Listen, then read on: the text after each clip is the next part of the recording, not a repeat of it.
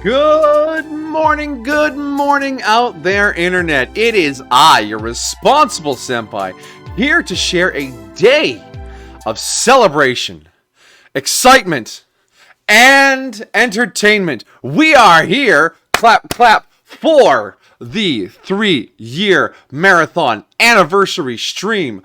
Welcome to all of you. I'm a Giga with that. First Energy, welcome, and of course, welcome to Sweet Southern Belle. Mwah. Hello, my dear. That's for her and not for any of the rest of you. Hope you're all having a wonderful day. Cue the music. Bam! Yes, we are here today to play some games. Now, I may have dropped a few hints about what we were playing today. I wonder if any of you have put all the hints together. I wonder.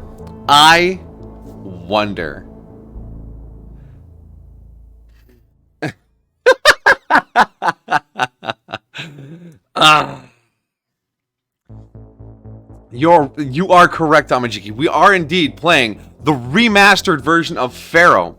It turns out I have tapped into the secret power that Snek has.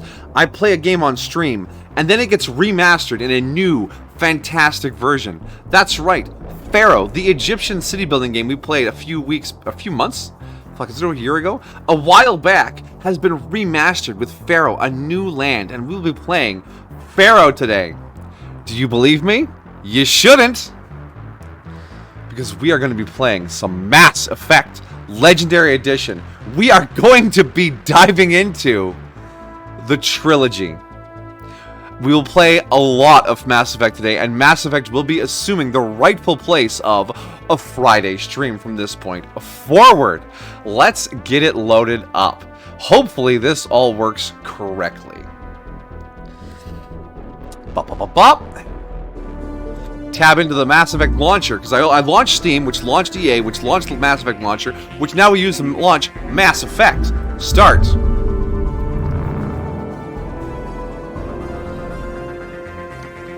It will take a second to load because we are 4 launchers deep at this point. But yes, I played Mass Effect 1 and 2 a lot. I love Mass Effect. It might be my favorite video game universe. One of my favorite sci-fi universes. But I never played the third game. I was betrayed by the path and plan the story took. But I'm going to give it a shot. But I'm going to do a fresh playthrough from the start, Mass Effect 1 and 2, and eventually 3, on today and Friday nights for the time being. Although we might take a break for Halloween to play some System Shock, but that's neither here nor there. Alright, clap. But yes, thank you all for coming out on this early hour of this and Andromeda. No, I will not be playing Andromeda.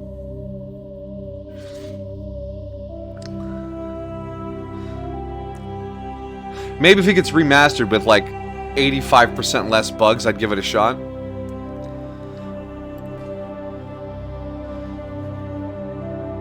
And if it's on sale. You woke up at 6 a.m. for this? Wow, I am honored by your choice to do that. You are loyal and devoted. I believe you'll find a new redeem there in the channel redeems.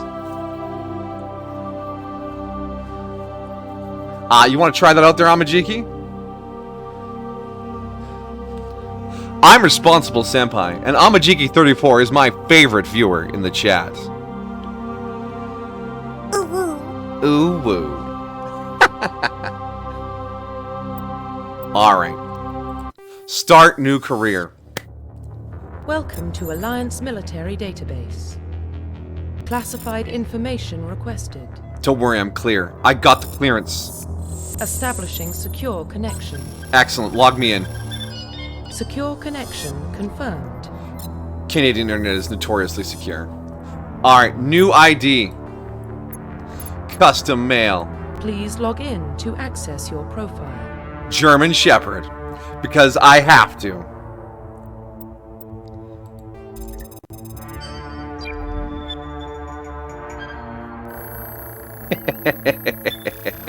Warning, data corruption detected. Please reconstruct profile. Confirm pre-service history. Alright, as I recall, these didn't affect things too terribly much. But we're gonna go with Spacer. Confirm psychological profile. Sole survivor. No. War hero. War hero. Confirm military specialization. Ah, and now for the class. This will affect our gameplay. And one of my favorite classes was the Soldier Biotic Hybrid. Especially in 2. The Vanguard gets so many, like, cool... So much cool stuff. Pistols and shotguns, medium armor. Hook me up, bro. Confirm facial identification. Oh, we're... Yeah, no.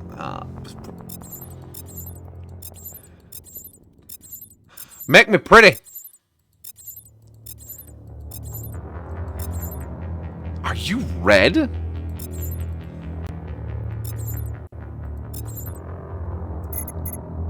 Okay, I can work off of this one. Actually, the face looks pretty good. Thick neck. Oh, look at that thick neck. No, we want average neck thick neckness. See, okay. I'm sure Belle will immediately empathize with this. My aesthetic sense is like underdeveloped. So I like the cheekbone slider. I see this and I just think, I don't know how this makes a big difference on its own. Like, you can combine them to make hilarious, like, Oblivion monstrosities. You give me big ears, small ears, like average ears. This is how I get to space! Alright. Iris color. Give me the green. The green. Oh, yeah. I like green eyes.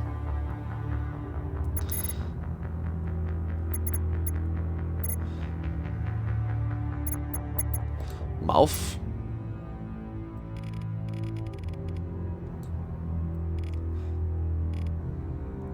We're gonna have to turn that scar off.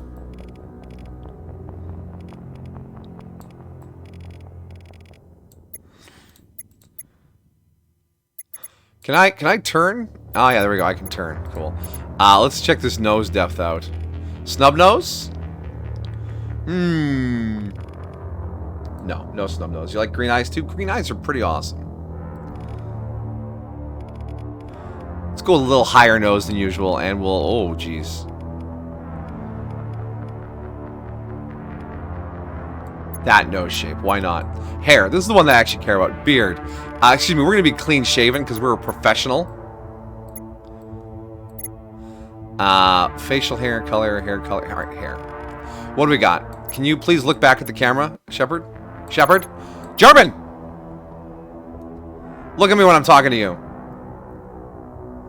Yeah. Military boy crop cut? Shave stuff. Oh, yeah. This is the man that'll save the universe. I remember when I got kicked out of the office during the big layoffs at 2132. My pension barely came through. Oh. I immediately vibe with this, just because he's like a war hero and a spacer kid.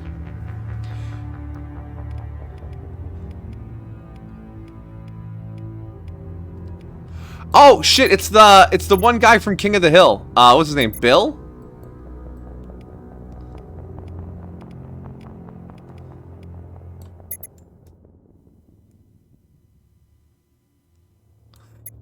All right.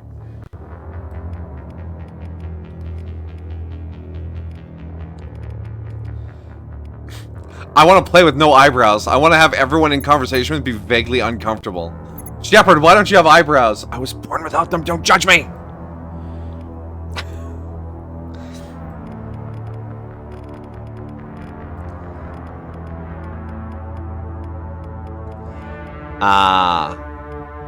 There. One over. That kind of brown. Shepard forgot his eyebrow marker. I gotta draw my eyebrows in. Scar, no scar, please. I'm a war hero. I made it out. Yes, I am the war hero. I got it. All right. Are we pretty? Hold on. Can we do more of a Chad jaw? No. bigger chin.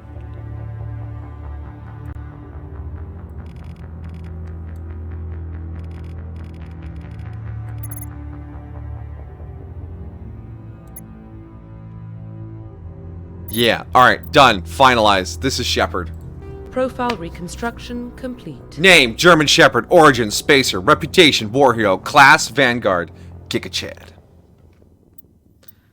Yay, Shepard! Once your code is complete, you'll be unable to change any settings. Confirm. Identification confirmed. Alright, auto level up off. Level scaling. What? Classic mode, the original one was used instead of the new 1 through 30 leveling. XP and talent per generator is the same, but the number of levels is doubled. I think we'll stay on legendary mode. We'll turn subtitles on because I like that. Enable tutorials, just in case anything's changed. Yeah, normal should be fine. Squad power usage.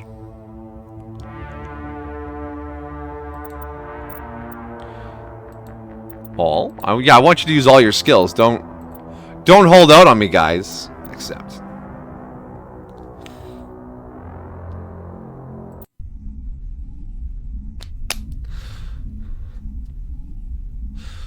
Running like a leopard, and never gonna be as good as Commander Shepard. Well, what about Shepard? He's a spacer, lived aboard starships most of his life. Military service runs in the family. Both his parents were in the Navy. He Yeah. proved himself during the Blitz. Held off enemy forces on the ground until reinforcements arrived. He's the only reason Elysium is still standing. I saved Elysium. We can't question his courage. Humanity needs a hero. And Shepard's the best we've got. I am the best I'll we've make got. the call. 3 years. How many times have I ranted about Mass Effect? Like, it had to happen eventually. In the year 2148, explorers on Mars discovered the remains of an ancient spacefaring civilization. In the decades that followed, these mysterious artifacts revealed startling new technologies, enabling travel to the furthest stars. The basis for this incredible technology was a force that controlled the very fabric of space and time. They called the greatest discovery in human history the Mass Effect. Mass Effect, the reason it resonates with me so hard is because it is a really well-developed and grounded sci-fi setting. Yes, there is fantastic technology, but it all feels consistent. The cast is amazing. They're all amazing characters. Even like the weird side characters and DLC missions, everyone is great. Calculating transit mass and destination. And yeah, the alien races are diverse and unique. Yes, Keith Davis is your boss. All stations secure for transit.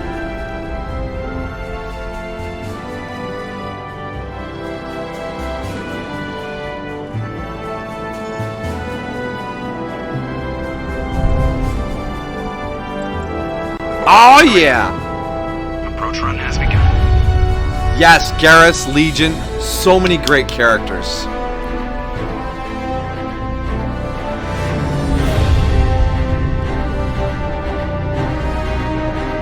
Hitting the relay in 3, 2,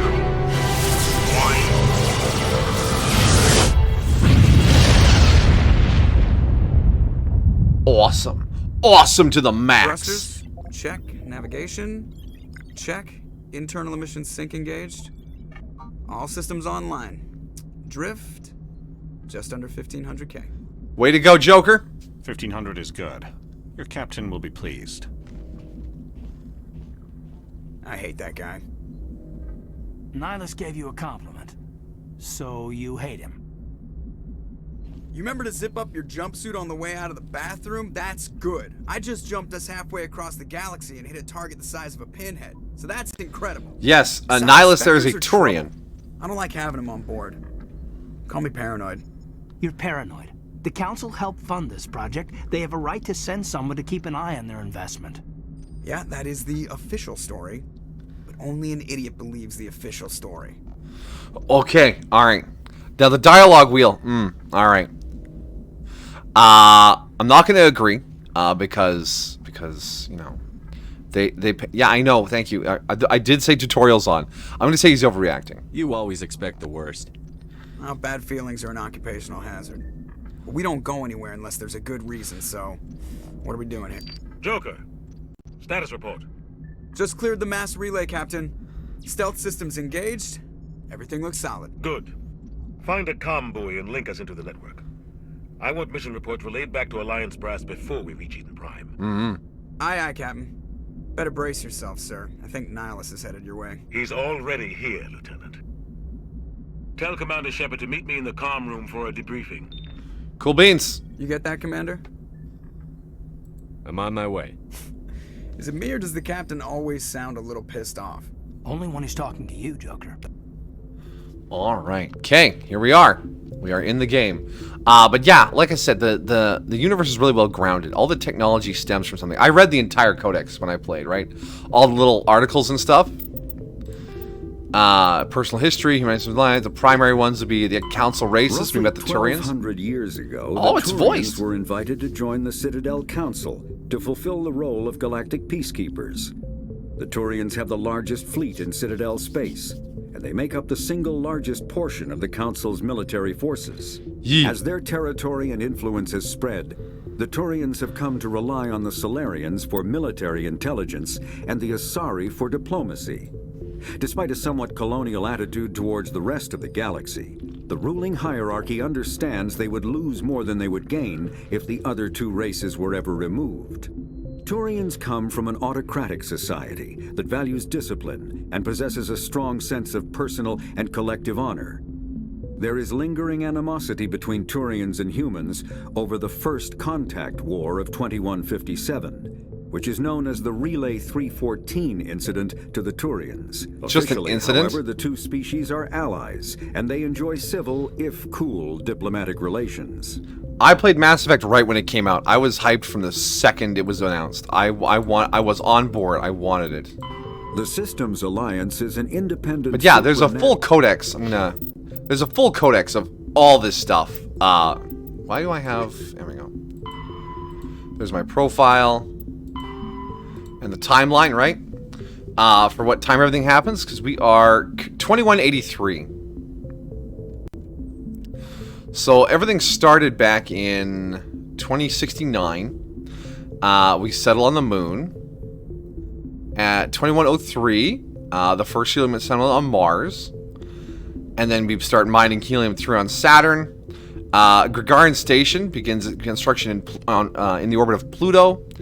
The Prothean ruins on Mars were discovered in 2048. And that unlocks all this new and cool technology, including the dust form of Element Zero. Element Zero is like the MacGuffin they use in this setting to explain technology and powers and stuff. Because when they're shipping it around, it breaks and spills on the Earth and people breathe it in. And then it turns out that people can use biotic powers after being exposed to Element Zero, or EZO. Yeah.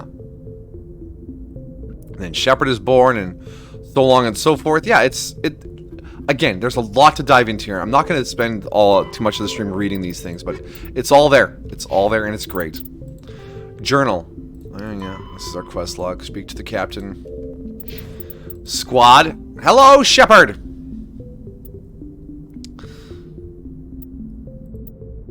So I have 3 points.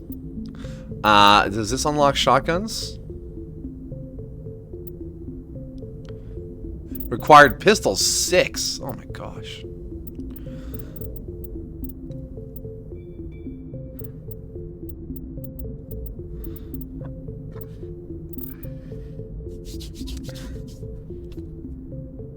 And then there's a morality system too. You can be a paragon or a renegade. And renegade isn't evil so much as it is brutish.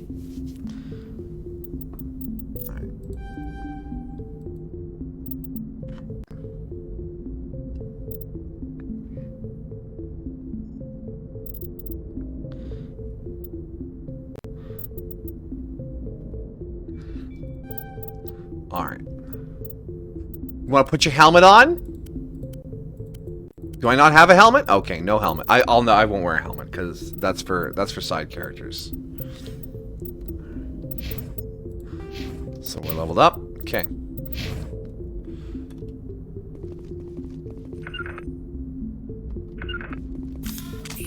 Oh, no.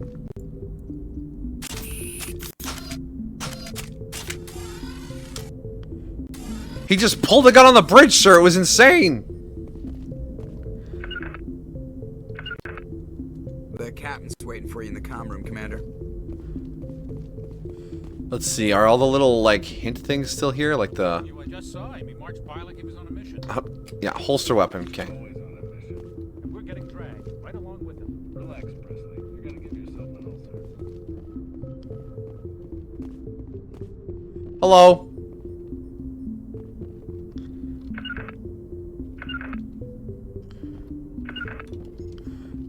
What's the interact button? Is it enter?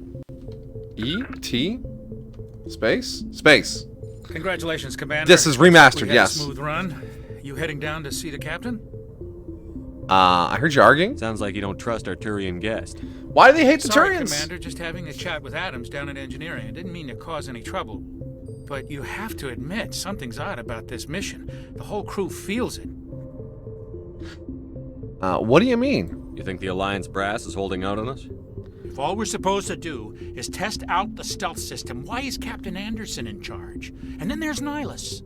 Spectres are elite operatives, Elite top covert agents. See the subtle exposition? A Turian Subtle. Spectre on a shakedown run. It doesn't add up. So yeah, then you can use the dialogue to learn more things about it's standard RPG stuff, but I don't know.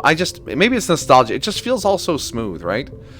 Even though Shepard probably knows about the captain and specters. You don't trust Nihilus. I don't like Turians in general. It runs in my family. My grandfather fought in the First Contact War. Lost a lot of friends when the Turians hit us. That was long ago, man. You gotta let it go. We gotta work together. That was 30 years ago. You can't blame Nihilus for that. No, I guess not. But it still makes me nervous to have a Spectre on board. Especially a Turian.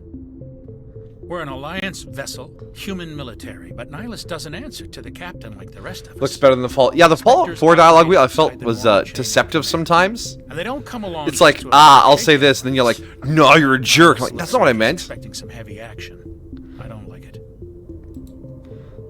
What do you know about the stealth systems? I just know it masks our location from scans and sensors. Cutting-edge technology. The Normandy's the only ship with this prototype drive. But why are we fully staffed? A skeleton crew would be cheaper, less chance of security leaks too. Plus there's Nihilus. It's pretty obvious this shakedown run is just a cover. Good morning, Chutchki. Welcome, welcome. Hope you're having a lovely morning, taking care of yourself, etc. For what? Damned if I know, Commander. We're out here on false pretenses. I'm not a fan of being left in the dark. Do you have a problem with the captain? No, sir. But I can't figure out what he's doing here. Got old Navigator Presley. He's got the lowdown. Rated special forces officers in the service. If he melted down all his medals, he could make a life-size statue of himself. That's a lot of medals. Send a soldier like that on a do-nothing mission. He's treating this shakedown run too seriously. Something big is going on. I'll take a look. I'll see if I can get some answers when I see him. Good luck, Commander. Thanks, Presley. Oh.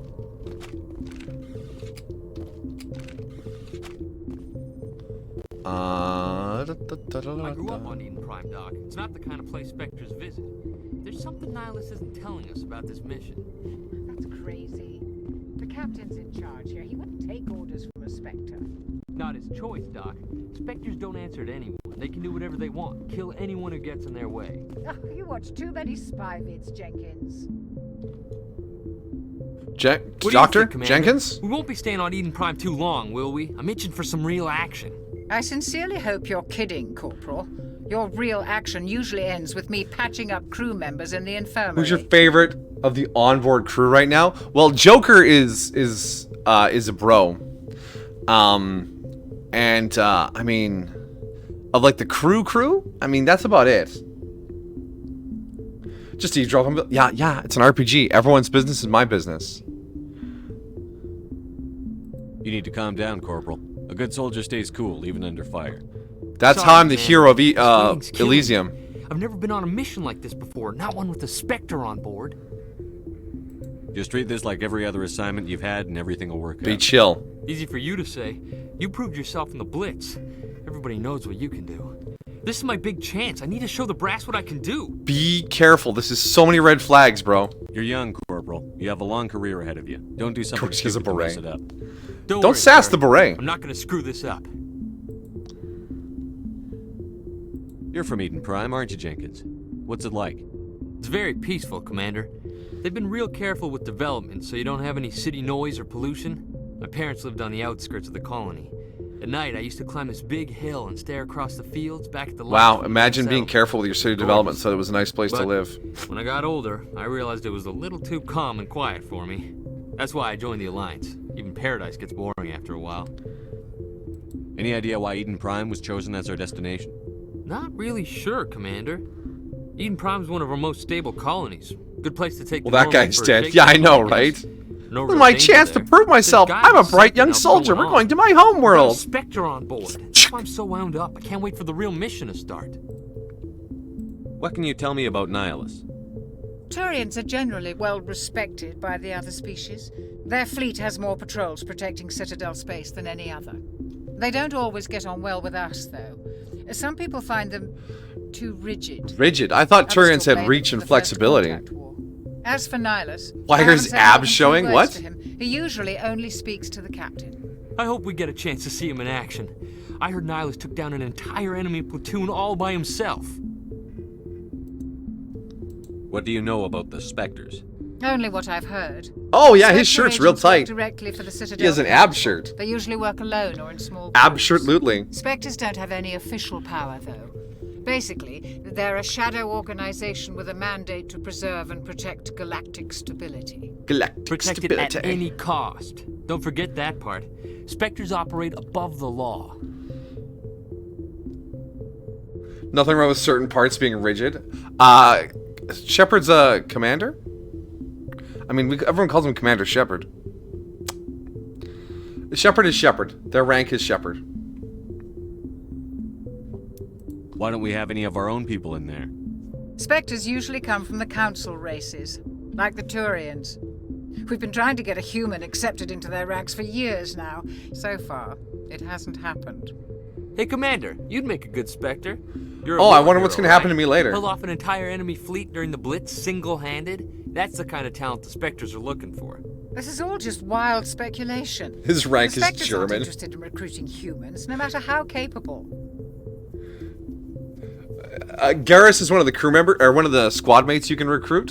He's a Turian. And Bell thirsts for Garrus. And Garrus is absolutely 100% a bro. And I respect him. And I accept Bell's thirst for Garrus. The captain's waiting for me. Goodbye, Commander. There will be 6 squad mates available in this game. And I think there's like 12 in part 2. Speedwagon levels of bro.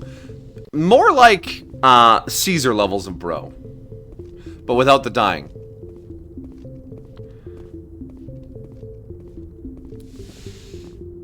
Joker is more of a Speedwagon. Anderson is a Speedwagon. Hey, Nihilus. Commander Shepard, I was hoping you'd get here first. It will give us a chance to talk. What you want to talk about? What about? I'm interested in this world we're going to. Eden Prime. I've heard it's quite beautiful. It's extremely beautiful. I just talked to a kid who was from there. They say it's a paradise. Yes, a paradise. Serene, tranquil, safe. Eden Prime has become something of a symbol for your people, hasn't it? Yes. Proof that What are you saying? Are you humanity threatening can my not only planet? establish colonies across the galaxy, but also protect them. But how safe is it really? What are you asking? Do you know something? Your people are still newcomers, Shepard. The galaxy can be a very dangerous place.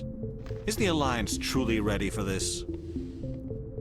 I think it's about time we told the commander what's really going on. Captain Anderson is far more than a simple shakedown run. Yeah, the reverb, okay, Amaji, this plays into the wider reason why Mass Effect is so compelling. The alien races all have things about them that make them very unique. The Turians are very bird-like in their features. Lots of beaky kind of protrusions and rigid kind of lines, but without the feathers, of course. Maybe more reptilian. And that gives their voice this kind of alien sound, right? The Quarians have a very processed sound to their voice, but that's because they live inside of Atmos suits. The Vullis have a deep kind of voice because they breathe a different atmosphere than us. The Hanar speak through automatic translators, which is why they all sound vaguely robotic. The Elcor they speak very slowly because they're from a high gravity world. Everything is built to further reinforce the character of the race. And yeah, the Turians are very, very regimented. Is someone gonna fill me in, Captain? We're making a covert pickup on Eden Prime. That's why we needed the stealth systems operational. What are we picking up? There must be a reason you didn't tell me about this, sir. This comes down from the top, Commander. Information strictly on a need-to-know basis. Look, I can't get so passionate about being annoyed about something if I wasn't passionate about how good it was in the first place. During an excavation. It was Prothean. Prothean? I thought the Protheans vanished 50,000 years ago. Their legacy still remains. The mass relays, the Citadel, our ship drives. It's all based on Prothean technology. This is big, Shepard. The last time humanity made a discovery like this, it jumped our technology forward 200 years. But Eden Prime doesn't have the facilities to handle something like this. We need to bring the beacon back to the Citadel for proper study. Obviously, this goes beyond mere human interests, Commander. This discovery could affect every species in Council space. I'm glad you're here to help. It never hurts to have a few extra hands on board. I'm all about cooperation. That's the only reason I'm here, Shepard. Nihilus wants to see you in action, Commander. He's here to evaluate you. Why's that? What's going on, Captain? The Alliance has been pushing for this for a long time. Humanity wants a larger role in shaping interstellar policy. We want more say with the Citadel Council. The Spectres represent the Council's power and authority. If they accept a human into their ranks, it shows how far the Alliance Spectre time. has come. You held off an enemy assault during the Blitz single-handed. You showed not only courage, but also incredible skill. That's why I put your name forward as a candidate for the Spectres. You did? Why would a Turian want a human in the Spectres? Not all Turians resent humanity. Some of us see the potential of your species. We see what you have to offer to the rest of the galaxy, and to the Spectres. We are an elite group. It's rare to find an individual with the skills we seek. I don't care that you're human, Shepard. I only care that you can do the job. N7 is our human military rank. It's a Special Operations Division. I assume this is good for the Alliance. Earth needs this, Shepard. We're counting on you. I need to see your skills for myself, Commander. Eden Prime will be the first of several. You'll be in charge of the ground. Secure the beacon and get it on the ship. Oh! Roxas Impersonator 22, welcome, welcome. Hope you're having a lovely day, and thanks for dropping by. Alright. What do you know about the Protheans? Just what they 3 years indeed. Thank you, thank you. They were a technologically advanced Quick posture check. Ruled the galaxy 50,000 years ago. Then they vanished. Nobody really knows how or why, though I've heard plenty of theories. But everyone agrees the galactic civilization wouldn't exist without them. Oh, those Citadel Protheans. is the very heart of galactic society, and without their mass relays, interstellar travel would be impossible. We all owe the Protheans a great debt. Why is this beacon so important? Tell me about All the beacon. advanced galactic civilization What beacon is based there? on Prothean technology, even yours. If we I hadn't know, the guns discovered are very those cool. Prothean ruins buried on Mars, we'd still be stuck on Earth. That was just a small data cache. Who knows what we can learn from this beacon? What if it's a weapons archive? We can't let it fall into the Yeah, imagine if the Bolus found ancient weapons. Like who? The Attican Traverse isn't the most stable sector of Citadel space. There are plenty of raiders and criminal groups active in the region. They might figure a Prothean beacon is worth the risk of attacking an Alliance ship. Plus, Eden Prime is right on the border of the Terminus systems. The Terminus systems? The Attican Traverse is under Citadel protection. If the Terminus systems attack, it's an act of war. Technically, yes. But some of the species in the Terminus might be willing to start a war over this. It makes The sense. last thing the Council wants Ancient, is to super get powerful dragged into a major technology might conflict be with worth the going to Terminus war over. systems. We have to keep this low-key. I'd like to know more about Eden Prime before we touch down. It's a peaceful farming world, but it represents something much bigger. Eden Prime is one of our oldest and most successful colonies. It proved we were ready to face the challenges of settling new worlds, to forge a place for humanity. Colonizing the stars. What a dream. Humanity's growth and evolution as a spacefaring species. And after this, it will be known as the world where humans made a discovery of galactic importance. Alright, let's go. Just give the word, Captain. We get down there. Captain, we got a problem. Of course there's a What's problem. wrong, Joker? Transmission from Eden Prime, sir. You better see this. Bring it up on screen.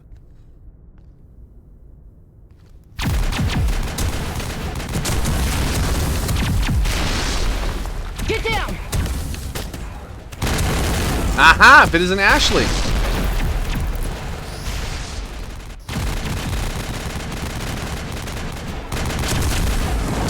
We are under attack, taking heavy casualties. I repeat, heavy casualties. We can't get evac. They came out of nowhere. We need.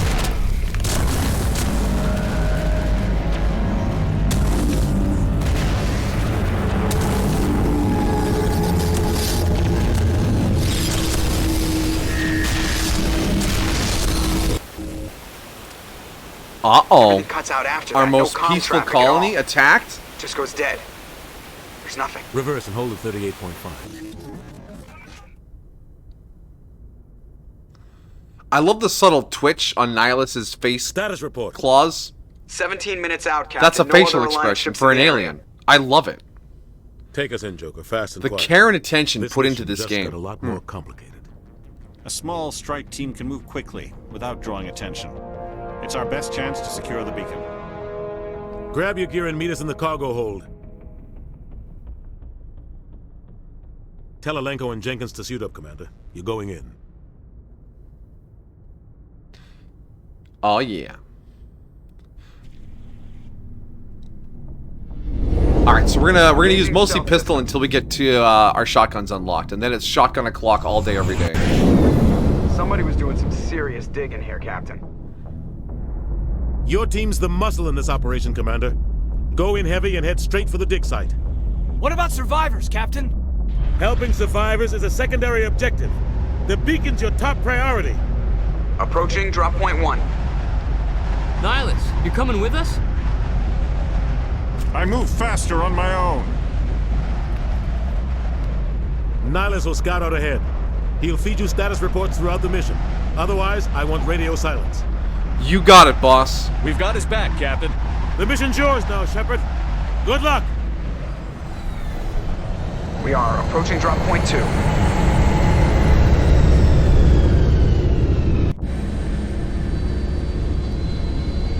Alright, so we got our squad now. Ship perimeter secure, Commander.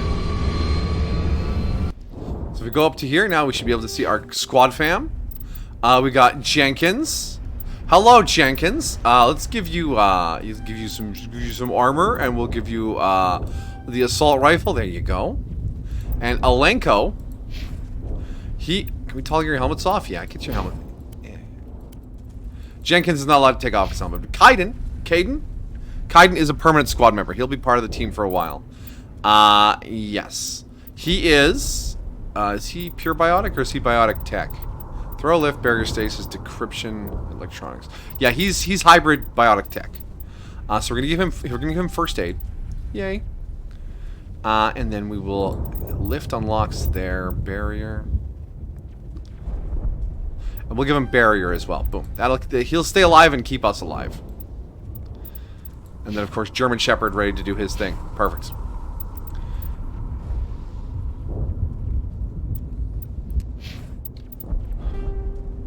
Find the bacon. What codex do we unlock? Oh, we unlocked a bunch of stuff from those conversations. Ships and vehicles.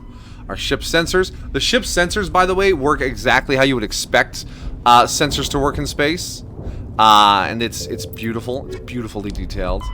Still just the Turians, the Protheans. 50,000 years ago, the Protheans were the only spacefaring Spectres. Are agent, humanity's First contact war. with an alien. The Terminus And the Terminus systems, yeah. are located on the the deep lore. All right.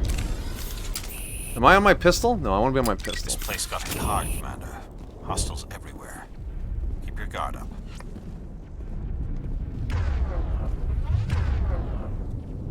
Okay, so shift brings up everyone's ability menus.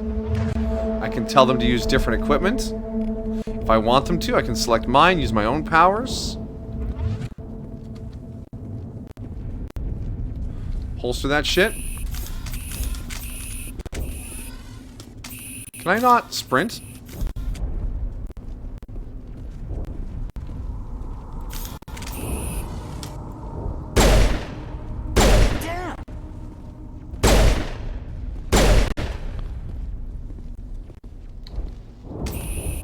Commander Shepard. Okay, I need to actually check the key bindings. Toggle walk is T, toggle crouch is control, use sprint is spacebar is sprint. Oh, really? Okay.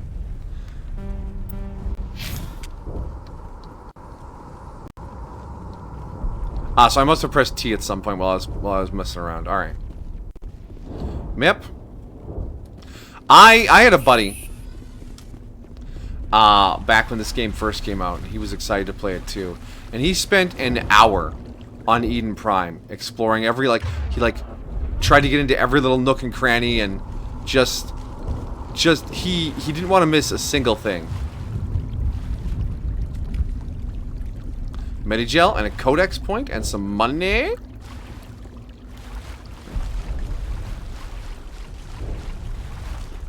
But he was very much an extreme completionist, to the point where it actually hindered his ability to enjoy games, because he wanted to keep get into it, but he also didn't want to miss anything, and he suffered a lot for it. Did I walk the wrong way? I did. Speaking of which.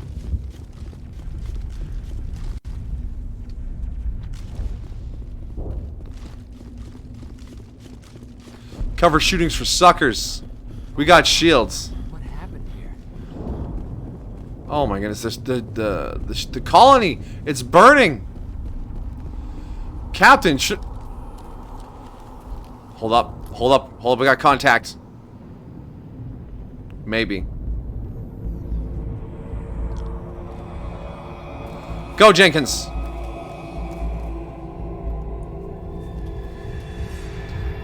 My shep sense is tingling. Ah! Jenkins, no!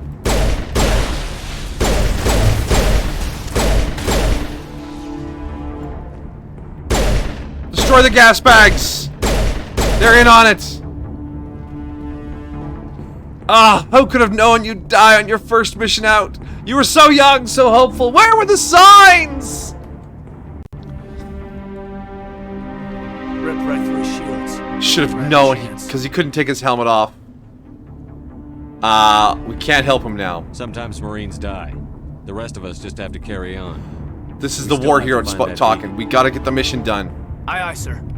We gotta get the mission done. Speaking of which, I should take my helmet off. I don't want to die. There we go.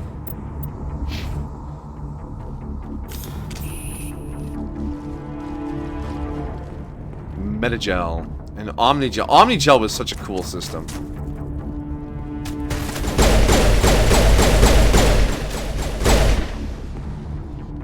I've got some burned out buildings here, Shepard. A lot of bodies. I'm gonna check it out. I'll try to catch up with you at the dig site.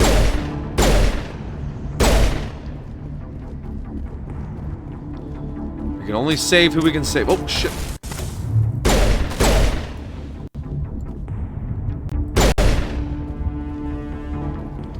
Press Q or E to send a squad mate, press C to call them back. Ah, okay. I remember. Where are we being shot at from? Got it. Welcome back! Jenkins died while you were gone, by the way. The kid we thought were gonna die, he died. But yeah, the colony came under attack, we had to launch right away. There's a big spooky ship that looks like a metal hand.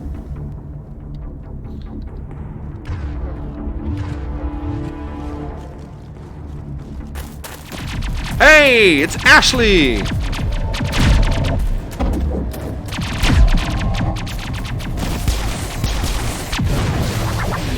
Good job, Ash.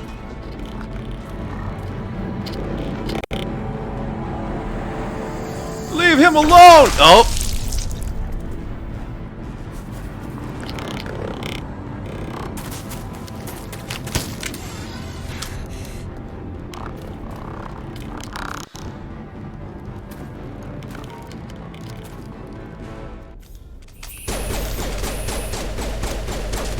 Alright, let's get down there and help out Ash.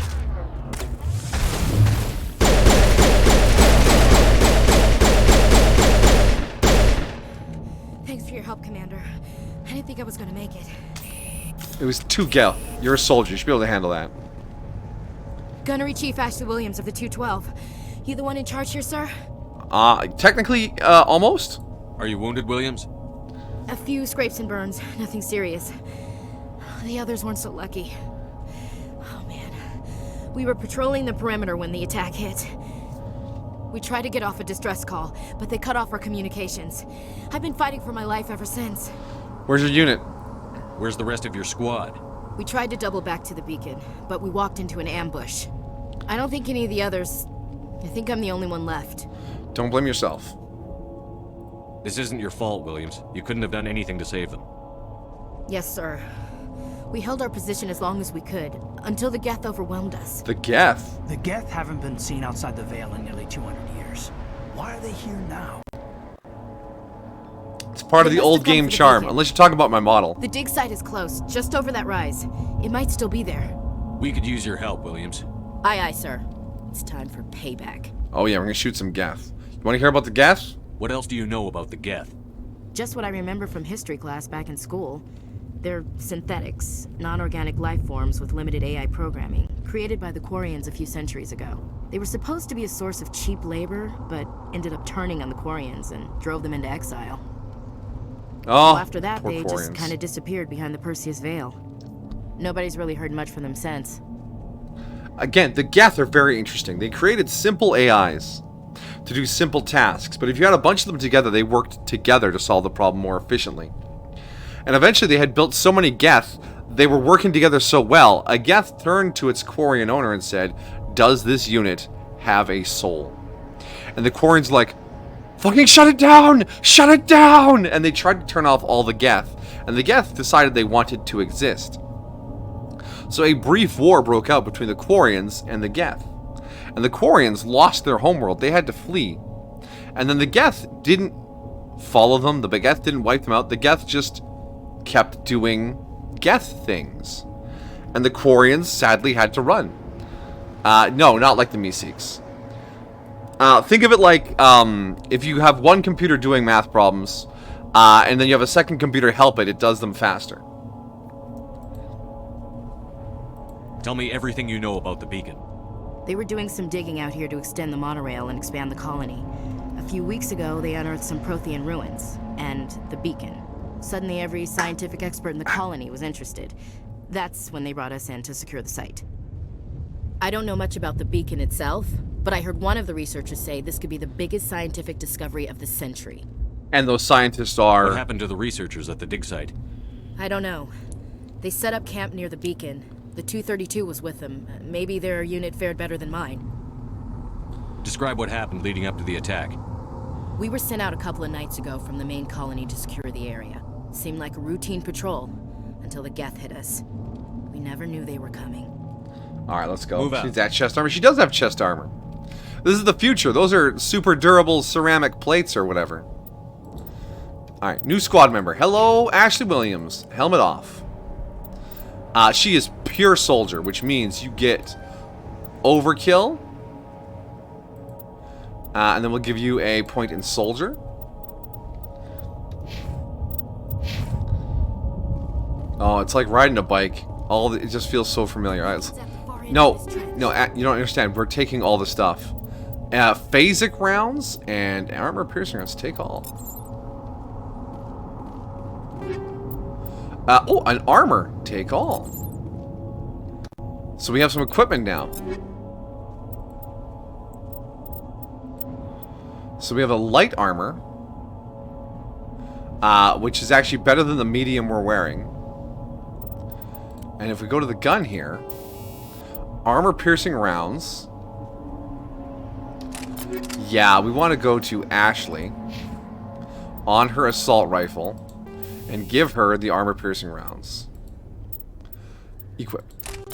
There you go. And the other ones were the phasic rounds. Let's go to my pistol. Pistole. Thank you. The phasic rounds.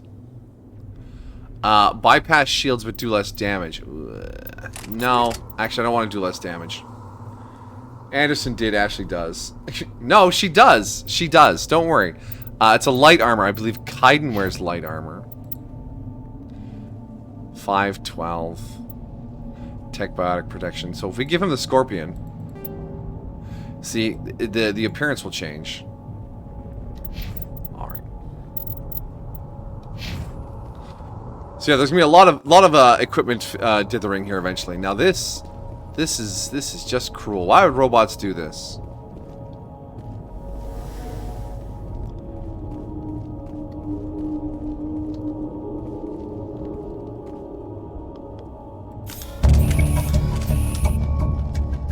Kaiden, what are you doing?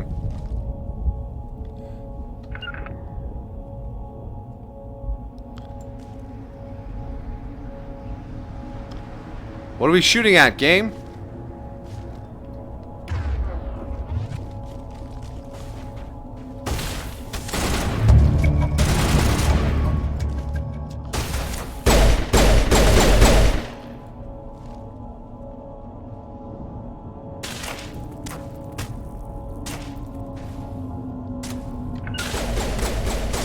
Go, Ashley. Oh, Kaiden? Really?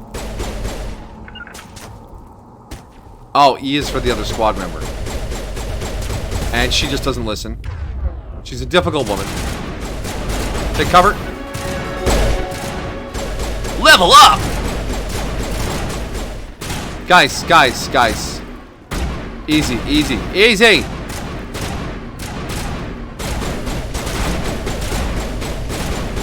Where is this Geth you're shooting at? Oh, there he is. Hi. Shoot him in his little robot face. Press F to melee attack. The old pistol whipperoonie. Hello!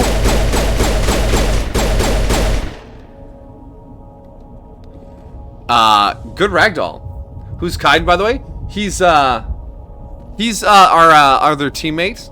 He's our psychic / technician. See how he has magical armor glow right there? He can also heal us. He's very useful. He's kind of boring, but he's a nice man. A new pistol, a new shotgun, a new sniper rifle. Take all. No inventory limit. You can carry the entire universe if you want. This is the dig site. The beacon was right here. It must have been. Hey, LMDF, welcome. Yes, happy Senpai-versary. Thank you for dropping by. I appreciate it, my friend. More after we check out the research camp. Jack of all trades. No, well, there's three primary classes for characters: soldier, tech, and biotic. So you have the pure versions of each: pure soldier, pure tech, pure biotic, and then hybrids. I'm playing a soldier biotic called a Vanguard.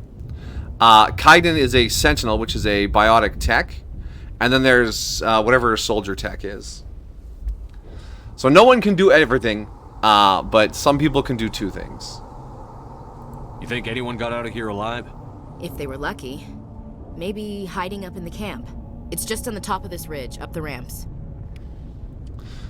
Oh, that was my only conversation option? Cool. Plan, Shepard. There's a small spaceport up ahead. Couldn't miss the anniversary? Oh, thank you for making the time and dropping by. Appreciate it. The fact that I started streaming on Independence Day is like both lucky and unlucky, because American viewers will have the day off, but they might have plans. So, you know, some good, some bad.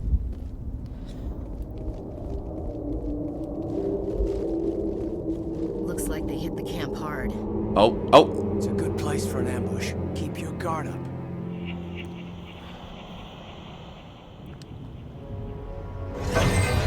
Oh god, they're still alive. What did the Geth do to them? Techno zombies.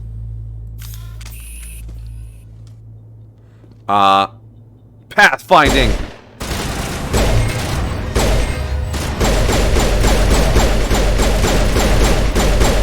durable, fellas.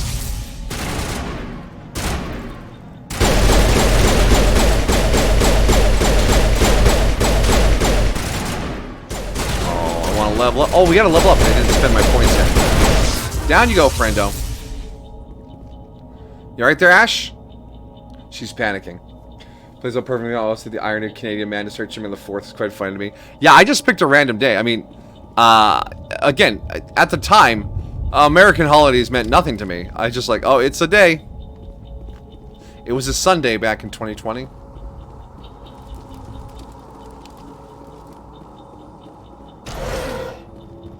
Ooh, what's this?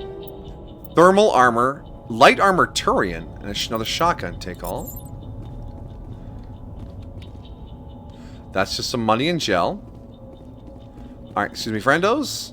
So, okay, is this... It's closed. Security lock's engaged. Some electronic electronics. Advanced central core move the most... Alright, yeah, so this is the hacking minigame. Begin manual override. Oh yeah, this is timed. Yeah, I'm a hacking god. Humans. Thank the Maker. Hey, Dr. Warren. Close the door before they come back. Okay, you're safe now. Don't worry, we'll protect you. Thank you. I think we'll be okay now. It looks like everyone's gone. For the most part. You're Dr. Warren, the one in charge of the excavation. Do you know what happened to the beacon? It was moved to the spaceport this morning. Manuel and I stayed behind to help pack up the camp. When the attack came, the Marines held them off long enough for us to hide. They gave their lives to save us. No one is You better saved. invent something good. The age of humanity is ended. Soon, only ruin and corpses will remain. Manuel's not doing okay. What else can you tell me about the attack? It all happened so fast. 1 second we were gathering up our equipment. The next we were hiding in the shed while the Geth swarmed over the camp. Agents of the destroyers, bringers of darkness, heralds of our extinction. We could hear the battle outside. Gunfire, screams. I thought it would never end. Then everything went quiet. We just sat there, too afraid to move, until you came along. Oh, I just realized something. This is the plot point way down the road. But Manuel's probably suffering the beginning effects of indoctrination for being around some of the ancient tech, maybe. Did you notice a Turian in the area? I saw him, the Prophet, leader of the enemy. He was here before the attack. That's impossible. Nihilus was with us in the Normandy before the attack. He couldn't have been here. I'm sorry, Manuel's still a bit unsettled. We haven't seen your Turian. We've been hiding in here since the attack. Can you tell me anything about the beacon? It's some type of data module from a galaxy-wide communications network. Remarkably well preserved. It could be the greatest scientific discovery of our lifetime. Nice! Miraculous new Communications equipment. technologies, groundbreaking medical advances. Who knows what secrets are locked inside? It's just an alien porn cache. Of evil. Awakened the beast. Unleashed the darkness. Manuel, please. This isn't the time. Is he gonna be alright? What's wrong with your assistant? Manuel has a brilliant mind, but he's always been a bit unstable. Genius and madness are two sides of the same coin. Is it madness to see the future? To see the destruction rushing towards us? To Alien understand porn there is stash, no exactly. escape, no hope? No. I am not mad. I'm the only sane one left. I gave him an extra dose of his meds after the attack. Alright, goodbye. Williams, take us to the spaceport. You can't stop it. Nobody can stop it. Night is falling. The darkness of eternity. Hush, Manuel. Go lie down. You'll Hush, feel better Manuel. once the medication kicks in. Do you have any stuff I can have? This, much like Dead Space, we're just gonna be taking everything that isn't nailed to the floor. Alright, you stay safe in there. Goodbye. Is it you? Well, you. There are romantic interactions in all 3 games. It's not like you just walk up and be like, "Hey, pants off." It does not work like that.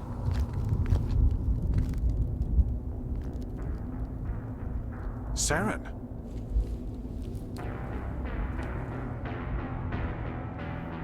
Nihilus. This isn't your mission, Saren. What are you doing here? The Council thought you could use some help on this one. I wasn't expecting to find the Geth here. The situation's bad. Don't worry. I've got it under control.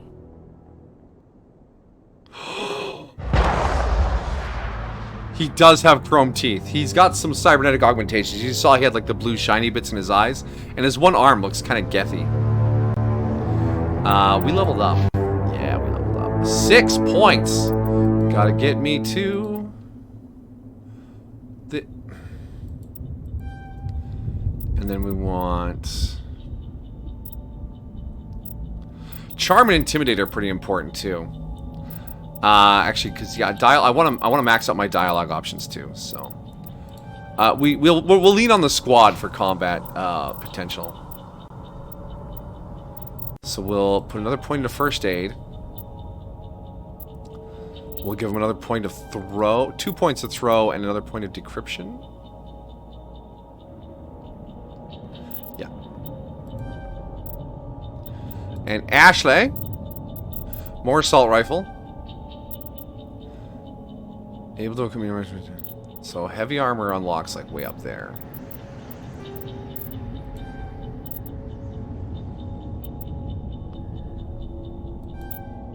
Like that. Okay. Alright, keep it together, Ash. Let's go.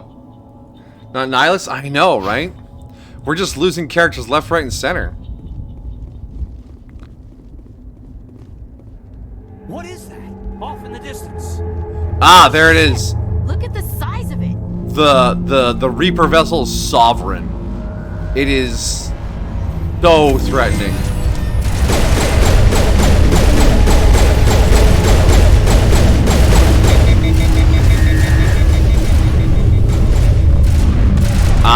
Oh yeah, the Geth are not happy with us right now.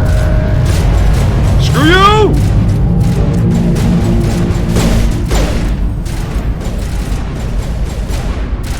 Oh, they're coming up over the bridge. Having some problems with pathfinding there, kids? Oh, gun hot, gun hot.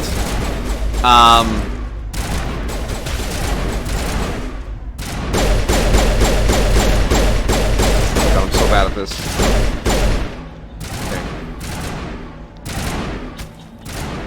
Okay. Guys, we gotta push up on them. You're not gonna hit them from this far away.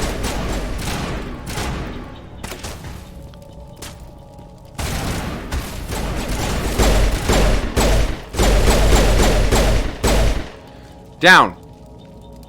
Alright, are we feeling better? Are we feeling safer? The blue bar is armor. Yeah, the blue is shields and the red is health, yes. Because everyone has like the shields. Yeah, okay. Warp. I need to... okay, warp. And throw. I have these abilities, I need to remember to use them.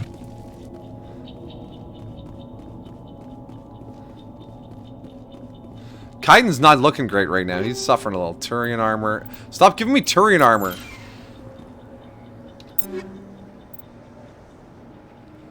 Do I have a better pistol? Accuracy is lower, but the damage is significantly higher. You know what? I'll take it.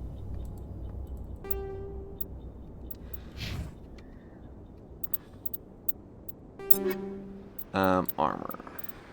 Light armor human. It's exactly what I was just wearing. No, stay in the equipment screen. Shotgun. Shotgun. The Hurricane is... the Scimitar. Oh, I like the Scimitar. Yeah, alright. Kaiden, you're all about that pistol action. The Kessler is exactly what you have. The Onyx is what I just took off of you. We have no amps, we have no Omni tools. No one's using sniper yet. Ashley? Do we have an assault rifle? We have the Banshee. Take it. Yes, transfer the upgrades over. Thank you. That is an amazing button. So far, what's changed from the original? Not much. It feels very similar, although I will say it's been a long time since I played the original. So there may be things that I'm just taking for granted and assuming they were always there.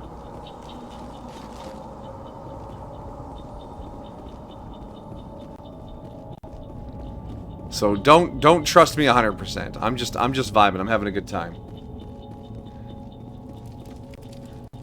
More Omnigel. Let's do another hack. Begin manual override.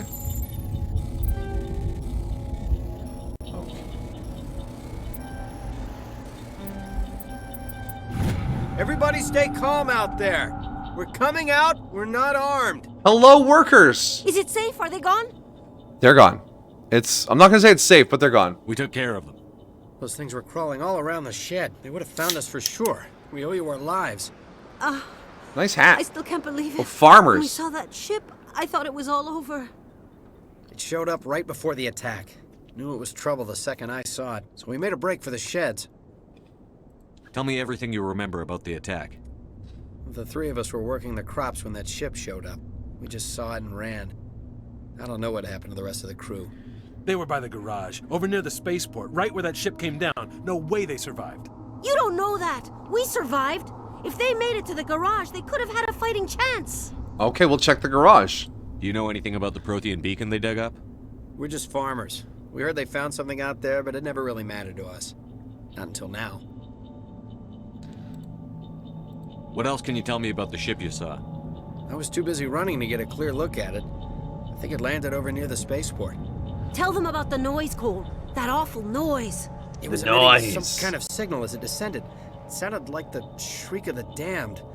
Only it was coming from inside your own head. A psychic ship. It was probably trying to block communications. Whatever it was, felt like it was tearing right through my skull. Almost made it impossible to think. Alright, you guys stay safe. I'm gonna go Cole, to the we're garage. just a bunch of farmers. These guys are soldiers.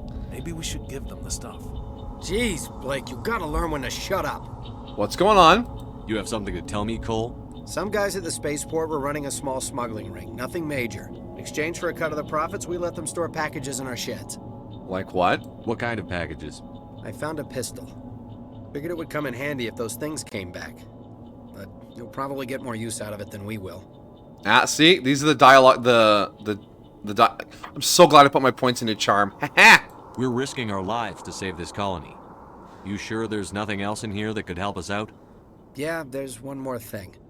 I was gonna sell it after this was over, but you probably deserve it more than I do. I do. Who's your contact at the spaceport, Cole? What's his name? He's not a bad guy. I don't want to get him in trouble. Besides, I'm not a snitch. He might have something to do with this whole attack, Cole. Come on. We need his name. They attacked the colony for a pistol. Yeah, okay, you're right. His name's Powell. Works the docks at the spaceport if he's still alive. Alright. Okay, I have to go. Now you guys hunker down, stay safe. And there we go, Paragon points for being nice. A combat sensor. Alright, we'll take all that. Equipment. What does the combat sensor do? Okay. What does the combat sensor go on? Phasic rounds. Combat sensor. Some enemies use gem technology to block your weapon radar. The improvement making these enemies visible. Okay, let's throw that on there. Cool beans. And actually, the Stinger pistol that he gave us is really good. Yes, please. Nice. All right. Good upgrade. And all your upgrades, like your stuff you get, it visually shows up on your character. New armor, new weapons, all of it. All right, you guys hide. Take care. Actually, can I go inside your shed? Is there more stuff there? Can I have your stuff? There is stuff. Electronic skill too low. Kaiden! Kaiden! Do the electronics. Damn it.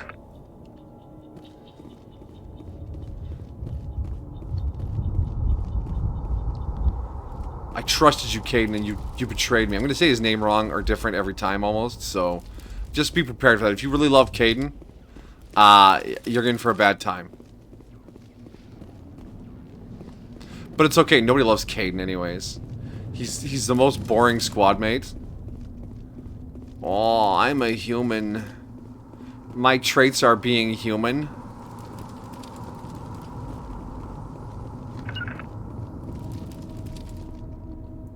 Caden, you're smart. You do this.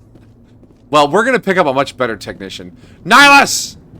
I came as fast as I could loot everything on the way. Hold on. Nice Medigel. Cool. Something's moving over behind those crates. Wait! Don't shoot! I'm one of you! I'm human! You need to be more careful. Sneaking up on us like that nearly got you killed. I'm sorry, I was hiding from those creatures. My name's Powell. I saw what happened to that Turian. The other one shot him. Other one? What the hell are you talking about? There were 2 Turians here. Your friend and another one he called Saren. I think they knew each other. Your friend seemed to relax. He let his guard down. And Saren killed him. Shot him right in the back. I'm just lucky he didn't see me behind the crates. Then what? Where'd Saren go after he killed Nihilus? He jumped on the cargo train and headed over to the other platform. Probably going after the beacon. I knew that beacon was trouble. Everything's gone to hell since we found it. First that damn mothership showed up, then the attack. I feel like he's at a shop counter, just the way he's staged. Everyone. What you buying? Behind the crates, I'd be dead too. How come you're the only one who survived? Why didn't anyone else try to hide behind the crates? They never had a chance. I was already behind the crates when the attack started. Slacking off. Wait a minute. You were hiding behind the crates before the attack? Don't get sassy, Caden. I need a nap to get through my shift. That's a mood. I sneak off behind the crates to grab 40 winks where the supervisor can't find me. You survived because you're lazy? Lucky break. If you hadn't snuck off for that nap, you'd probably be dead just like all the others. Yeah, I guess. I don't really want to think about it. Also, Cole mentioned you? You're Cole's contact here on the docks. For the smuggling ring. What? You're having a bad day, brother. I mean, what does it matter now? So I'm a smuggler, who cares? My supervisor's dead, the entire crew's dead. Doesn't matter now, does it? You got any good shit? Anything hidden nearby that we could use against the Geth? A shipment of grenades came through last week. Nobody notices if a few small pieces go missing from the military orders. You greedy son of a bitch. We're out here trying to protect Ashley, your calm sorry down. ass, and all you can think about is how you can rip us off? I never thought you'd actually need those grenades. Who'd want to attack Eden Prime? We're just a bunch of farmers. How was I supposed to know? I'd like those grenades. Just give me the grenades. They're yours. Take them. My smuggling days are over, I swear. A lot of Marines died here, Powell. Those grenades could have come in handy. If I were you, I'd think of some way to make it up to them. Yeah, okay. Charming. There is something else I was saving. Could be worth a fortune. Experimental technology, top of the line. He was holding out on us. Take it. I don't need it. I didn't want anyone to get hurt. Really, I'm sorry. All right. Tell me about the Geth attack. Now that we got the stuff. 1 minute that ship was descending, the next, those Geth were swarming over the platform. Thousands of them. That's a lot of Geth. They must have been inside that mothership. They shot anything that moved. It was a massacre. Shep reminds me of Captain Rex. Yeah. Is there anything else you can tell me about the beacon? They brought it here this morning. We loaded it up onto the train and shipped it to the other platform. Hard to believe that was only a few hours ago. Feels like a whole other life. A lot has changed, I know. Tell me about this mothership you saw. I've never seen anything like it before. It was huge. Landed over near that platform. The whole place got dark as it came down. And it was making this noise, this sound that bored right into your brain. That's what woke me up. The attack came a few minutes later. All right, let's go. We need to find that beacon before it's too late. Chad! Take the cargo train. That's where the other Turian went. I can't stay here. I need to get away from all this. If you head back towards the hill, Cole is over there. He's safe. Grenade upgrade, high explosive. All right, take it all. Journal. Yeah. Rough. The Geth. After the Geth secure a location. Combat hard suit, kinetic barriers, more. Oh, there's still something in the codex. Secondary? Upgrades.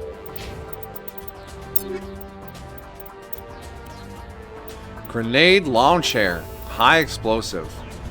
I'll take it.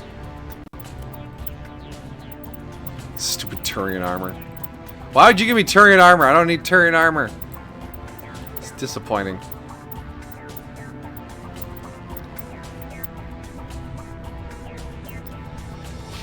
We should still be pretty well geared. Alright, thanks for the heads up, pal. Let's, oh, jeez, hi!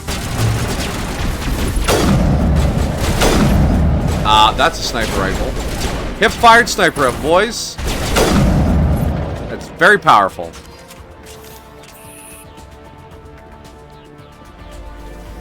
That actually worked too well. Just making sure he's not holding out on me. Got more stuff back here.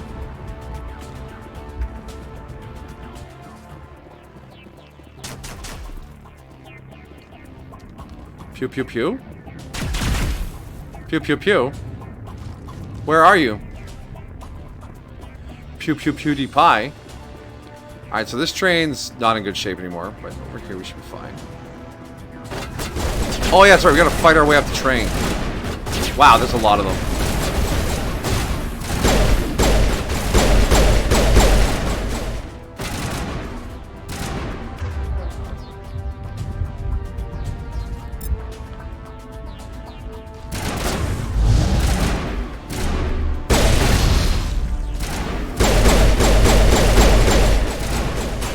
Oh!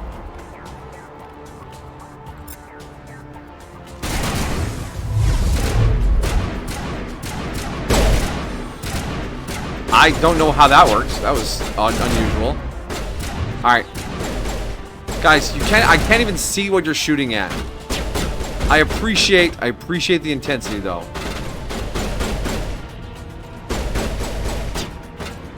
Guys?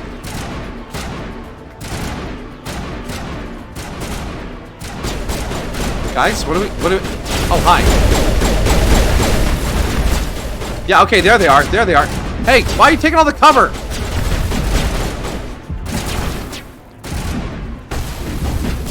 Hey!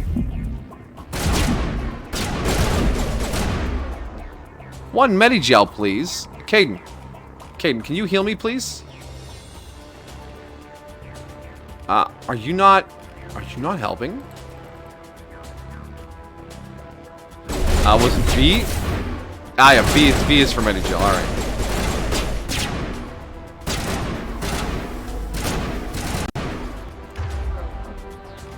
That's all on cooldown, that's all on cooldown. Don't die. I'm doing my best! My squad mates took all my cover, though.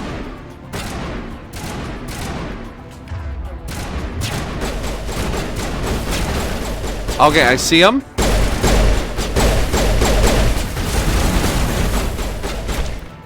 Oh, hit him with the warp!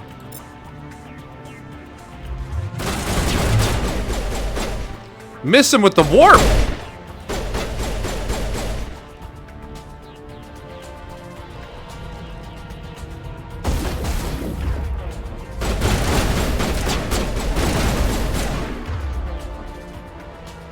Hit him with the throw!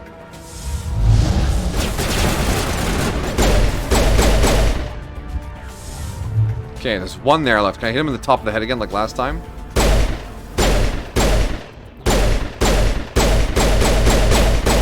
Please stand up.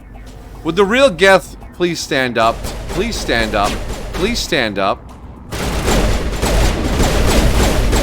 That's enough out of you. Down. Alright, my shields are down, but the Geth are dead. Moving on.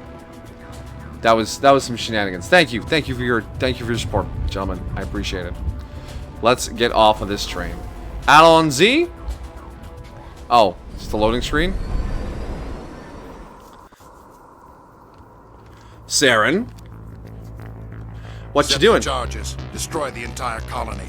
Leave no evidence that we were here. Rude.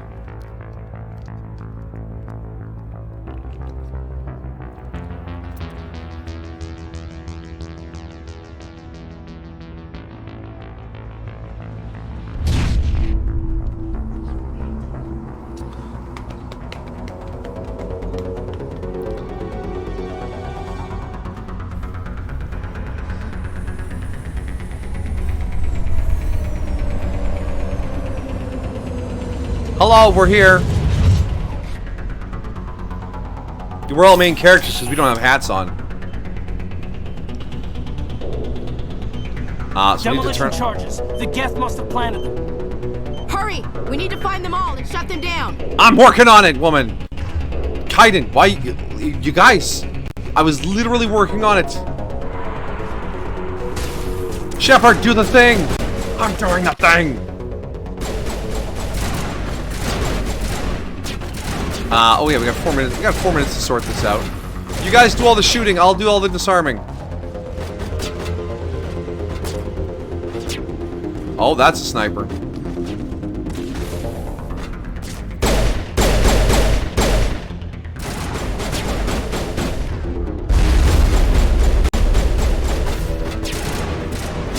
Oh, that's where I would have hit a bomb.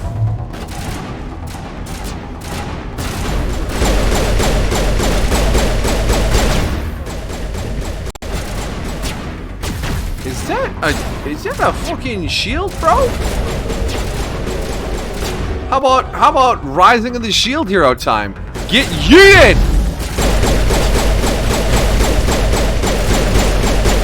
Good night. Bomb. No. Oh, you can disarm while using it as cover? That's great.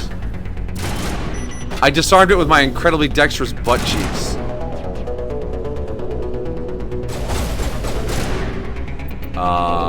Wow, that's a lot of stuff.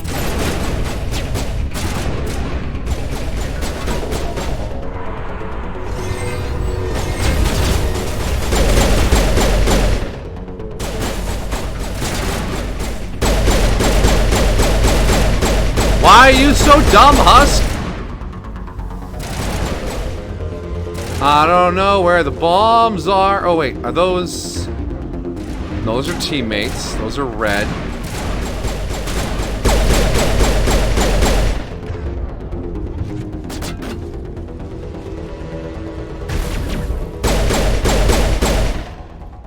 I keep trying to like slow down time. Because time slow is the shit. Oh wait, flags. I see them on the map now. Okay. It's toned down. Yes, I know, right? Imagine being able to carefully undo explosive wires with just the delicate administrations of your incredibly toned buttocks. Okay.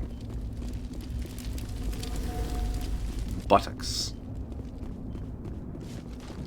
Alright, so we ran past 2 of the bombs because I'm an expert. I'm a professional. Stop taking cover. Put your gun away.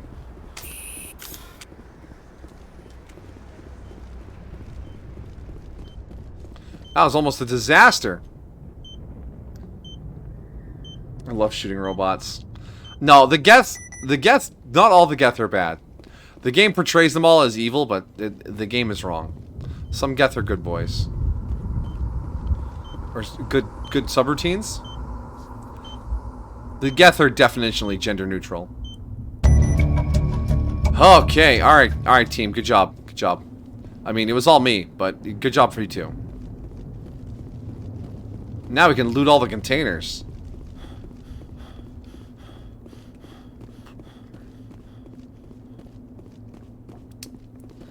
Like, I saw you loot during combat. Yeah, I'm gonna loot during combat sometimes. Alright, this mission is over now. I just need to not miss... There was a container somewhere here, wasn't there? Yeah, there it is.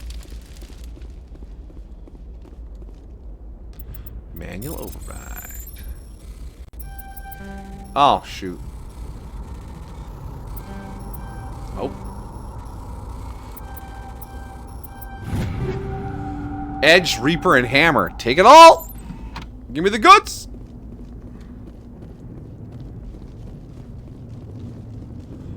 There's a storage locker over here. Don't want to miss that. Weird place for a storage locker, but that's just me.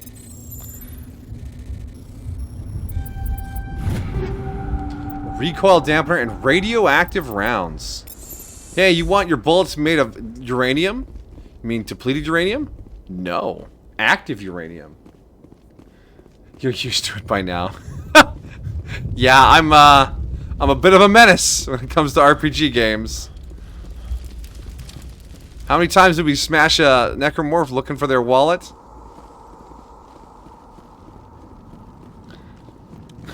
Or in Cyberpunk? Never forget the legacy of Strip Punch. Or Punch Strip. Whichever. Alright, time to trigger the cutscene.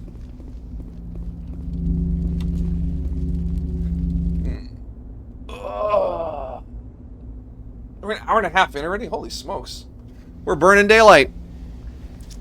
Normandy, the beacon is secure. This is amazing. Actual working Prothean technology. Unbelievable. It wasn't doing anything like that when they dug it up. Something Ash, must have do not touch the alien artifact. Roger, Normandy. Standing by. It's beautiful. It's just a big bug zapper.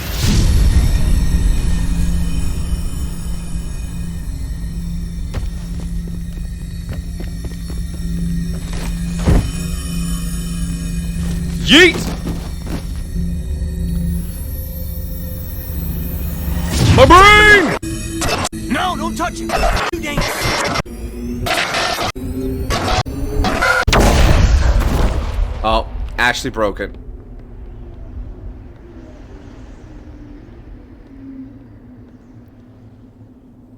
Ashley broke it. I'll be honest, Ashley and Caden are like my least favorite squad mates. They're just, ugh. Achievement unlocked. Distinguished Service Medal.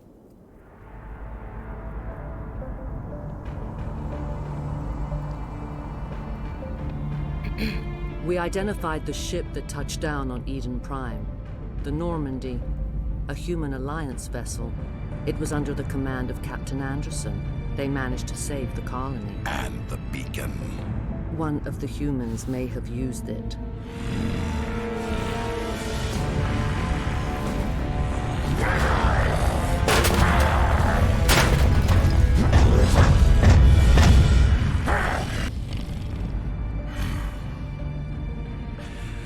This human must be eliminated. Cool, thanks. Also, blue cleavage.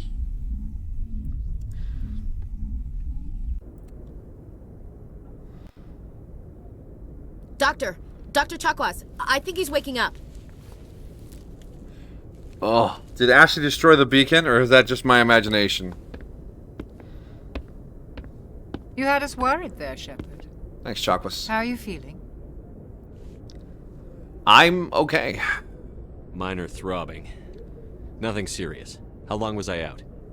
About 15 hours. Something happened down there with the beacon, I think. It's my fault. I must have triggered some kind of security field when I approached it. You had to push me out of the way. Yeah, but what about Where's the beacon? The beacon now? What happened to it? The beacon exploded. A system overload, maybe. The blast knocked you cold. The lieutenant and I carried you back here to the ship. Thanks? I appreciate it. Physically, you're fine. But I detected some unusual brain activity.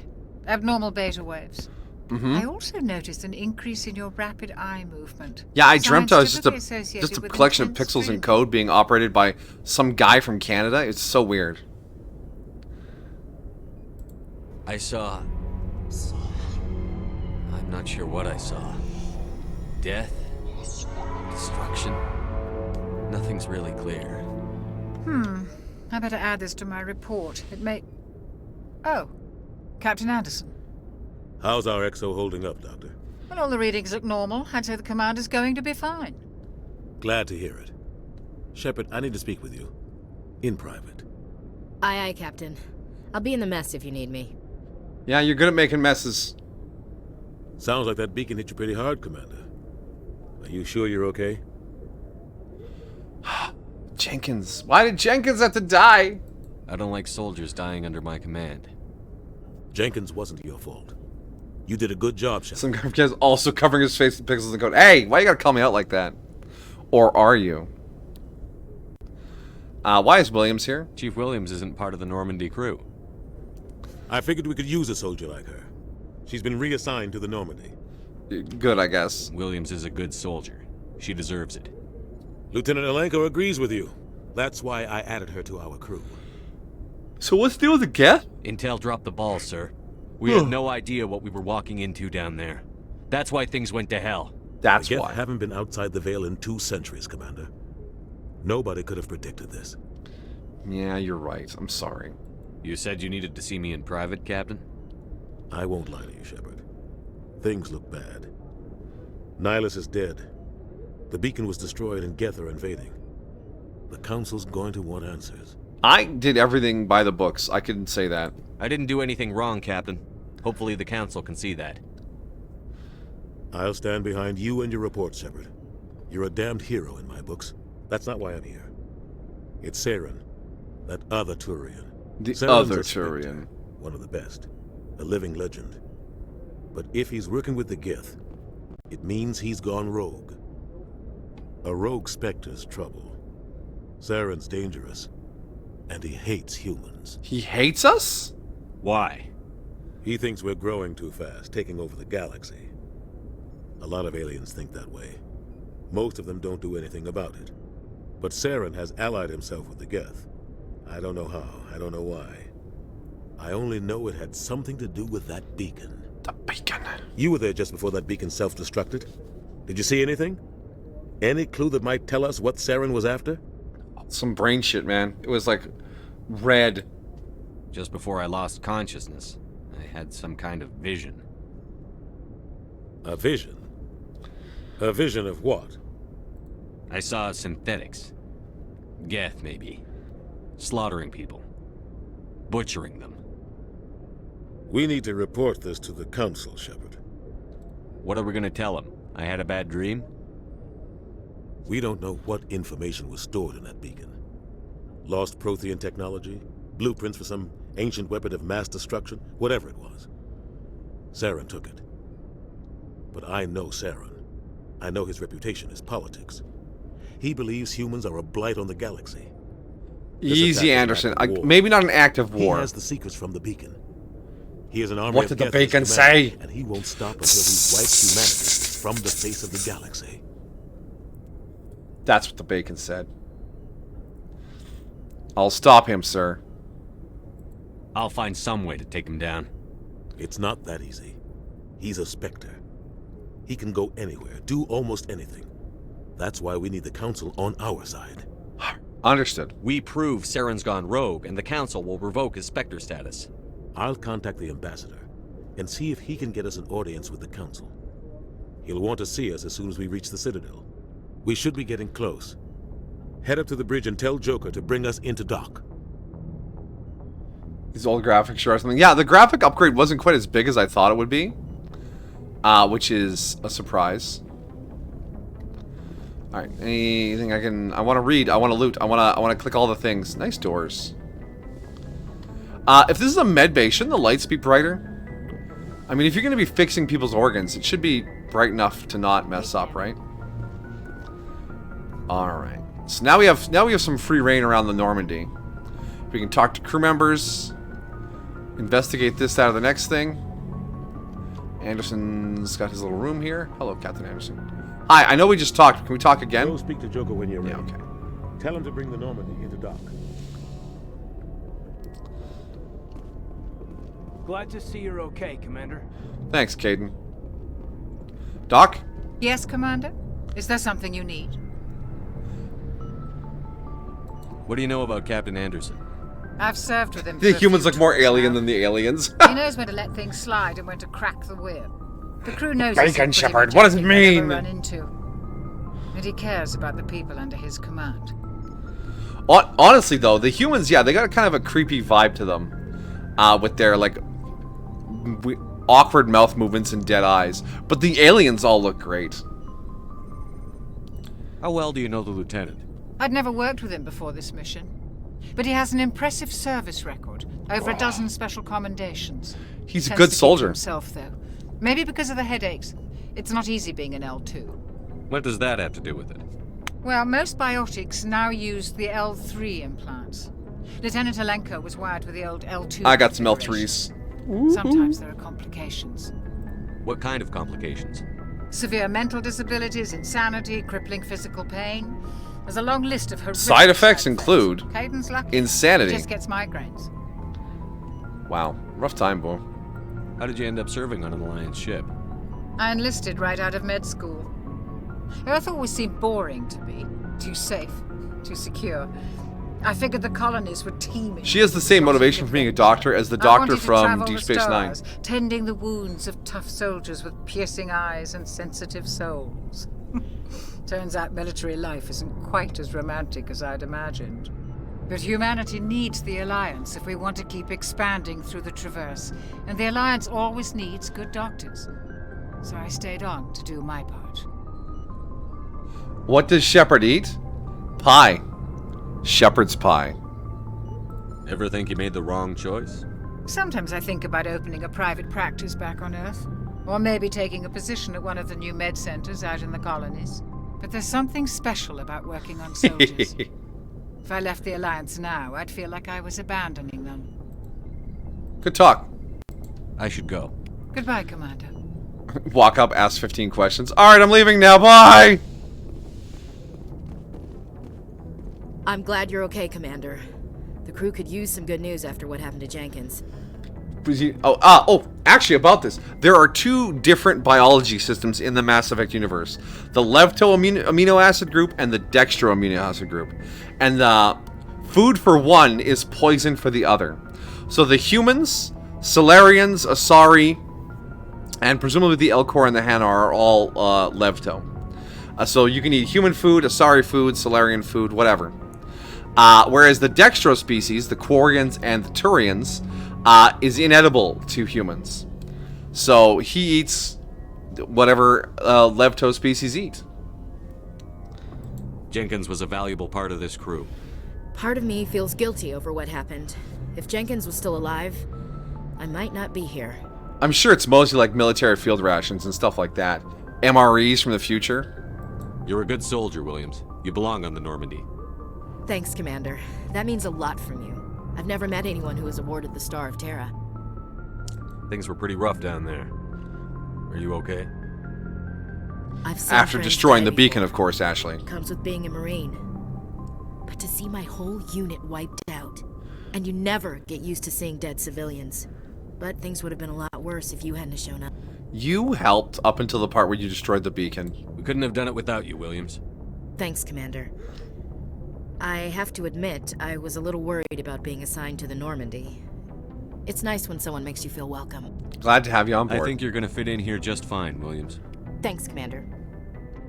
See? Paragon points. We're a good boy. Shepard is a nice man.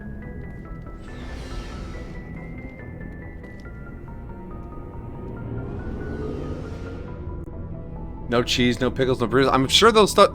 Look, Shepard's diet really doesn't come up. Other than the whole Dextro-Lefto split. You can... so this is where we can do squad equipment outfits. So we can see Ashley, Kaiden, and then 4 other lockers. 4? Wait, it should be only 3 lockers. 3... Huh? And the Mako, oh, we're gonna have fun with this thing later. You thought driving in Cyberpunk was wacky? Wait till we get this thing out there. Oh, yeah. Hey, Commander. Looking for some extra supplies before you head out? What have you got? Whatever you want. Armor, weapons, mods. It's not standard Alliance issue, but that's not necessarily a bad thing. Well, as long as you don't mind paying for it. Paying you? Why should I pay you for my weapons and armor? My stuff doesn't come from the Alliance. I have to purchase it myself, and it's not cheap. Fair enough. Hell, the licenses alone have set me back more than I'd like. But no licenses, no goods. Without the goods, I'm out of a job. What are licenses? Why do you need them? Manufacturers sell licenses. Each license allows me to buy and sell a certain brand of products. I already have several basic ones, but you'll need to buy more if you want me to... Oh, we'll be collecting some licenses. Many of the best licenses are hard to get, but they're well worth the cost if you can find them. MRE is just gonna be nutritious pill-like things. You know, see, the thing is, you can take a pill that will take all your like needs into account, but you need something to feel full. So I don't think MREs will ever go right down to just a pill, but it could just be a blob of nutritious paste or foam. Makes you feel full. What do the different manufacturers offer? There are too many for me to keep track of, but each license will explain what it's good for. How often will you get new items? Well, that depends on how many licenses you've purchased, but I'll rotate items on a regular basis regardless. And anytime we land someplace with a big enough port, I'll buy, sell, and trade whatever I can. Check back often. I need to move items quickly, so only the most basic items will be stocked consistently. Alright, what you got? Let's see what you've got. You bet, Commander. Thanks, man. Heavy armor, medium armor. 18 grand, wow. That's expensive, bro. Grenade upgrade 1. Metagel upgrade. Oh, these are valuable. We should buy those right away. We got 1,600? Yeah. Give me the Metagel.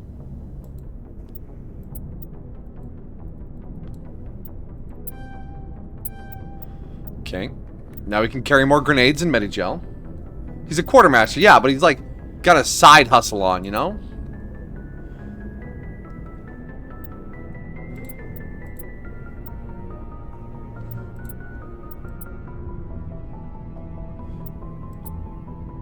So there's a medium armor here that's really good, but it is so expensive. That's such a shame. Alright, so what do we want to sell? We want to sell all the sniper rifles. No one will be doing any sniping for a while. Let's make sure our shotguns are terrible. Sniper rifle. The light armors.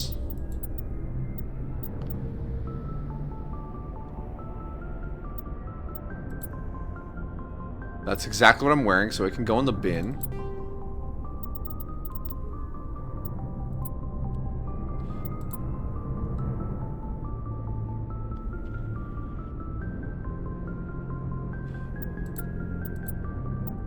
We'll drop the basic rounds. Alright, switch to compare mode for the pistol. Pistoles? Yeah, we'll get rid of the Kessler. The Edge.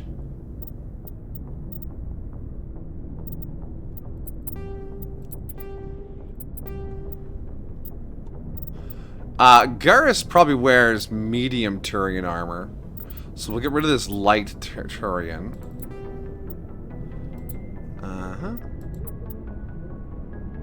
Get rid of the duelist.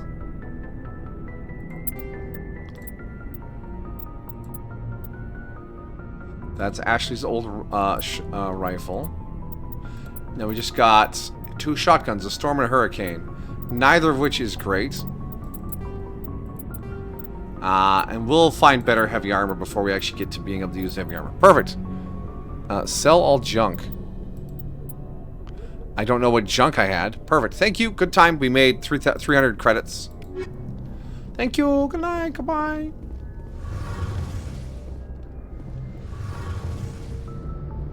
Hey, look at our little engine, eh? Codex unlock. Ah, the codex unlocks are available now. All right, Adams, tell me my engine. Jenkins, Commander. Oh. All right, you can tell me about the engine after we finish mourning Jenkins. Yeah, he sure is dead, eh? He was a part of the story for minutes.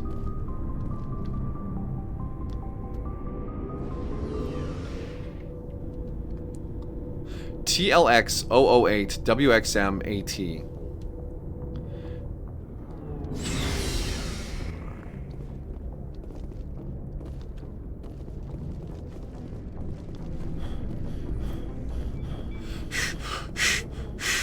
Are you... hello? You guys just hanging out back here? No codex entries to be scanned. Oh, there's one over here. No, that's just Chakwas. I need all the codex entries. Ah! Hashtag collection.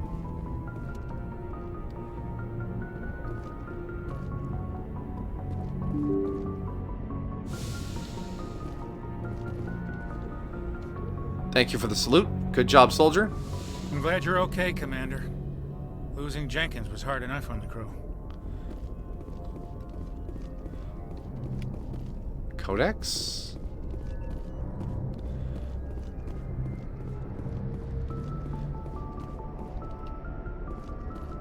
But yeah, these little codec sensors I'm picking up, like, they'll be talking about, like, the holographic displays or the haptic feedback systems. Just little, like, pie-in-the-sky dream-level technologies, right? Good timing, Commander. I was just about to bring us into the Citadel. See that taxpayer money at work. He's so sassy. Oh, Joker.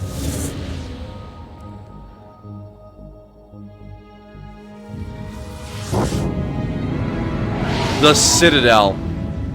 Situated at the heart of a nebula. The greatest space station in the galaxy. The heart of the Galactic Council space. Home to millions.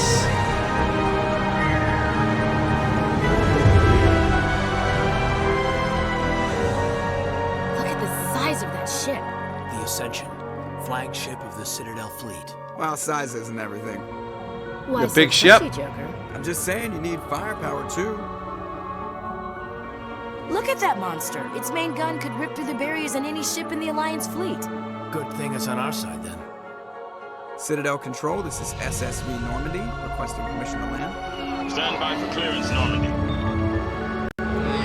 Clearance granted. You may begin your approach. Transferring you to an Alliance operator. Roger, Alliance Tower, Normandy out. It's vaguely claw-like, but each of those large slabs is an entire environment. There's whole cities on the inside of this thing.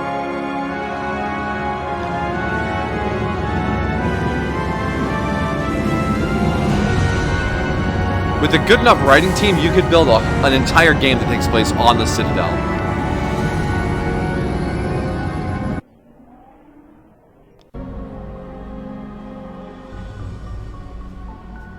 And this is the inner ring. This is an outrage!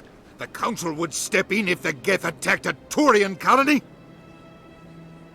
The Turians don't found colonies on the borders of the Terminus systems, Ambassador. Humanity was well aware of the risks when you went into the Traverse. What about Saren? You can't just ignore a rogue Spectre. I demand action! You don't get to make demands of the Council, Ambassador. Citadel Security is investigating your charges against Saren. We will discuss the CSEC findings at the hearing, not before. Oof, poor Ambassador. Captain Anderson, I see you brought half your crew with you. Just the ground team from Eden Prime, in case you had any questions. I have the mission reports. I assume they're accurate? They are. Sounds like you convinced the Council to give us an audience. For what it's worth. They were not happy about it. Saren's their top agent. They don't like him being accused of treason. But it's the truth. Saren's a threat to every human colony out there. If they don't stop him, I will. Settle down, Commander. You've already done more than enough to jeopardize your candidacy for the Spectres. The mission on Eden Prime was a chance to prove you could get the job done. Instead, Nihilus ended up dead and the beacon was destroyed. Stop busting my chops for this. Then we better hope the CSEC investigation turns up evidence to support our accusations. Otherwise, the Council might use this as an excuse to keep you out of the Spectres. Come with me, Captain. I want to go over a few things before the hearing. Yeah, he's busting our chops. You and the others can meet us at the Citadel Tower, top level. I'll make sure you have clearance to get in. Politicians. Politicians. M for map. All right, cool. We're in Udina's office. There's the Volus and Elcor office, the Embassy Lounge, CSEC HQ, concert chambers, Emporium, the bank, Citadel Tower. There's points of interest. Oh yeah, the Citadel is the Citadel. It is the heart of this game. We come and go from here all the time. Follow the pulsing arrow. It's throbbing. A pulsing arrow. Oh, hey.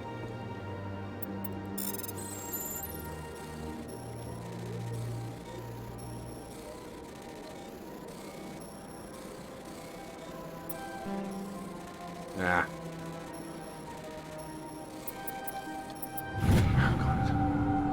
Captain Henderson reported some unusual readings during patrol in the Argos Row cluster. She had a particular concerns about the Hydra system, but was recalled before her team was done. No patrol scheduled for that sector. Do we want to send a recon team? That might have just unlocked a side quest once we get out into the galaxy. Nice.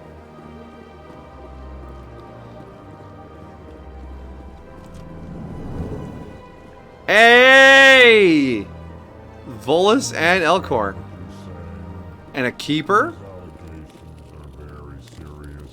I can't just is serious. My reputation. Okay, these guys are great. Spoke with the consort. Hello there, human. Sincere apology, but I am here on business and cannot be distracted right now. Oh yeah, these guys communicate through pheromones, which means their speech is lifeless and dead.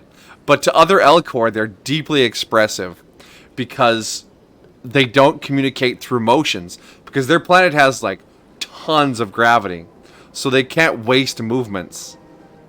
You seem distressed. Is there something I can do to help?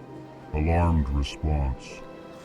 You overheard that, did you? This is all going so wrong, and it is the Asari consort's fault. Love the Elcor. Who started all this? Who's this Asari consort? Curious, you have not heard. You must be new to the Citadel. Everyone knows Sha'ira, the consort. I cannot speak more about this problem. It is too sensitive. Suffice it to say, she has compromised my authority as a diplomat. Where can I find this Asari consort? She is across the bridge from here.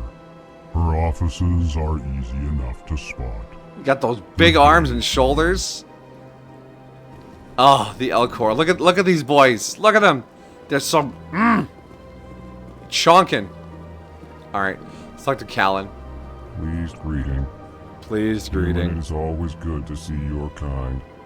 I am Ambassador Kalen. Genuine query. Is there something I can do for you this day? They always state the emotion in their phrasing so that the non-Elcor races can understand their emotional intent. He can tell us. Why do you explain what you're about to say?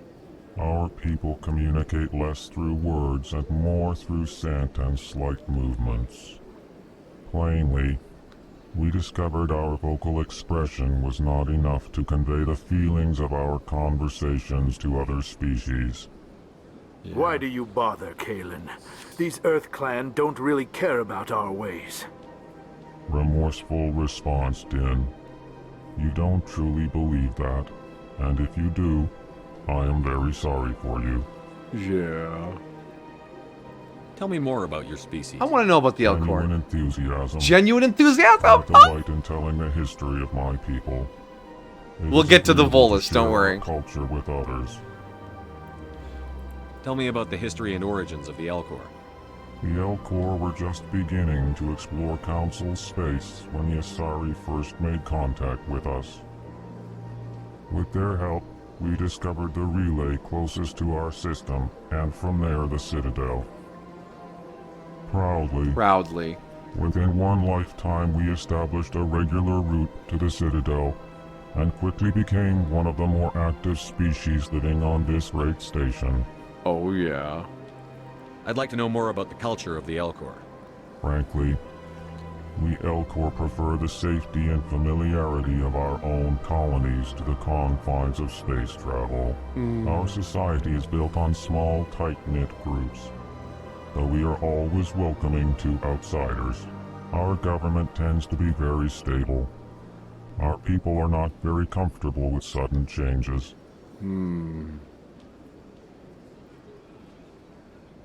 What do you do here?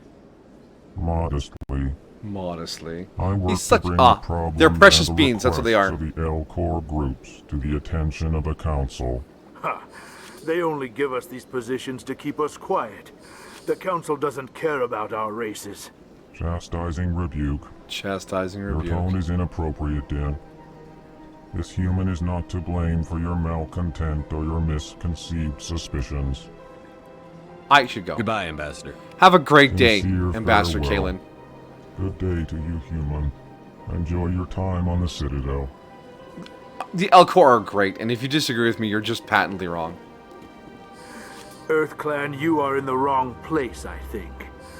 Your ambassador is next door in the large office. Chastising remark. Don't be so rude, Din. At least introduce yourself. I am Din Korlak, Volus Ambassador. Is there something I can do for you, Earth Clan? Yeah, I want to ask about you. I want to ask about your people. Why are you so cranky? You seem to have a bit of a chip on your shoulder, Din. You humans are new to the Citadel, and yet the Council has granted you great favor. Chastising rebuke, Din. Your species has always been granted many concessions. Volus territory has expanded tenfold since coming to the Citadel. Details. We still have no real say in the decisions that affect Citadel space. Alright, so... What is this place? You are in the embassy for the Volus and the Elcor. Your ambassador is next door, in his own office. Oh. In this shared space, I aid He's my so mad fellow they have to Volus share. when I'm not being interrupted. Oh my gosh. I'd like to know more about the Volus. I'm sure our history and culture would bore you, Earth Clan. No, tell me about the Volus. I want to know what you're up to. Actually, I would like to know more about your history. My people came to the Citadel shortly after the Asari and Solarians had discovered it. We were instrumental in establishing a standardized galactic These guys are the economy. bankers.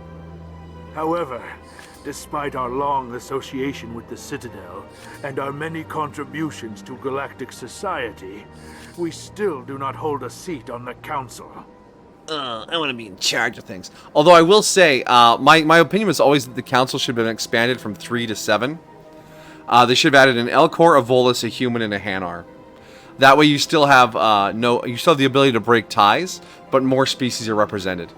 I don't think they're like, well, certain individuals are obviously against their other species, but it's not all of them. Tell me about Volus culture. We are tribal by nature, but our ways are not violent. We barter and trade our lands and tribe members in order to increase status. Larger tribes often engulf smaller ones and eventually split again.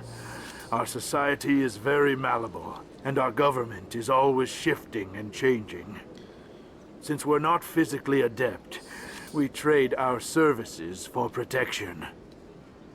The Volus are actually working under the Turians as a, not a full vassal, but a client species, I think.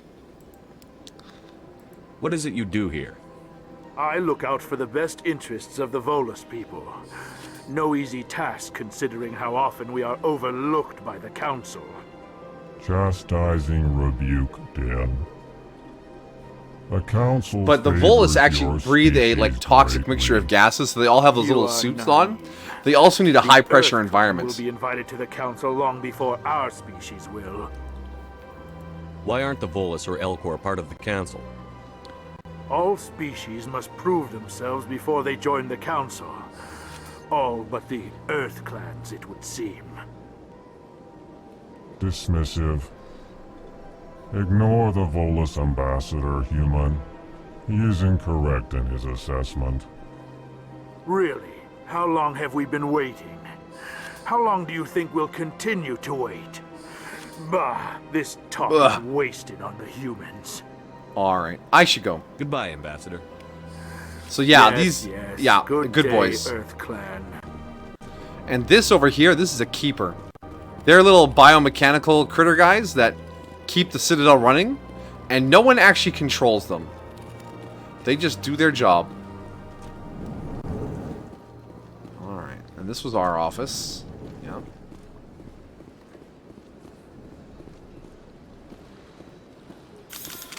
Nope, that's not, no. Put the gun away. Put the gun away.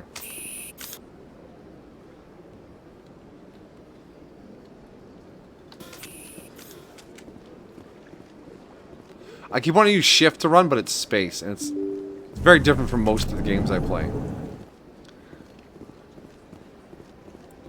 Alright, now we have people out here. Alien people. Hello, embassy receptionist. Good day, Commander. The human ambassador is up the stairs, first room on the right. She knows who I am. You know who I am? Yes, I receive reports on all newly arrived dignitaries and notable people. I'm a notable person! What is this place? This is the Presidium. More specifically, you are at the Citadel Embassy. This lady isn't a If you sorry. have more questions, please They're blue access ladies. Avina. What's that? Oh, Avina is the virtual guide for the Citadel. Feel free to access the terminal yourself. What's your name? What do you do here? What are you? Who are you? My name is Safiria. I'm the administrative assistant for the embassies. You seem to be distracted. The embassies are the hub of all Citadel politics. When you represent trillions of citizens, it tends to get a little busy. I should be going now. The Asari, these blue ladies, live for like 1,000 years. They're super old. And this is a Solarian. They're kind of amphibian guys, like little frog salamander dudes. There's gonna be a frog salamander dude on our team in Mass Effect 2, and he is also awesome. He sings. We'll talk to Avina in a second here. I'm just gonna snoop around. Oh, Mass Effect. God, I love this setting. The galactic community all working together to figure their shit out. It's all so good. It's such a great setting. This is everything I want from a sci-fi setting. Hey, Diplomat, how's it going? I can't believe I landed a job here. This place is fantastic. Yeah. Codex entry. Turian Diplomat. Another Keeper. Doing his maintenance routine. Elcor Diplomat. Hey, buddy. Human, delighted welcome. It is good to meet you. Like, he sounded hello, but he said delighted welcome. He is so excited. Delighted welcome. Ah. A delighted welcome. Delighted welcome to the stream. No, I can't pull it off. Ah, yeah, okay, yeah, this is the Citadel Security Head Office. Hello, officer. I'm gonna quickly scan the room first, make sure there's no listening devices. Don't mind me. Don't mind me.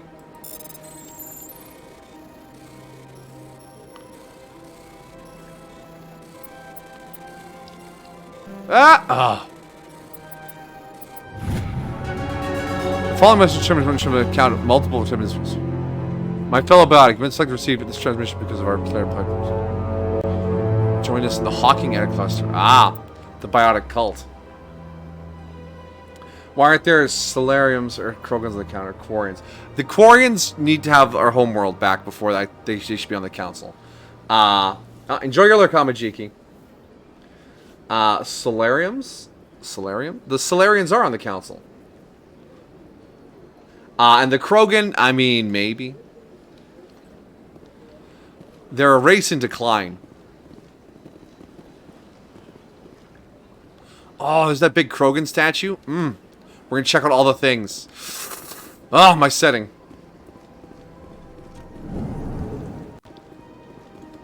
Commander Shepard, I didn't expect to see you here. Did Ambassador Udina send you? No. I came on my own. I need information.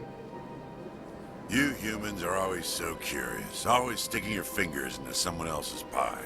Is He that the right tried to use a expression? human expression. Never mind. Forget I asked.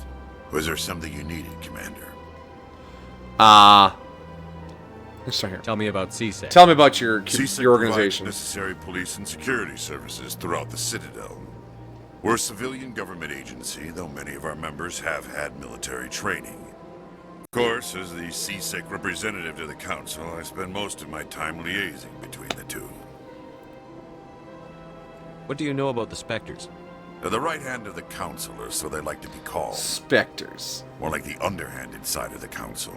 I like this guy's take on the Spectres, but also I'm going to become a Spectre, so... What do you have against the Spectres? I can't abide any organization that considers itself... This man is the above law! law. Especially when it's left up to each individual Spectre to decide when and how to bend the rules. How do you feel about I humans? get the feeling you're not too fond of humans. No, I just don't trust your kind. Not yet. Like, okay, You that's humans kind of are eager racist. to take all the power you can get, and you're being given a lot. If the Council wants to make humanity their new favorite pet, that's their business. But I don't have to like it. Tell me about your investigation into Saren. Sorry, Commander. I don't make a habit of giving out details about ongoing investigations. Tell me about Saren. Charm. I don't have a charm option. I'm not charming enough for this Turian man. Oh. I'll be back.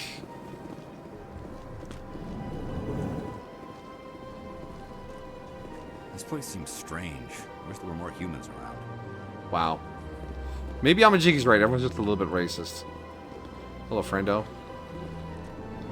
Wait, Nisana talk? Okay. And, hey. Don't believe. What do you want? Oh, Commander. What do you... Oh, is there something I can do for you? Relax, Private. This isn't an inspection. Except it is an inspection. Clean those boots up. What can I do for you, Commander? What can you tell me about the Asari consort? Well, she's an Asari who works here as... That is, she helps people with things. Things. You never went to see her, did you, Fredericks? No, I never did. I couldn't afford it. It costs half a year's credits just to... She's like the go in and best talk advisor to her. ever. Can you at least tell me where I can find her? Sure. She's across the bridge from the embassies. Thanks, kid. Have fun. Try not to get into too much trouble. I will. Have fun, that is. No, you're gonna get in trouble. And you have a speech thing on you. Hello, Nisana. Hi. I don't have time to talk now. I'm very busy. Fine, whatever. Don't have a speech bubble if you don't want to be spoken to. Hello, Commander. Can I get you something? No thanks. I'm here to ask questions. Goodbye. Oh, I can't just ask questions? So long, Commander. Have a pleasant day. I wish there were more humans around. 1, 2, 3, 4, 5, 6. There are more humans in here than aliens. What a jerk. Commander, you here for some information? Yes. What's going on around here?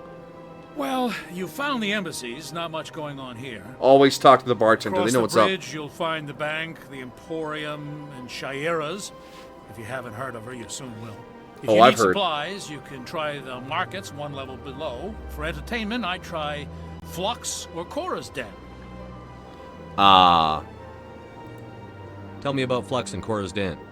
Well, Flux has gambling and dancing, certainly more lively than this place.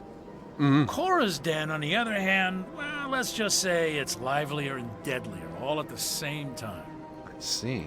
What is Shaira's? What's this mysterious Asari lady about? She entertains clients who can afford her services. Most of the diplomats and ambassadors have visited her at one time or another. She's a very powerful woman, but also very respected. Cool. Thanks for the top-up, bartender. You have a good day. Goodbye. A couple of credits for your trouble. So long, Commander. Have a pleasant day. The keeper over here. We'll eventually get a little side quest to scan all the keepers. There's like 30, 35 of them.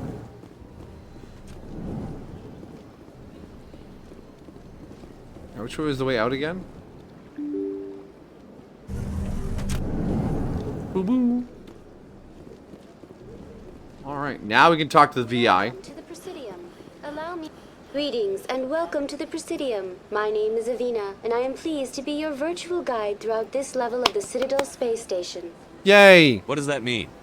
I am a What fully does that mean? interactive virtual intelligence, programmed to provide spontaneous guidance at predetermined locations of interest throughout this level of the Citadel.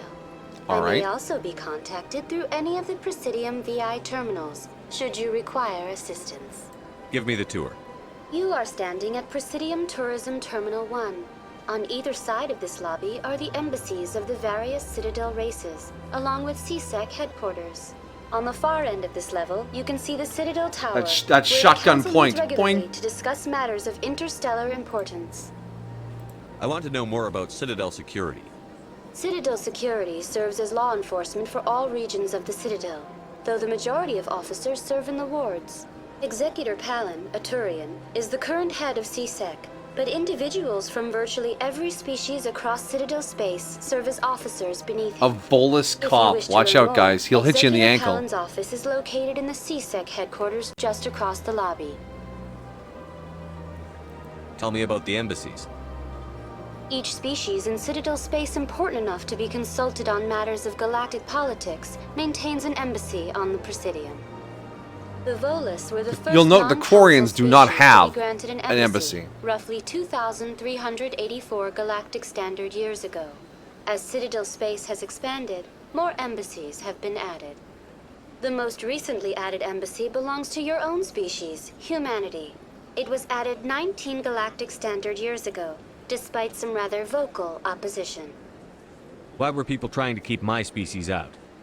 Some species felt humanity was given preferential treatment. It often takes a century or more before a new species is granted an embassy. The Council gave a great deal of thought to this matter. In the end, they decided humanity's impact on Citadel space was significant enough to warrant an embassy. We're making waves. Humans shaking up the status quo. Do you agree with their decision?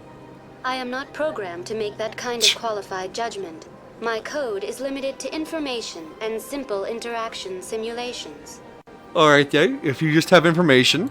How come the Bolas were the first species given an embassy? In the early years following the formation of the Council, the Volus were, apart from the Asari and Solarians, the most populous and widespread species in Citadel space. They established many new colonies and trading outposts, and they petitioned the Council for a greater role in determining interstellar policy. In recognition of their work to expand interstellar trade and establish a standardized galactic economy, the Volus were granted an embassy here on the Citadel. Here's the loaded question. Why weren't they made a council race? The Council races have extensive responsibilities. They must provide personnel and ships for the Citadel fleets. They often provide economic aid in times of disaster. It would be unfair to demand such an enormous burden of a species unable to meet these obligations.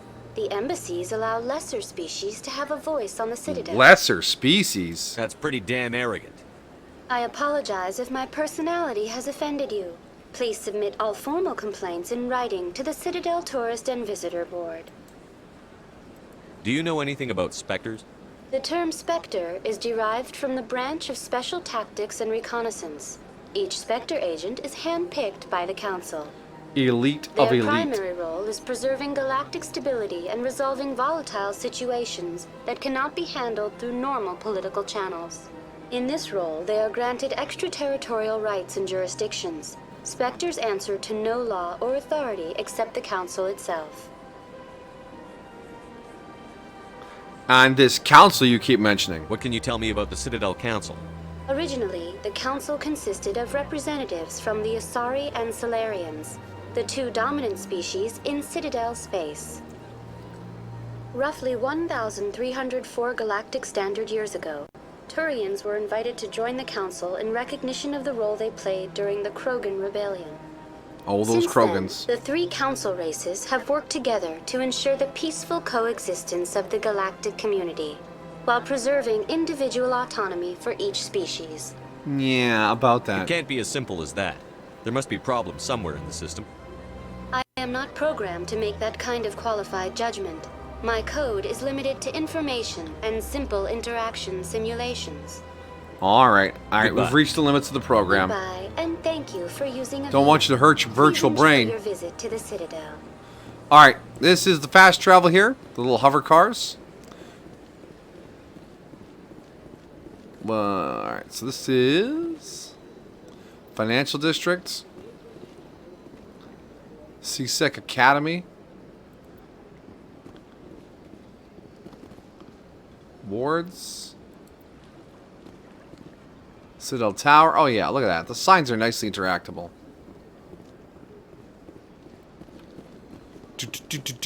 Commander Shepard gets winded real quickly.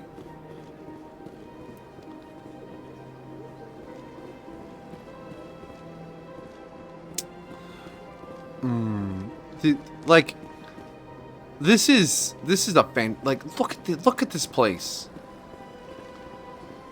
Water features, greenery. You can see the ring of it going around. This is located in the, not on one of the arms, but in that ring that the arms are all connected to. It's like the Halo from Halo, and it just zoops around here. And then there's the tower that pokes up into the center of the ring, and that's where the council chambers are. It's in the most important section, by visual appearance.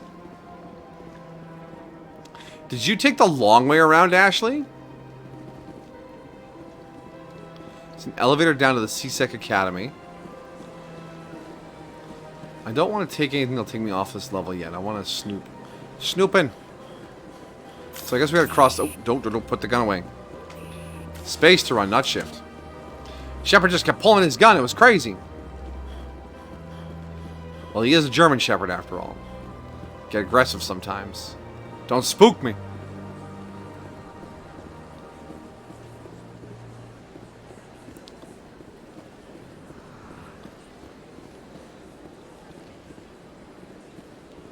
Alright, this should be Shayura's office. That's nothing. I've had my office rearranged 5 times now. 5 times? Why? What do they want? How should I know? It's not like keepers offer an explanation for what they do. And yet, everyone just lets them go on doing whatever it is they do. What choice do we have? If you try to stop them, they just shut down and another one replaces it. Just strange that we know so little about them. Not to mention frustrating. Yep, keepers just sort of do whatever they want. Good job, little buddy. Hello? Neliana? Welcome. I am Nelina. I don't recognize you as one of our expected clients today. Would you like me to see That's quite some makeup she's got on there. Can't I just go in? I'm afraid not. Yeah, you must understand there are many who seek the consort services. But if you wish to leave your name, she'll make every effort to meet with you. What do you do here, Nelina? I'm one of the consort's acolytes. Many of the people here today will not see the consort, but they expect to be attended to just the same. Attended to? It's our job to ensure that they leave contented. What exactly do you attend to? What are you doing in here? Each acolyte has her unique abilities. Some soothe with song, others with conversation. As much as possible, we seek to match the needs of our clients to the skills of our I think she has that white makeup even on like the back of her neck ridges. My specialty is touch. My fingertips can find every tension point in your body and relieve it. I'd like to try out your services. Give me a massage. Excellent. I'll add you to our client list. We should be able to see you in 3 or 4 months. Are you... Never mind. Alright. What is the consort? What does she do? It's difficult to explain. She's many things to many people, and something different for each. Some seek her for advice, some for entertainment, others still for pleasure. Most of the time, our clients won't realize what they were seeking until after she has provided it for them. Oh, she's a wise, wise woman. You make her sound like some kind of oracle. No, not in the usual sense. She's merely a woman with remarkable compassion and a generous spirit. I suggest you make an appointment and see for yourself. I think I'm done here. Oh, well, I hope you'll return again in the future. We always enjoy seeing new clients. Nelina. Yes, Shayura? Send the commander up to see me. I wish to speak with him. Oh, look at that VIP status. Look at me. And the camera's like, do you enjoy these alien hips? Look at these alien hips. Look at the hips. Huh. It appears the consort has taken notice of you. She'd like to meet with you now. Where do I go? Just head upstairs. She'll be waiting for you. Hey, suckers. I walked in here and just asked some questions, and now I'm going in. Hey, what about you? I see even the humans find the consort irresistible. Yeah, I guess. Welcome. It is a pleasure to see you. This is my first time. I can't believe I didn't come sooner. Volus. Hey, you're a human. You're with the Alliance? My brother's a private back on Earth.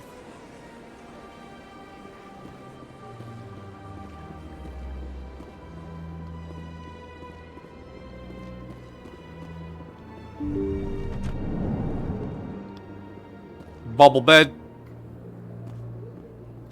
That is close enough, Commander. I've heard a great many things about you since your arrival here in our citadel.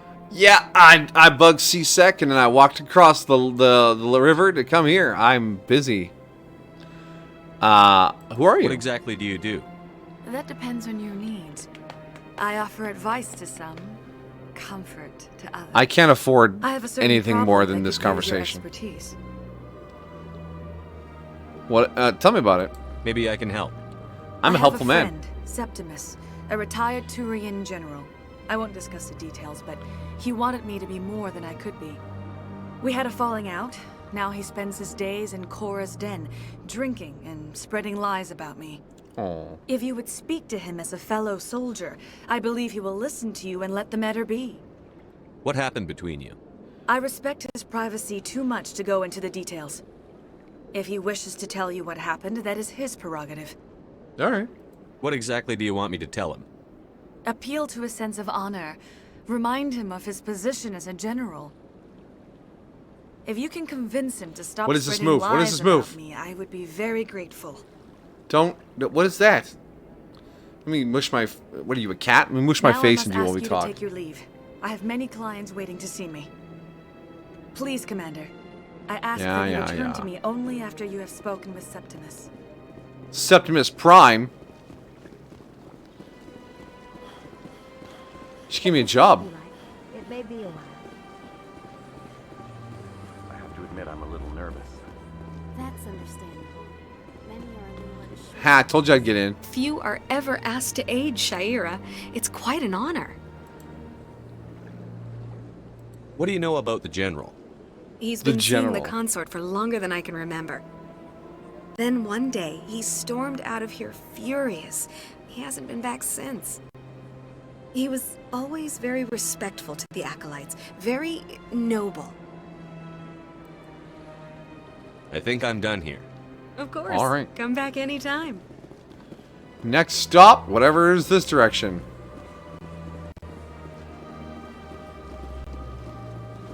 Just enjoying the view? Yeah. And a particularly engineered environment. There's our Krogan statue.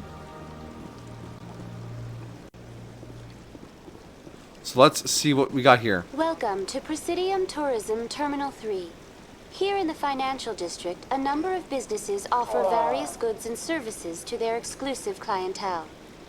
The statue you see before you was commissioned to honor the Krogan soldiers who gave their lives to protect Citadel space during the Rachni Wars. The Rachni. In the aftermath of the Krogan rebellions, several embassies petitioned to have the statue removed.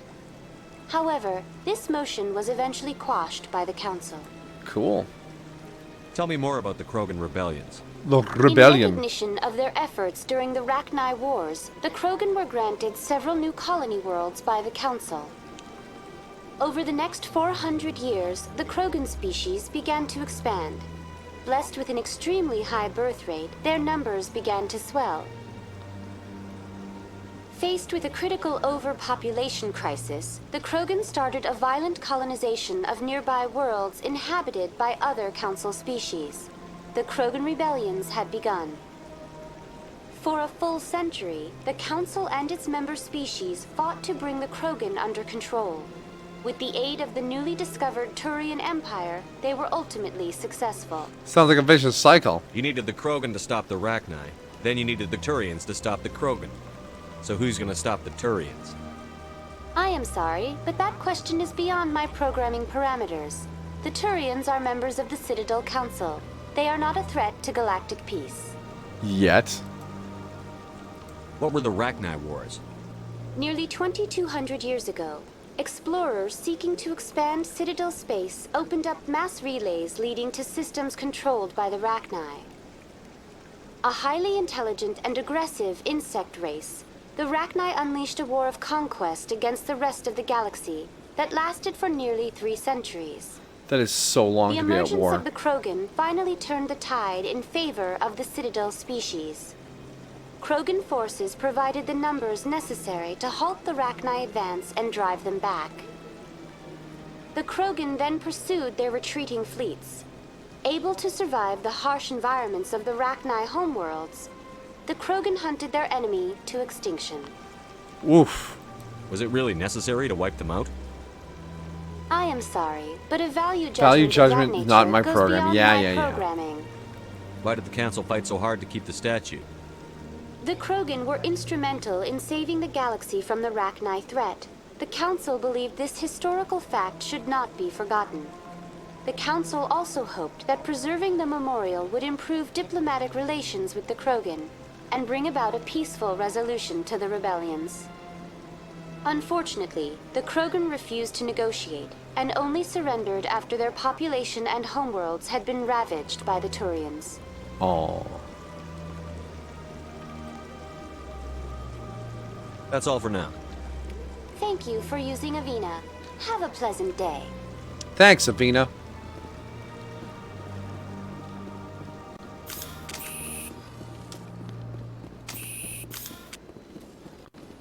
Well, that just goes back to the consorts area.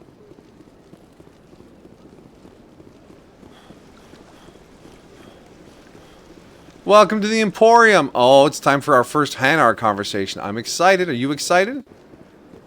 You right there, ma'am? She's having a time, I guess.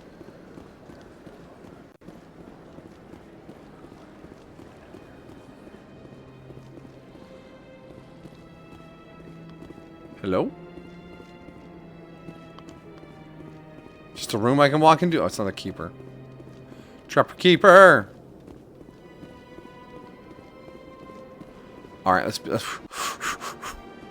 Squid boys! Ah, human. This one is greatly pleased to see you here in my decadent emporium. The decadent emporium. Who are you? This one's face name is Delaninder, though many in this place simply refer to it as Delan. Hey, Delan. Please take time to examine the fine goods it has for purchase, all of great worth. What exactly do you sell? Only the finest and most luxurious items that credits can buy. This one is able to procure almost any item the human would desire, for a price, naturally. These guys have a weird relationship with pronouns. Why do you refer to yourself as this one and it? For the same reason that humans are so inquisitive. It is part of our culture. Specifically, Hanar only refer to themselves in the first person with family or intimates. And we rarely do so with other species. It is just our way.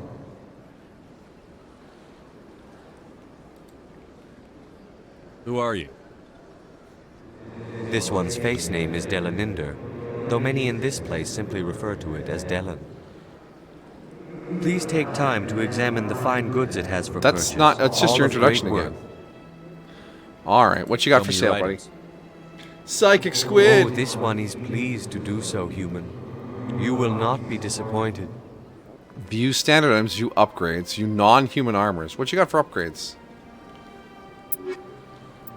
Combat sensor 2, cryo explosive, fusion explosive. I don't need any of that. Oh my god, I have to go through the whole dialogue tree again. Commander, Show me your items. Oh, this one is pleased to do so, human.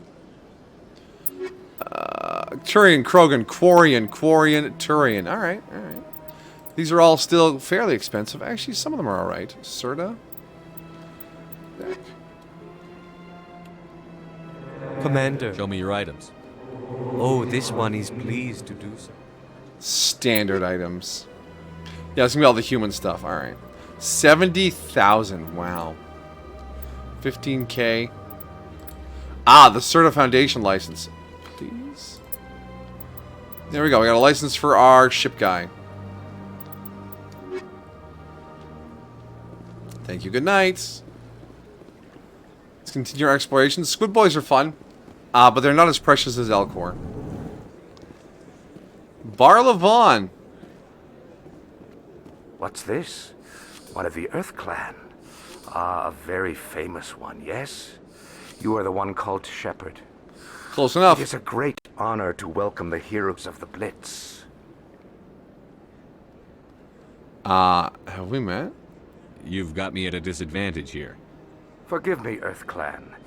My name is Bar Levon. My job makes it necessary for me to keep informed. I am a financial advisor to many important clients here on the Citadel. When someone as important as yourself arrives on the station, I take notice. Oh, do you now? Tell me more about your job. Galactic finance is incredibly complex. A mix of laws and regulations from dozens of interstellar economies. I'm an expert in how all these economies interact. For a fee, I share my expertise. So you like do that stock shorting. For those clients who need someone to conduct business without drawing. Get your welcomes and your thank yous ready, everyone. It's a raid. Hey, Zen Zen! Welcome, welcome. And thank you for dropping by with your crew. Team Void has arrived. We brought cake and cookies. Oh, guys, the cake and cookies here are sweet and awesome. Welcome, welcome, Zen. Can I tab out without messing up this dialogue? I think I can. Follow. Polar Express 10. Welcome, welcome, and thank you for the follow. Hop aboard the time machine, get comfy. We're gonna have a good time. There we go. Let's get that shout out energy going. Exclamation mark. Shout out at Aerozen. Boop. Yes. A heart back at you, buddy.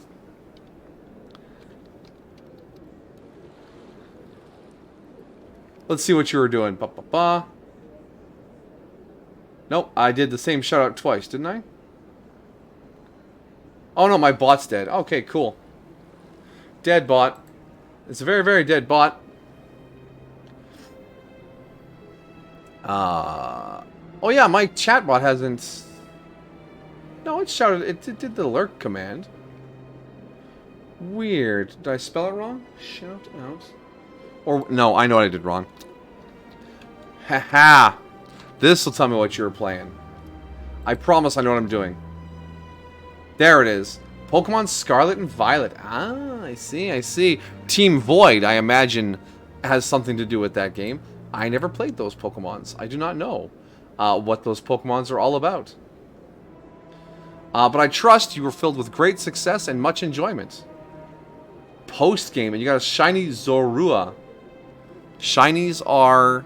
What was the odds of getting a shiny again? It's like 1 in 1,000. I remember seeing someone do the stat breakdown on getting the all the shinies in the game for like Gen 2 or whatever. And they're like, alright, so if you see this many Pokemon and the rate is this much and blah blah blah blah blah, and then you have to do all the restarts to get all the other ones. It's like some insane statistical number.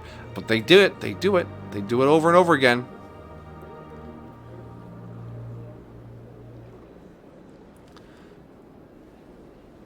A surprise to Polar, too. Look at that.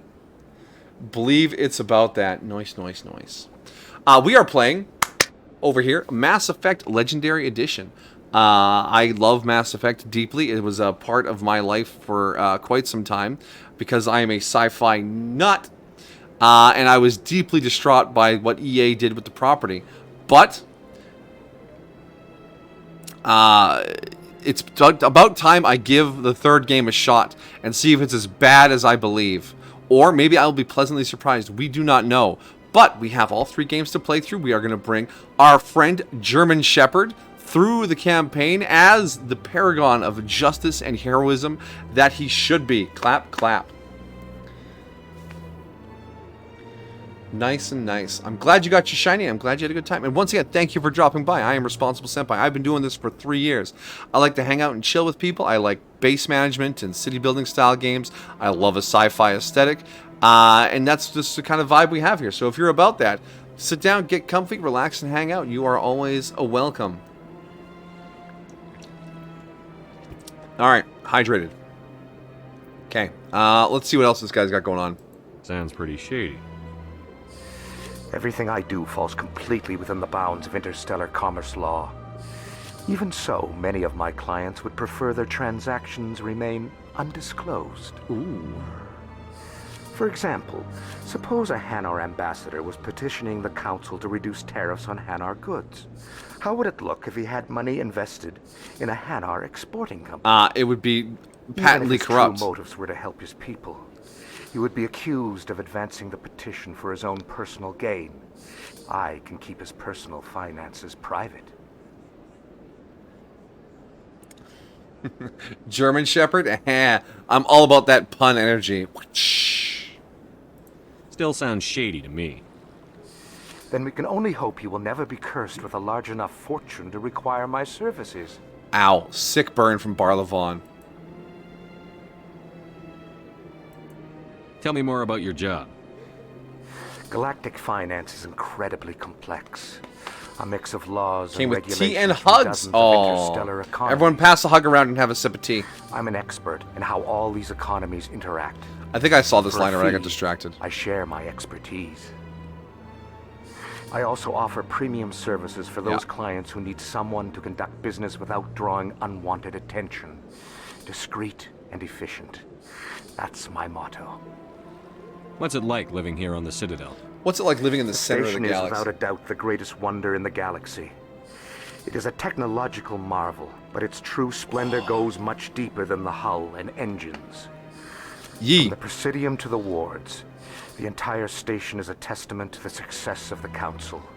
All the species of Citadel spaced together in a single strong community. Exactly.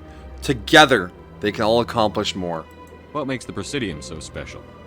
It is the political center of Citadel space. 80% of all intelligent species in the known galaxy acknowledge the Council's authority on interstellar matters. Oh, really? Only the most powerful and influential species have embassies here on the Presidium. This level of the station is reserved for the elite, Shepard. People like us. Barlavon thinks very highly of himself. What are the wards like? The cultural heart of the galaxy. They pulse with the lifeblood of All right, millions enjoy of your citizens meal. from dozens of different species. You never know what you'll find down in the wards, Commander. Heads up. It's in, always like, full of surprises.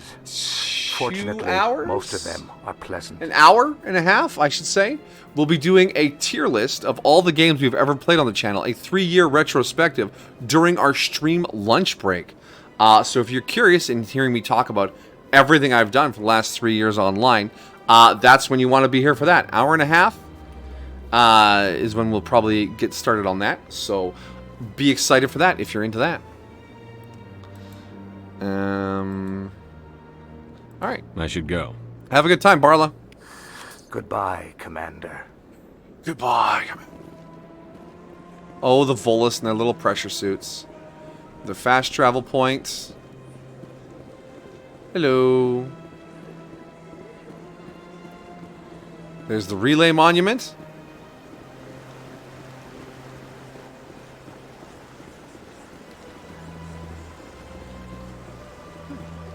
This place would be like really cool to wander around in like a Star Trek holodeck kind of thing.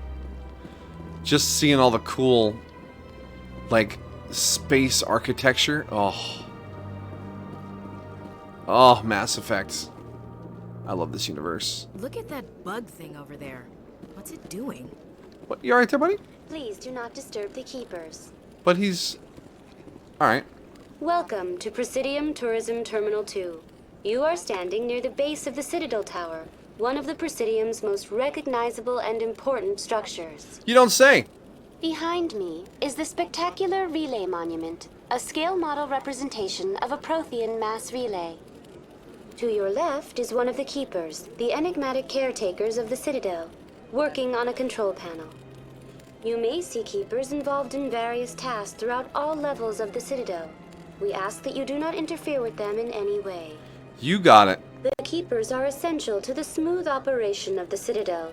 Obstructing their daily work will result in harsh penalties, including incarceration and rehabilitation. I'd like to know more about the Keepers. Yeah, wouldn't we all, apparently? Little is known about these peaceful servants of the Citadel, though they are essential to the operation and maintenance of the entire station.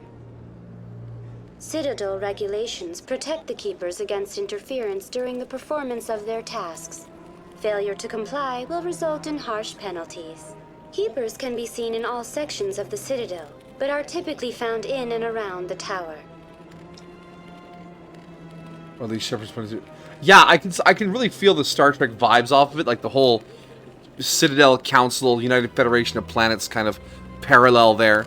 Species working together to overcome things as a group, right? It's very much a hopeful view of the future. I mean, it's not without its conflict and enemies from without and within, but the general inspiration and direction it pushes in is very, very similar. It's that bright view of the future that It's why my sci-fi brain just loves it so much. I want this future to be a thing. Not easy street, but definitely more of a people working together, unified. People who hate and divide and shit like that are just clearly not the ones that we should be listening to, you know? It wraps up a lot for me, but yeah, the Star Trek vibe is definitely there. You want to believe. I want to believe. Hear the alien sound. Any particular reason there are so many keepers in this area? Plus the mystery, right? The ancient relays, the Protheans, the Keepers. Why is the Citadel there? The Citadel's primary control systems. Galactic history Many of the station systems, separate such as from navigation us. and life support, function automatically. It is believed the Keepers operate those systems from inside the tower's inaccessible core. The Keepers also make frequent appearances in the Council Chamber itself, though they appear to be just passing through on their way to some other destination. Cool. Tell me about the relay monument. Discovered by the Asari who first arrived at the Citadel, the relay monument is one of the station's most interesting and controversial features. What is the meaning behind this striking piece of art? Is it a tribute to Prothean vanity? A reminder of their conquest of the galaxy through mass relay technology? Or perhaps it is a symbol of unity, a Prothean acknowledgement that the relays would eventually lead other species here to the Citadel. No one can say for sure, making the relay monument a favorite topic of discussion among academics and scholars. Neat. Tell me about the Citadel Tower. Housing both the council chambers and Citadel control, the tower is one of the most important buildings on the station. It's the heart of the Access to station. these areas is restricted to those with the appropriate clearance. What happens in Citadel Control? Citadel Control handles all incoming and outbound transit.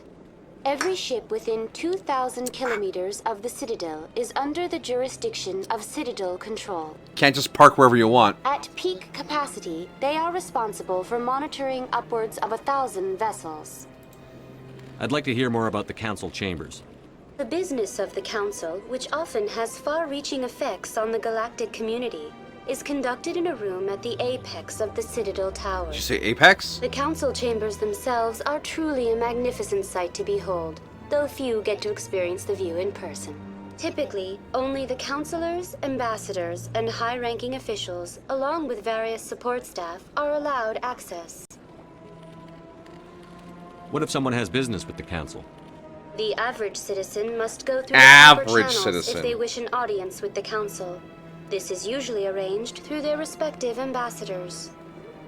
Even then, few are given access to the actual council chambers. In most cases, the ambassador acts on behalf of the citizen. I'm scheduled to have an audience with the Council. Only a handful of visitors to the Citadel are ever granted that privilege. Ooh, I would be jealous, but... But that is outside the scope of my programming. Cool, cool. Alright, anything else to investigate here? No, we're good with her. Good. That's all for now. Have a good time, VI. Thank you for using Avena. The Codex entries are all worth XP, which is why we're hunting them down. I want to do all these things. Plus, it's just nice to spend time in Mass Effect again. What a universe, eh?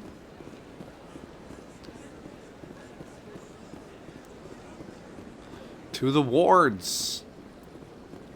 So, this was the way up to council chambers, right? Yes.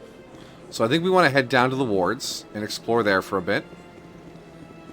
We can talk to the Turian General for rapid transit. No thanks. For Shakira. That Asari lady. Time for one of the great loading screens in this game. The elevators. Oh, I have to talk to the council first. Darn, I thought I could explore more. But the elevators in this game serve as loading screens. So it makes you wait to load things, obviously, because game.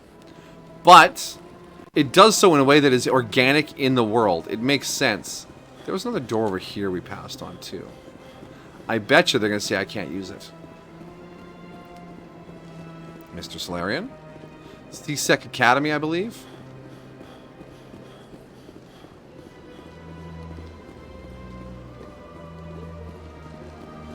I'm walking on the grass. Nothing you can do. Yeah, okay, that's also on the wards. So I guess we're going to the council. No wards time yet. But yeah, the elevator, it features like little interactions with you and your squad mates, which are like fluff conversations, little bits about what's going on and how they feel about this, that, or the next thing, or like commenting on the story and events. But it's a load screen, so it's necessary, and it makes you feel more connected to your crew because you like learn how they feel about what's going on or learn something about them, right? It serves a lot of purposes. And then when you've had all the conversations with your crew, they'll play like in-universe ads or news stories about what's going on in the universe too, right? Makes things feel more alive and organic. It's really well done.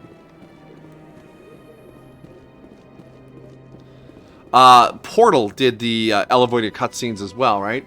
Because you got in a little elevator to go to the next puzzle, and that's when the game loaded the next level. Yeah, here we go. We're going to stand here. Talk. The council isn't going to ask me any questions, are they? I doubt it.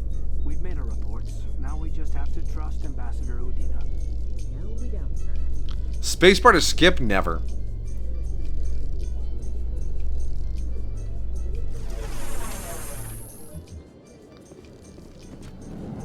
Felt a little muffled.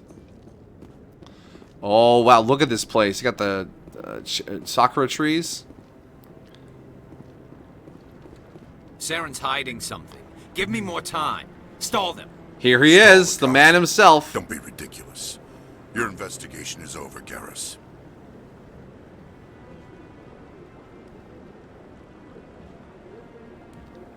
Commander Shepard, Garrus Vicarian.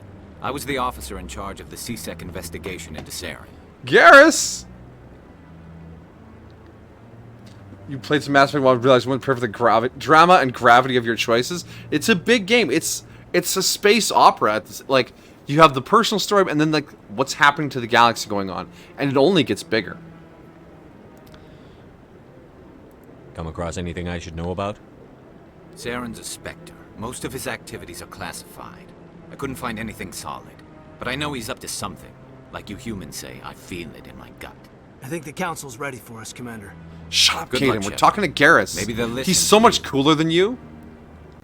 You don't want to keep the council waiting. Hey, Caden, guess what? As soon as Garrus gets here, you're out of the team. 'Cause you're boring.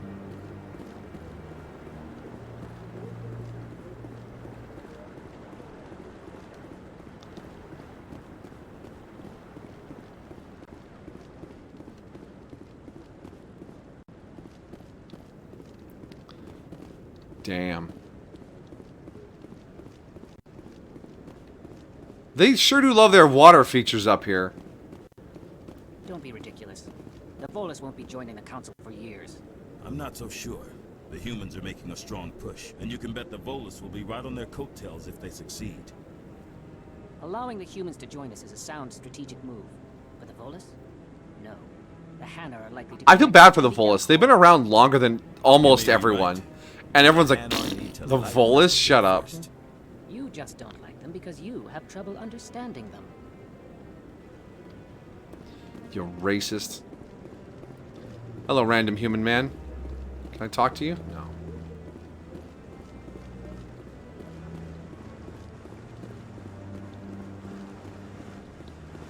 What you guys talking about? My name's Commander Shepard. Do you like being in the council chambers? This is a really nice place, huh? They let me bring 4 guns up here. Can you believe that?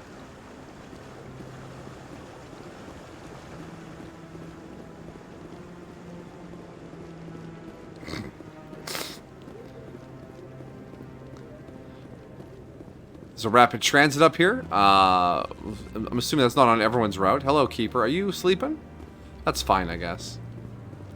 Real Admiral Kahoku. Hey! No, I'm waiting to speak with one of the Councilor's assistants. Commander? Commander? He definitely has a side quest for me, probably after I finish my cutscene with the council. Hey, sorry, Turing. Did you realize there's a human group sitting over there the same way you are? Are you guys having a meeting too? Cool. Hey, Solarian, when you wear your hoods like that, you look like cultists.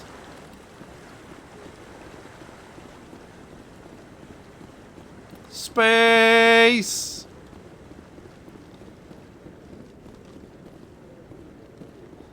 Alright, I don't think there's anything down this side. No one to talk to. I'm really... Alright, let's go. Up the important people stairs. Talk to the important people. Anderson, I'm here. I took a long time, but I'm here. The hearing's already started. Come on. Oh, they started without me? Very rude. Don't you know who I am? I'm Commander Shepard. The Geth attack is a matter of some concern, but there is nothing to indicate Saren was involved in any way. The investigation by Citadel Security turned up no evidence to support your charge of treason. An eyewitness saw him kill Nihilus in cold blood. We've read the Eden Prime reports, Ambassador. The testimony of one traumatized dock worker is hardly compelling proof. I resent these accusations. Nihilus was a fellow Spectre and a friend. That just let you catch him off guard. Captain Anderson, you always seem to be involved when humanity makes false charges against me. The history. And this must be your protege, Commander Shepard. The one who let the beacon get destroyed. The mission to Eden Prime was top secret. The only way you could know about the beacon was if you were there. With Nihilus gone, his files passed on to me. I read the Eden Prime report. I was unimpressed. Unimpressed? But what can you expect from a human? Saren despises humanity. That's why he attacked Eden Prime. Your species needs to learn its place, Shepard. You're not ready to join the Council. You're not even ready to join the Spectres. He has no right to say that. That's not his decision. Shepard's admission into the Spectres is not the purpose of this meeting. This meeting has no purpose.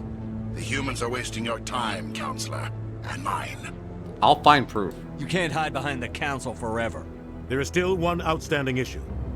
Commander Oh, Shepard's don't vision mention the vision. may have Don't. been triggered by the beacon. Are we allowing dreams into evidence now? How can I defend my innocence against this kind of testimony? I agree. Our judgment must be based on facts and evidence, not wild imaginings and reckless speculation. Do you have anything else to add, Commander Shepard? No. You've made your decision. I won't waste my breath.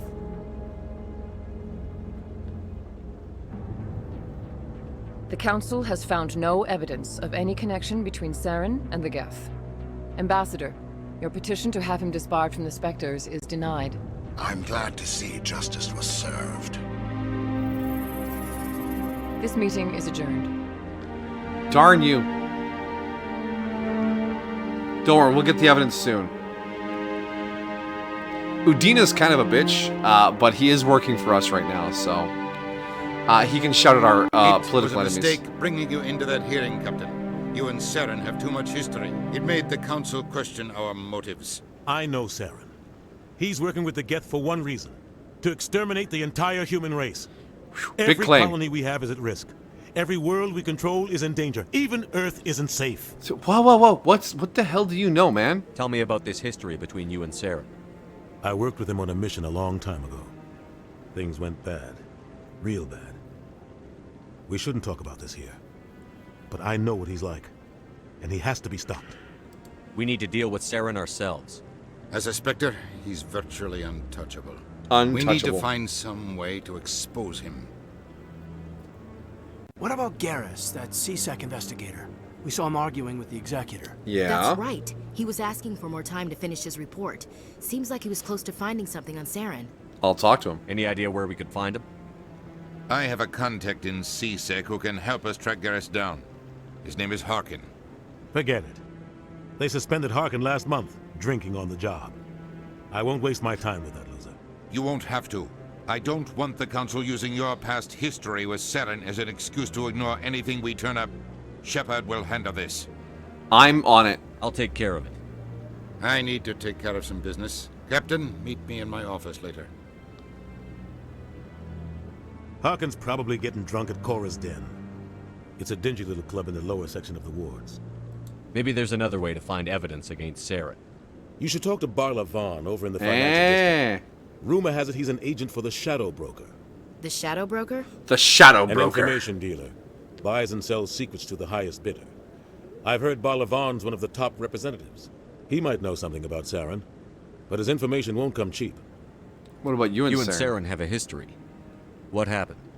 About 20 years ago, I was part of a mission in the Skillian Verge. I was working with Saren to find and remove a known terrorist threat. All right, reasonable work. Saren eliminated his target, but a lot of people died along the way, innocent people. And the official records just covered it all up. But I saw how he operates. No conscience, no hesitation. He'd kill 1,000 innocent civilians to end a war without a second thought. He's a monster. Killing innocents doesn't end wars, it causes them. I know how the world works, Commander. Sometimes you're forced to make unpleasant decisions. Yeah, but always. only if there's no other way. Saren doesn't even look for another option. He's twisted, broken. He likes the violence, the killing. And he knows how to cover his tracks. Oof. All right, let's go with... I want to know more about the Spectres. Tell me more about They're this not guy. your What kind of typical power does he have? They tend to work alone, behind the scenes. They take care of problems the Council can't. It's not easy preserving peace across an entire galaxy. The Council prefers to use diplomacy and negotiation. But sometimes more extreme measures are needed. Oh. Brain just thought of thing. Did I forget to? I totally did.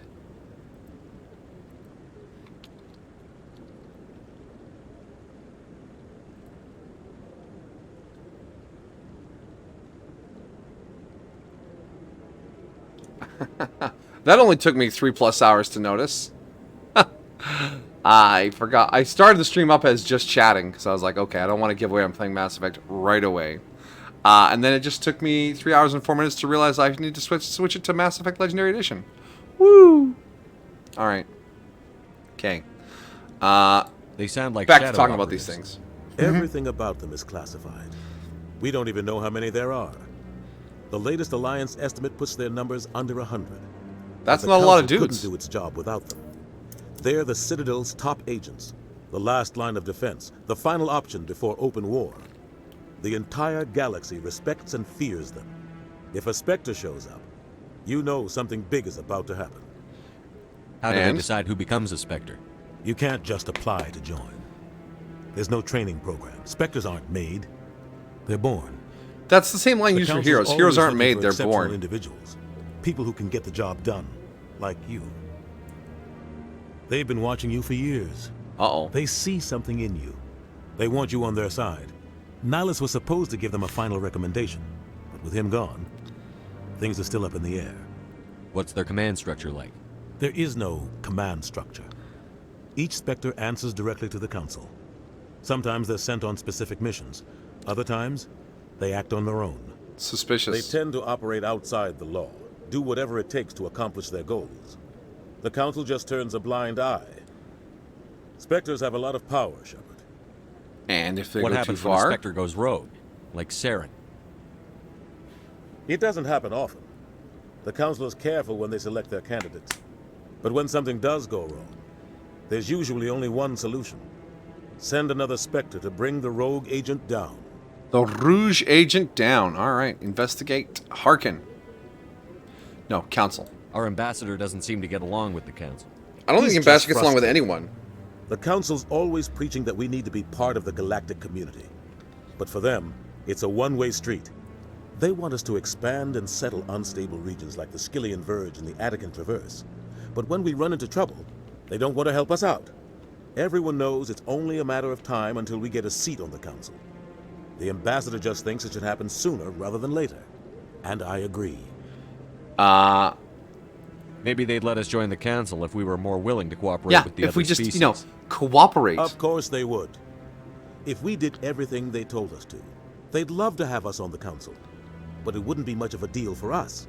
Look, I boss, we're understand all in their this side. together. They don't want us dominating the Council.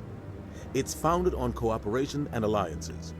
But we have to look out for our own interests, too. What about you and Saren's history, You then? and Saren have a history. What happened? About 20 years ago, I was part of a mission in the Skillian Verge. Oh wait, we already did this one. Saren eliminated his, but I saw how he operates. Whoops. No conscience. All right. No hesitation. Heroes. He'd kill you don't know what's 1,000 different innocent until they have a civilians cause. to end the war Indeed. without a second thought. The mission calls. There's that formula, not formula. There's the literary device, the hero's journey, which typically begins with a call to action, which is the cause, right? And then they go through the steps of the hero's journey. And Mass Effect follows that pretty decently. All right, talk to Harkin. You don't think much of Harkin. The guy joined CSEC about 20 years ago. He's been an embarrassment to our species ever since. Wow. Roughing up suspects in custody, bribery accusations, Making alcohol a hero? and drug use. Oh, The embassy used to step Scribe in Scholar with with the insight. But I guess enough was enough.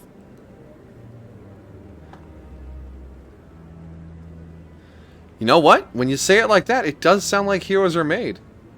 The guy's a scumbag. He should have been cut loose a long time ago. He was one of the first human CSEC officers. Guess it would have looked bad if he got fired.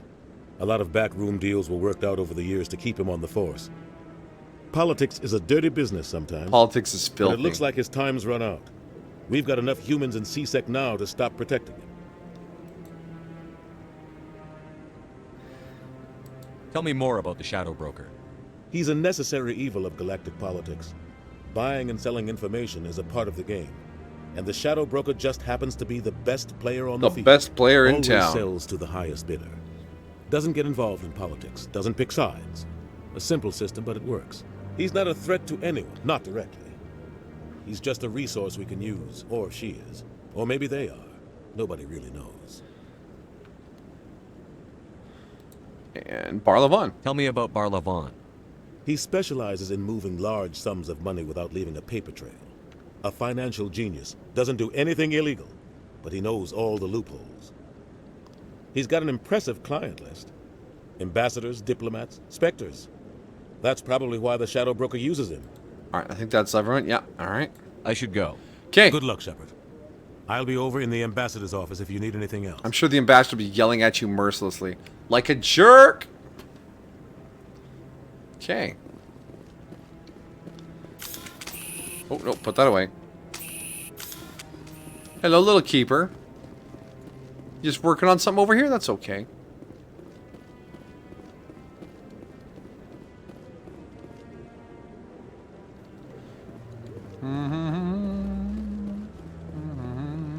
Alright. Fire Emblem is my weakness. So many allies seem like they'd never weigh in the fate of the world, but you give them commands, look out for them, encourage your growth, and they become more than mere soldiers. Yes. Games that give you like that sense of connection to your troops, your units. For me, that one is XCOM. XCOM does that so well. Through the randomness of occasionally someone doing something amazing at a moment of clutch, they become your favorite soldier. And other ones just whip it over and over again. You're like, oh, god damn it, you failure. How dare you? I just want to ask, Commander. Oh, do we not get his side quest yet? Okay. But yeah, it's a good vibe. I know Fire Emblem has that kind of mood to it as well. What guy? What you doing, friendo? What? Oh, no, I wasn't. Hey, Chorban. Never mind.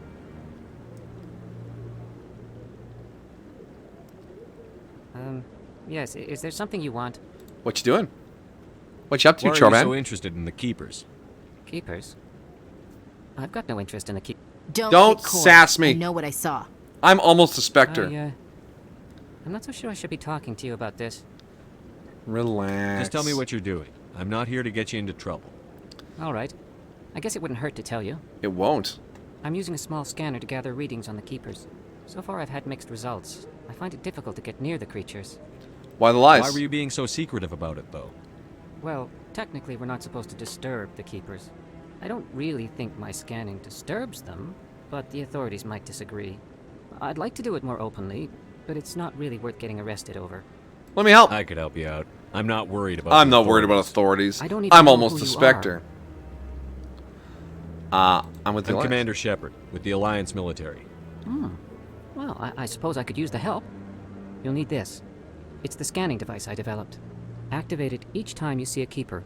All collected data will automatically upload to my database. Cool beans. I'll even send a few credits your way for each unique scan. So why are you doing this? What are you doing with the data once you've scanned it? Trying to learn whatever I can about the Keepers. We see them working everywhere, yet we know so little about them. I'm a scientist. I want to know what makes them tick. All right, good enough for me. Get going then.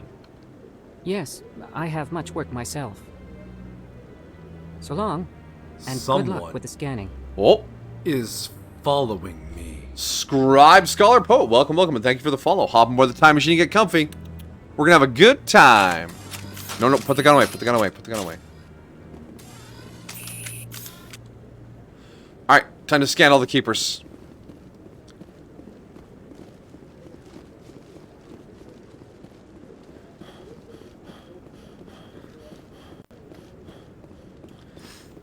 Yee. Alright. Get a little bit of money, a little XP for each one.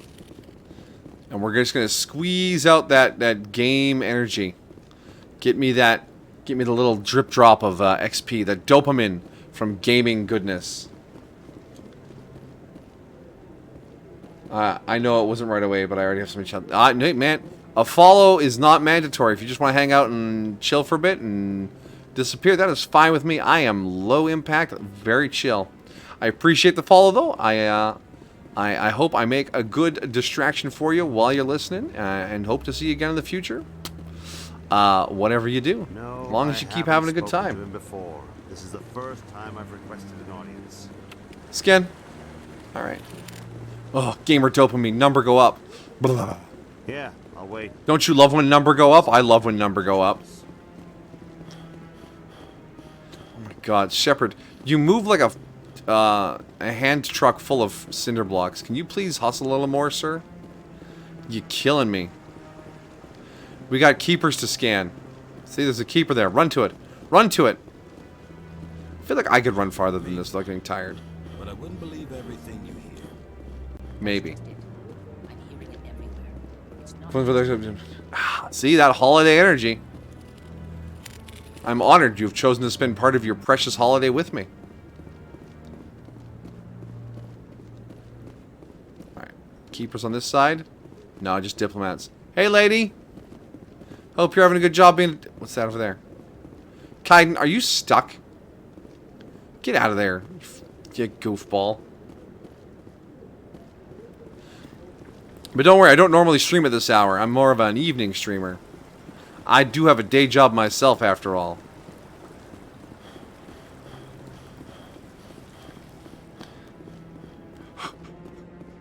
Easy, Shepard, come on. Alright. Time for another exciting elevator cutscene. What we got this time? I can't believe the council ignored all the evidence against Saren. Yeah, it was pretty sassy of them. Kaiden's so reasonable. Oh, so now we just chase leads while this smug Turian runs around with his gap troopers. That's politics, Chief. I hate politics.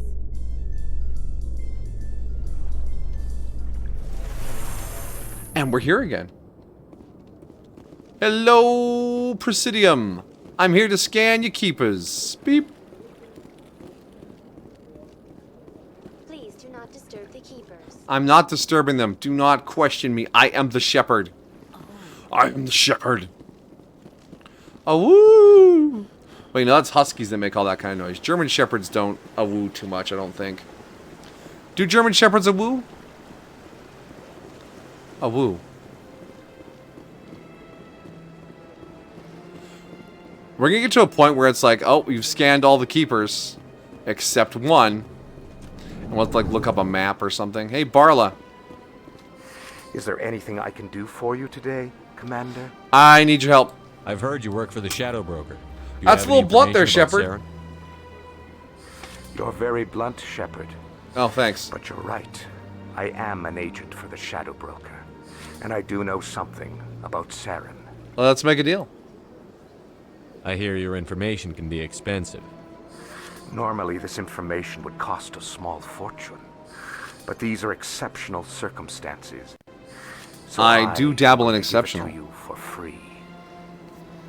What's the catch?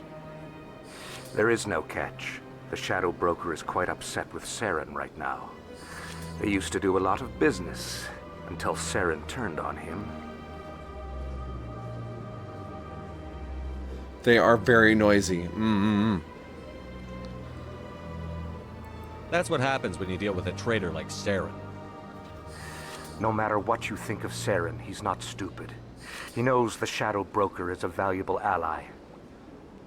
Turning on him doesn't make sense. Not unless something huge was at stake.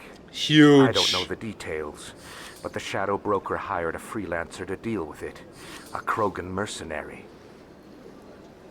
Anything else? That's not much to go on. I just told you that the most famous Spectre in the galaxy betrayed the Shadow Broker.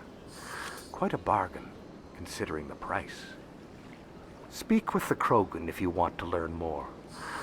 I heard he was paying a visit to Citadel security. If you hurry, you might catch him before he leaves the Academy.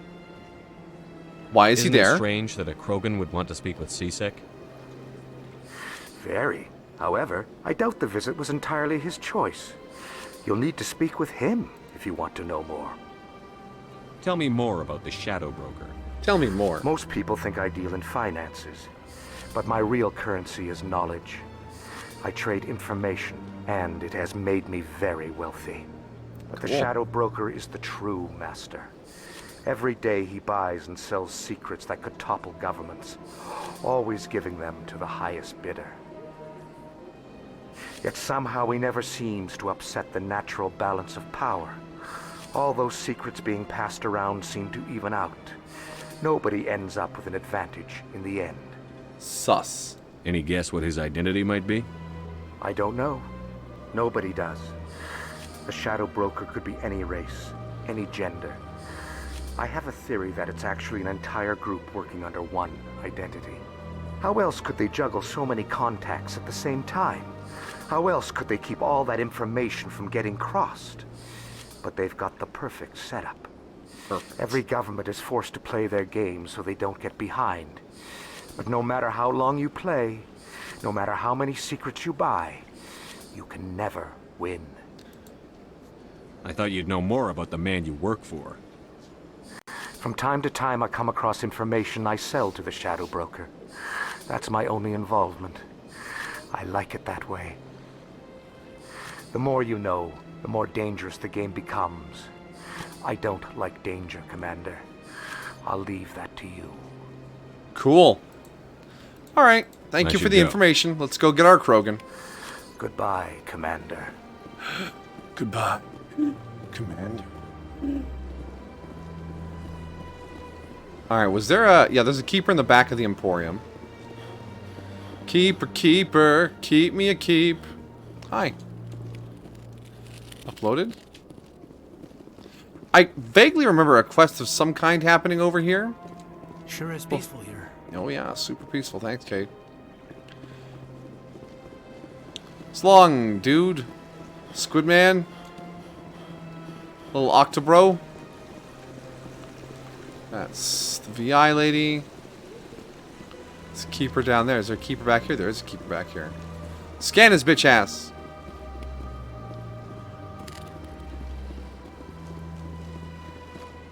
You scanned his bitch ass. This takes me back across. Nope. Honk! Ah, welcome, welcome. You woke up from your nap. Hope you're feeling refreshed. Knowledge is power, and the broker knows the value of knowledge, and that value isn't who knows what. Exactly, right? Like I said, like the guy said when in the conversation, right? Everyone is forced to play the game. If you don't buy the secrets, you fall behind. But that means everyone stays in power because everyone knows everything. The only difference is the Shadow Broker gets paid for it all.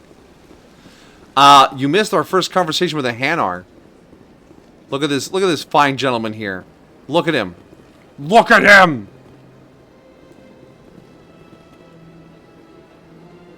Commander, it is good to see you again. Would you care to see some of its fantastic items today?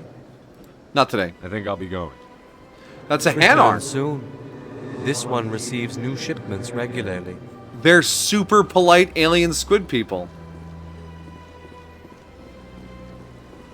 Also, we went to the council chambers and the council's like, no, we believe our guy over yours. Goodbye.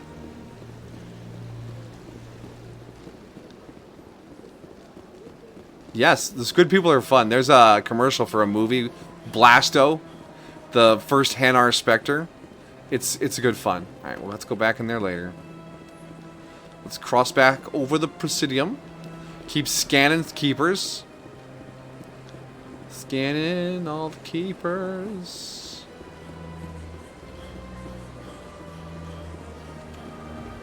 Shepard can't run very far.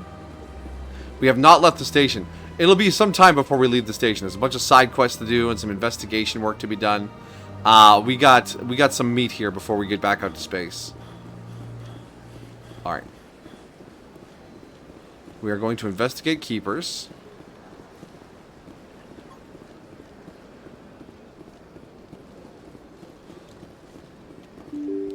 Plus, we want to get that fat XP before we head back out to space. We want to be strong, right? There's a keeper in here. Yes, there is. Mwah. Wait, what's this? Ah, another codex entry I missed. I love the codex entries are worth XP. That's the good shit. Ah, that's the good shit. Hello, CSEC. I'm here to ask about Garrus after I scan any keepers you have. You have no keepers. Alright. Hi. Where's Garrus? What can I do for you now? Investigation. Tell me about your investigation into Saren. Sorry, Commander. Garrus? Make a habit of giving out details about ongoing investigations. Then can you tell me what you know about Garrus? Garrus Vicarian? Good officer. Very good, in fact. But he needs to learn some patience. You'd think an officer of the law would be a bit more mindful of rules and regulations. Oh, really? Was there anything else? I guess we'll find... I'll be going now. We gotta ask Harkin where Garrus is. Back to the bar. Our little friendly boys went off to go do whatever they were planning to do. Will you talk to me now, ma'am? I don't have time to talk now. I'm very busy. Ah, there's a keeper back behind the bar. Scan him. Journal. So this should be our first, yeah, scan the keepers. 10 out of 20, not bad. The Asari Consort, talk to General. Strange transmission, find the commune. Those are the databases we hacked to find the things. Speak to Rex. Speak to Garrus. What do we got here? Bodic amps, credits, military jargon. Oh yeah. Citadel and Galactic Governance. Faxerin. Non-council races, the Krogan Rebellions. Anything else in our prime? Oh, there's a bunch of prime. Solarians. The second. And Asari. The Asari were the first species. Extinct races, the Rachni. Though now extinct. Oh, look at those buggy Rachni boys. once threatened every species in Citadel space. The Elcor. Elcor, Hanar, Keepers, Krogan, Volus. The Volus are a member species. Irun, their homeworld lies beyond the high-pressure greenhouse atmosphere. Ammonia-based biochemistry. Our air is poisonous to them. They have a rough life. The Citadel, the Council, is an executive committee composed. Technologia, Biotics, VI, Mass Effect Fields, Mass Relays, the Omni Tool. See what I mean by there's a lot of detail here? It's such a rich world. Alright, squad, did we level up again? We did, alright. I can unlock shotguns. Boop, boop. Give me that shotgun energy. I can't increase my charisma anymore.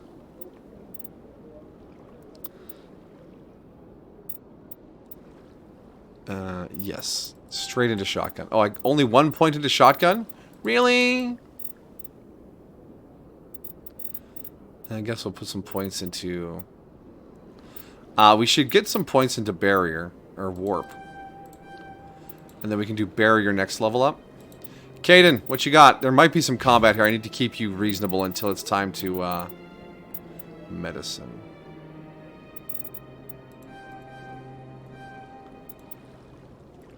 Keep us healthy, bro. Thank you. Ashley. Are you good yet? No.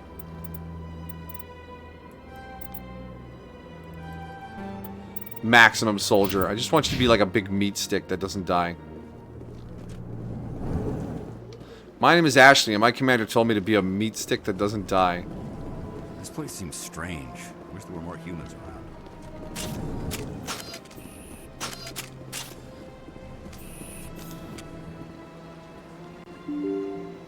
Blue blue. Alright, all that's been scanned and taken care of.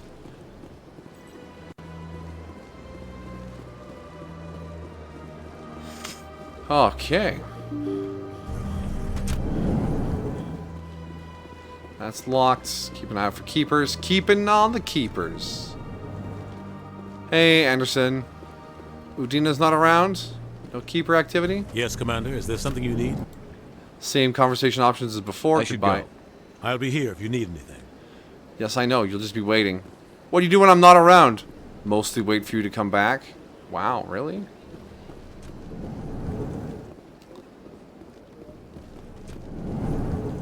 So you guys got a keeper in here? You do. Alrighty. You guys keep being awesome. Hey, how about... Strange greeting, human. This is really You seem not distressed. alarmed response. You overheard that, did you? What did this Asari do to you? I cannot speak more about this problem. Where can I find this She is Asari? across the bridge from here. We should be able to resolve his issue at some point. Probably when we finish with the Turian general for her. I want to help out the bean boy. The bean boy. Alright.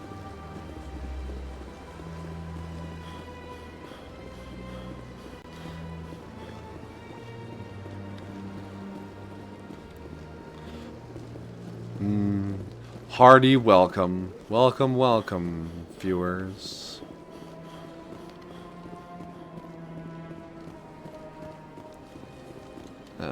We've been over here. No, we haven't. Oh. This interaction is amazing. We have our charm is maxed out, right? Yeah, it is. I've told you before, you're not allowed in here.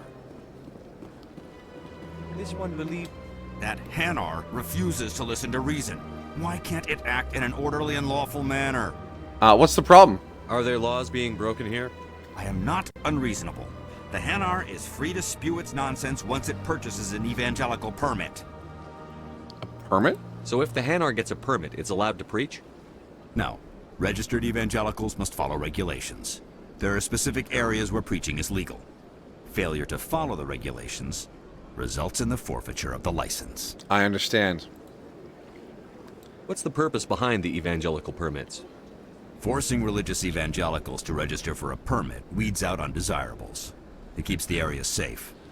The Fair enough. Citadel is too important to become a battleground for a religious war. If you'd like, I could talk to the Hanar for you. I have argued with the stubborn jelly all afternoon. You are certainly welcome to... Stubborn jelly? Why are you such a racist? Do you desire to learn of the Enkindlers? Or has the Honorable CSEC officer enlisted assistance? Why is the CSEC officer harassing you? The CSEC officer requests that this one purchase an evangelical permit to spread the truth of the Enkindlers.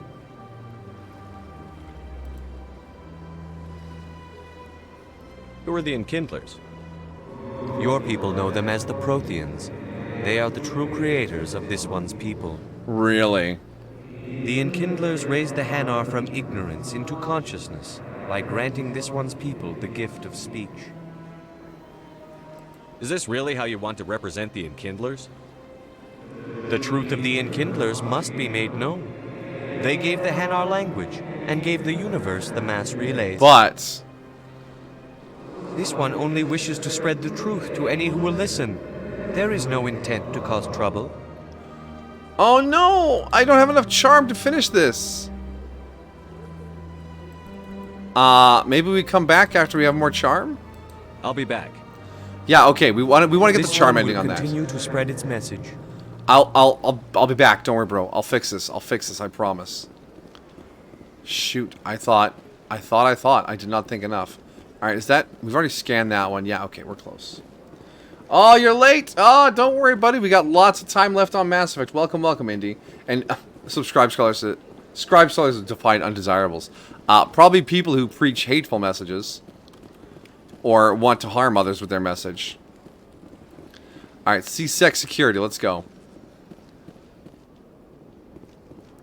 Let's talk to our Krogan. Hey, Ashley. Hey, Ashley.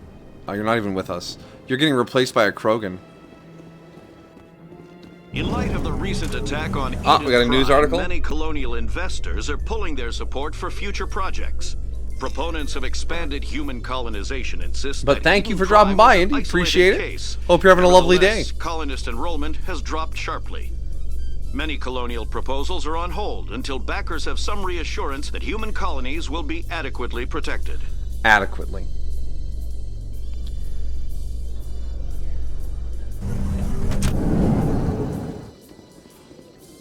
Alrighty.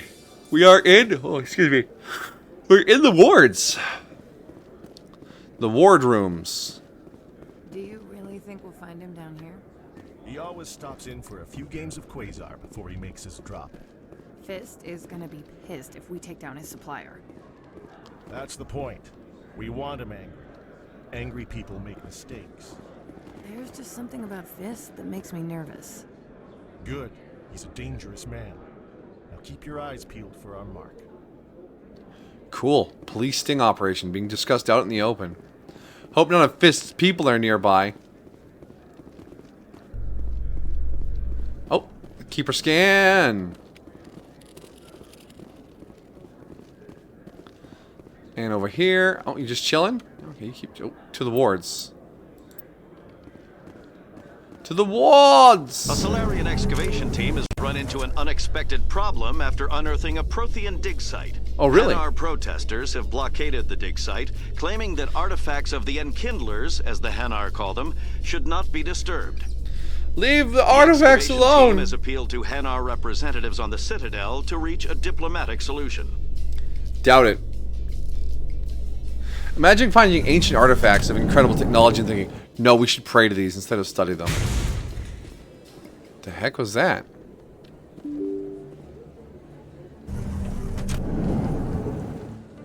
Ah, this is the little hallway of suspicion. Keeper scan.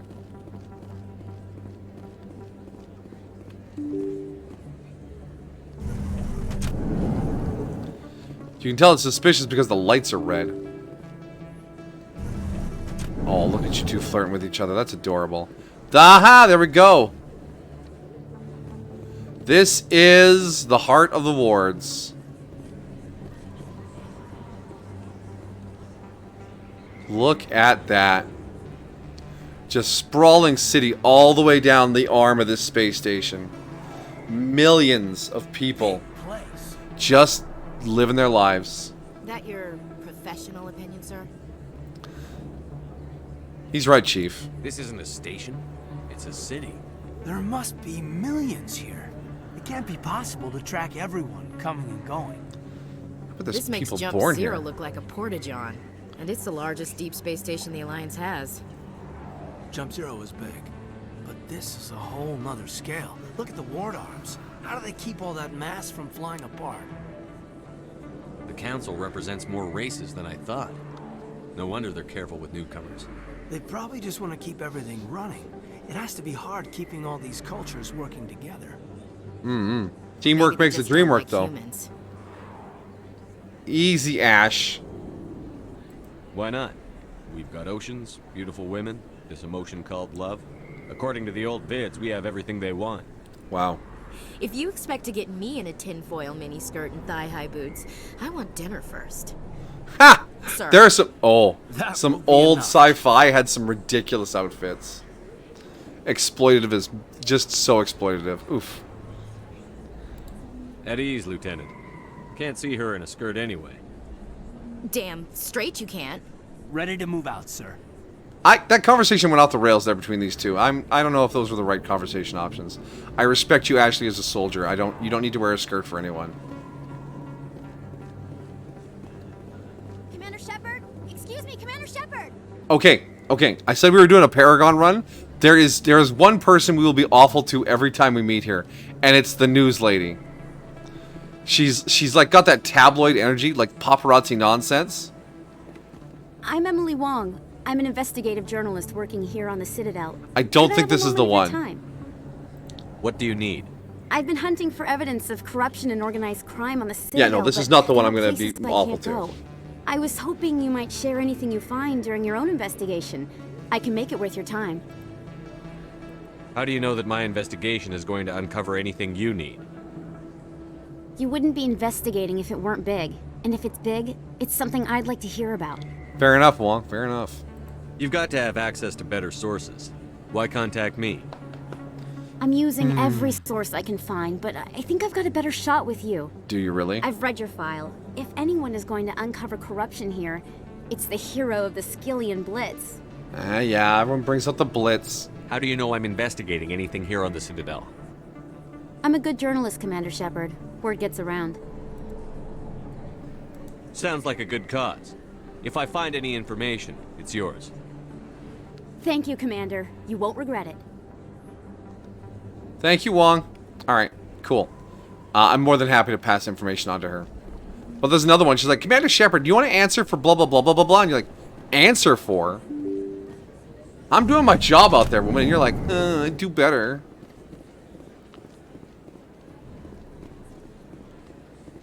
Ah, the market. Hello, hello, market. I don't think you bought this here. I don't sell this model. Look, I know it was you. I remember your face. Really, that's impressive. Usually you humans can't tell one Turian from another. This was the place. Rude. Now, are you gonna give me a refund or not? Do you have your proof of purchase? What? No, I don't think... Scan. Hello, little Volus. Best place on this ward to buy upgrades. Really? What you got, friendo? Hello, Earth Clan. No doubt you've just come back from the colonies. Will you be needing supplies? What colonies are you talking about? Oh, my mistake, Earth Clan. I assumed... It doesn't matter. Pharos? Noveria? Well, if you haven't heard of them yet, I'm sure you will soon. A teaser of where we're going, Where you perhaps? hail from, my goods are available to all. No doubt. What do you got? Wait, hold on. What can you tell me about Noveria? The corporate capital of the Attican Traverse. Very cold. Very snowy. I don't get too many clients from there. They all have their own private suppliers. And Pharos? I'd like to know more about Pharos. It's an old Prothean world. Their buildings still litter the surface. 50,000 years and their Humans buildings are aren't the still first to colonize standing. it, but they are the most recent. I just realized I haven't heard from my contact on that planet for some time. Ah, well, I'm sure he's fine. Wow, big assumption, big assumption. Show See me what you got. Most excellent. I am sure you will find something pleasing. Very pleasing. Oh, okay. 60,000, 40,000. Oh, we got a new Omni tool. Yeah, it's a better shotgun for 17,000. Ah, license. Metagel upgrade for 3 grand. Ugh. What can I sell? I have nothing to sell. A Gemini amp.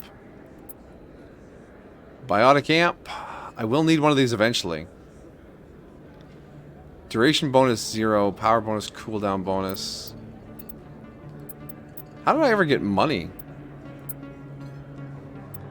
Oh well. We'll figure it out. Hey, Conrad Werner! Is that really? Wow. This guy comes back over and over again. He's like a recurring character. You're Commander Shepard, the hero of Eden Prime. I am so honored to meet you. Pleasure's all mine, buddy. Nice to meet you. And you are? My name is Conrad. Conrad Werner. They say you killed more than 100 Geth on Eden Prime. Really? I spend most of the time trying to stay alive and help the colonists. Hey, I know you're probably busy, but do you have time for a quick autograph? No problem, buddy. Anything for a fan. Here.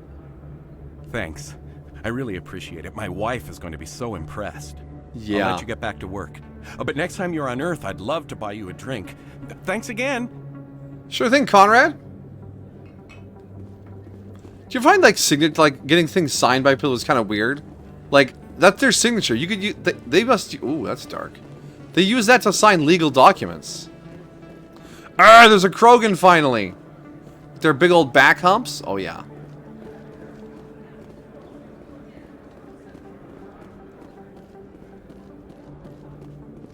Alright, no other... Just the shopkeepers that I can talk to? Nothing else to... Okay, alright. Shopkeeper? Hey, Moreland. Hello there. Welcome to Moreland's famous shop. You want many good supplies, yes? Many good supplies, thank you. Let me see what you have. Oh, you will be pleased, I think. Very good things I have. You will see. Non-human armors or standard armors? What you got for standard armors? Atlantis Risk Control License. Metagel license. Oh, yeah, look at that. There's a grenade upgrade, too. 3 grand each. Heavy Krogan armor. Alright. Thank you.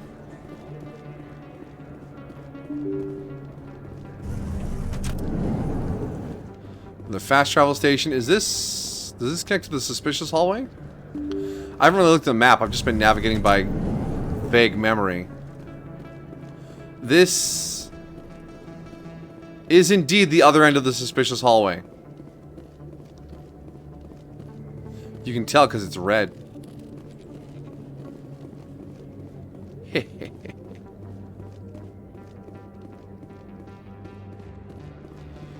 Okay.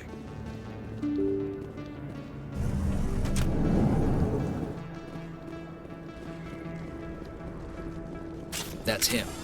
Ah! Assassins!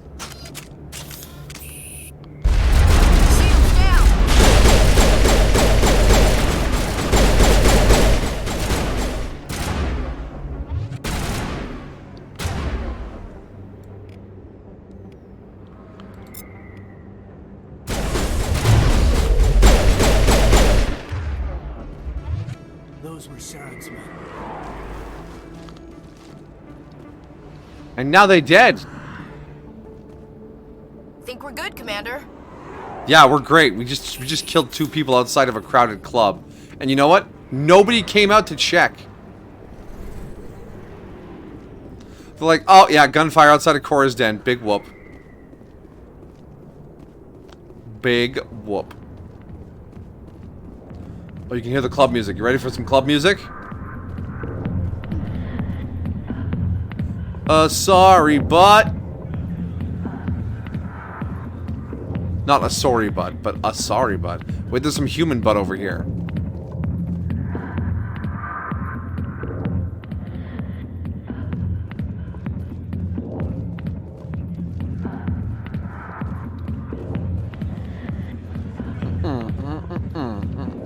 You want to sit down and watch this dancer? This poor woman's dancing her heart out for nobody.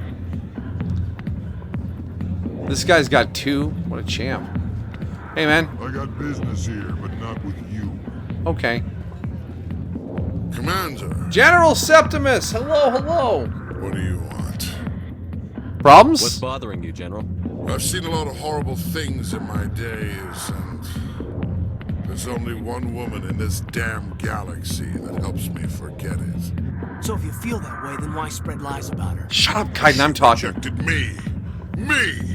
Septimus Oraka, General of the Turian Fleet. I get it, man. I think I can see why you're upset. But spreading these lies won't make it better. Look, kid, I appreciate what you're trying to do, but don't waste your time. Oh, I don't have enough charm for this either. Shit.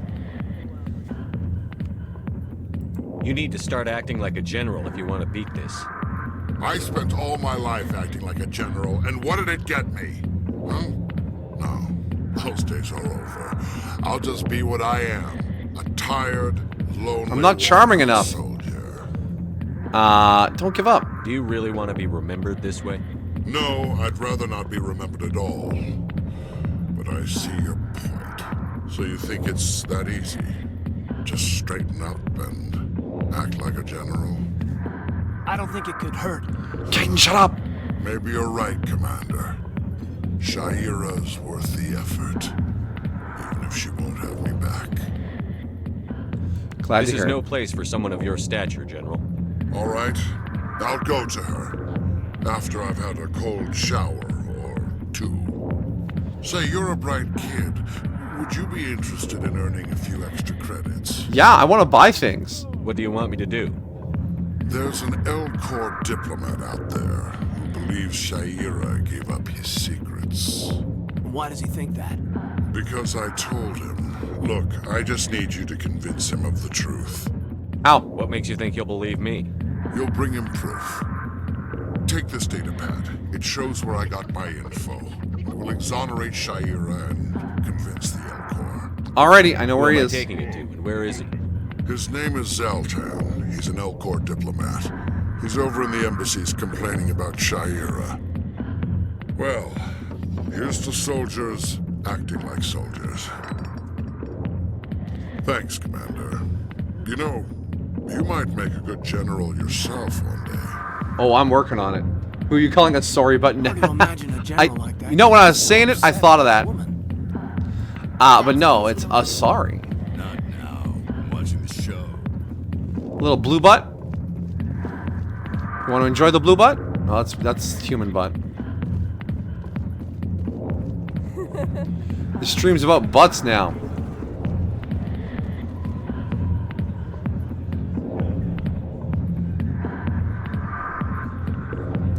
This stream is not about butts. Hey, bartender lady. Sorry, I'll get to you when I can. Oh, you're busy? That's alright, I'm sorry. I'll be with you in a minute. Harkin! Alliance military.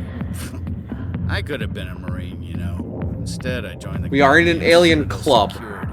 Biggest mistake. Maybe there is stripping, I don't know. Harkin, right?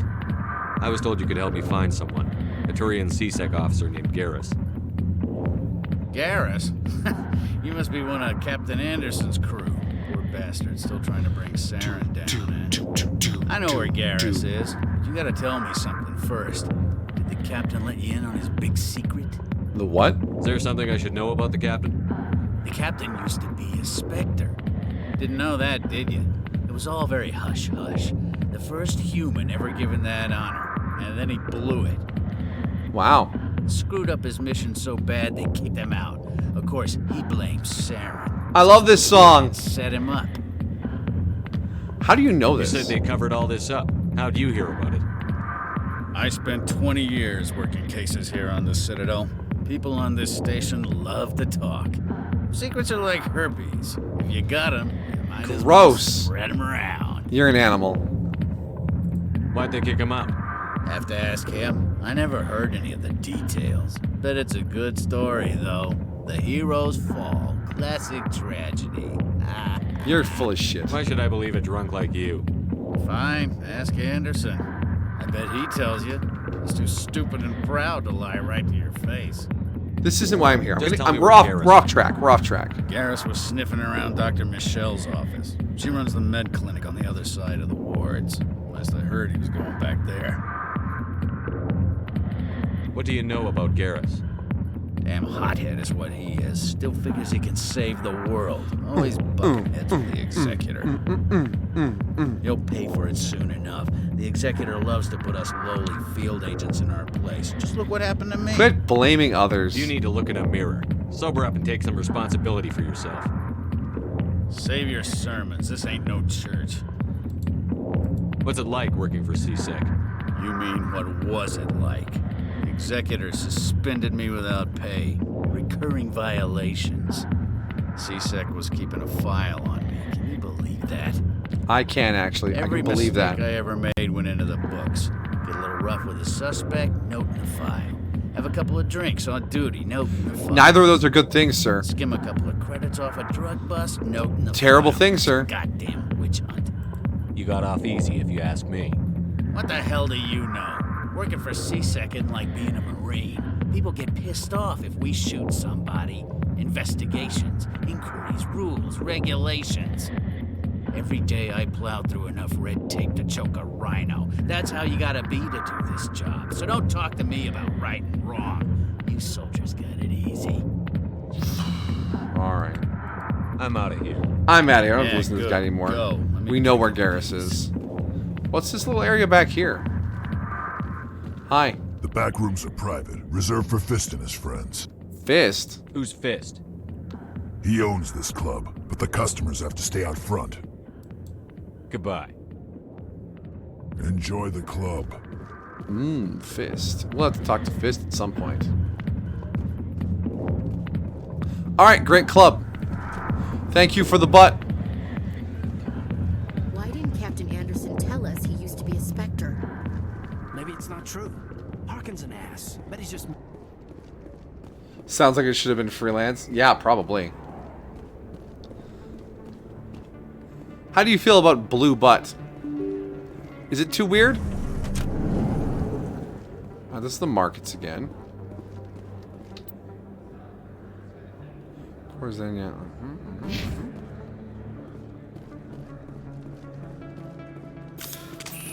Nope, put that away. Darn you, memory reflex. We got that one in the corner, right? Yes. Don't want to miss something obvious.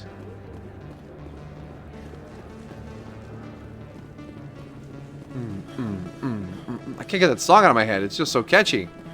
If your butt is blue and black, stop getting it kicked. Ha ha ha! Shepard never gets her ass kicked. This must be Flux.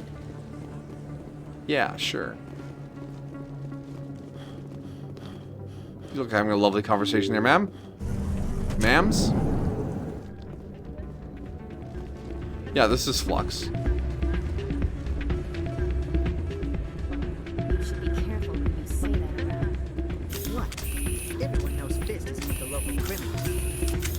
Maybe, but I wouldn't go shadowing from the mountaintops. Yeah, unless you want to end up on his hit list. Yes, I heard he actually buried some gold. It's out of my hands, Wheaton. I'd bring her back in a second, but she doesn't... Sorry, I'm kind of busy right now. So, what can I do for you? What's wrong? What were you discussing with the Volvus? Who, Doran? Oh, I was just asking him about my sister. See, she My went to Doran sister. before she left. Nice butt. You're fine with it being any color. I mean, sorry. I Samus don't has a wanna blue bore you button in her with suit. my Yes. No, go on. Tell me. I'm interested to hear what you have to say. I think you're worth XP. Well, okay. My sister Jenna left here to go work at Cora's Den. Not a wise Problem decision. is, she's working as an informant for CSEC. You Oh. know, eavesdropping on the people there. If they find out what she's doing, they'll kill her. Being an informant is a dangerous job. Dangerous. That's what I've been telling her. I don't know. Sometimes I think she stays there just to spite me. Do you know who her contact at CSEC is? No, it's all very secret. Secret. Last time I asked an officer, he told me to stay out of it, for Jenna's safety. I'll speak with her. Maybe I could help her understand just how dangerous Cora's Den is. I mean, I did shoot 2 people dead out in front of that club. Just don't tell her I sent you. Well, I should get back to work before I get in trouble. Yeah. Thanks. You got work to do.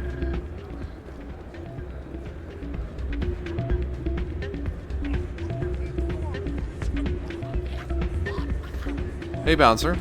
Hey, good to see another human. Stop being so human-centric. I'm waiting for someone else. Okay.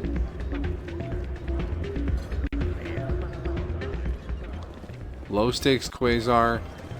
High stakes quasar. Suspicious gambling machine. Oh, scan. Suspicious gambling machine. Somebody rigged this machine to funnel credits through the system. Let me trace the signal.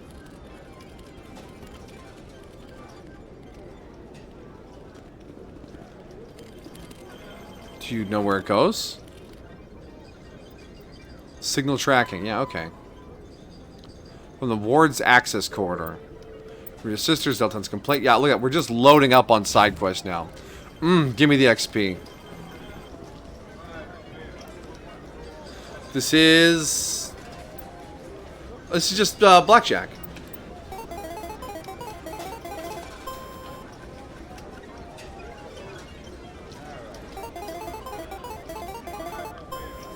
11. So I can add up to an 8 again.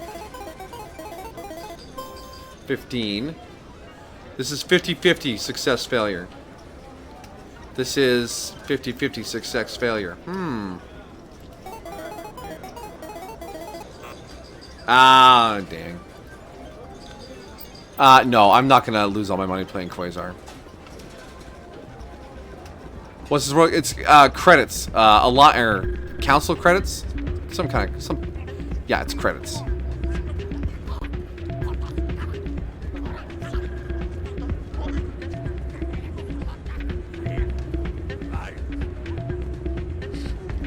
Neat. All right, moving on. Credits seem to. Yeah, I mean, yeah, it's kind of boring, but it just makes sense. It's a credit to spend, you know. I have credit. Don't worry.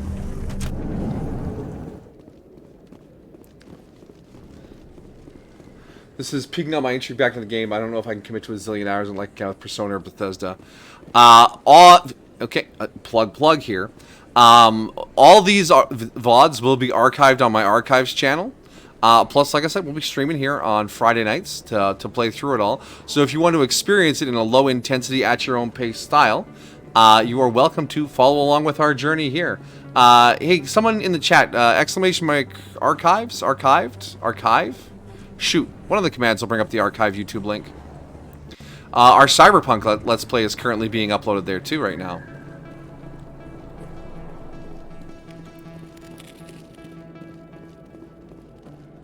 Oh, a view of Nebula. Hello, Nebula. Nice, Nebula. I didn't tell anyone, I swear. That was smart, Doc. Now if Garrus comes around, you stay smart. Keep your mouth shut, or who are you? Let her go. Capped him!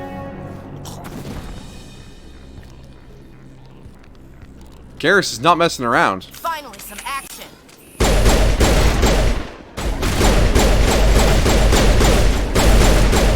Don't shoot me, I'm Shepard. Ow, I'm being shot.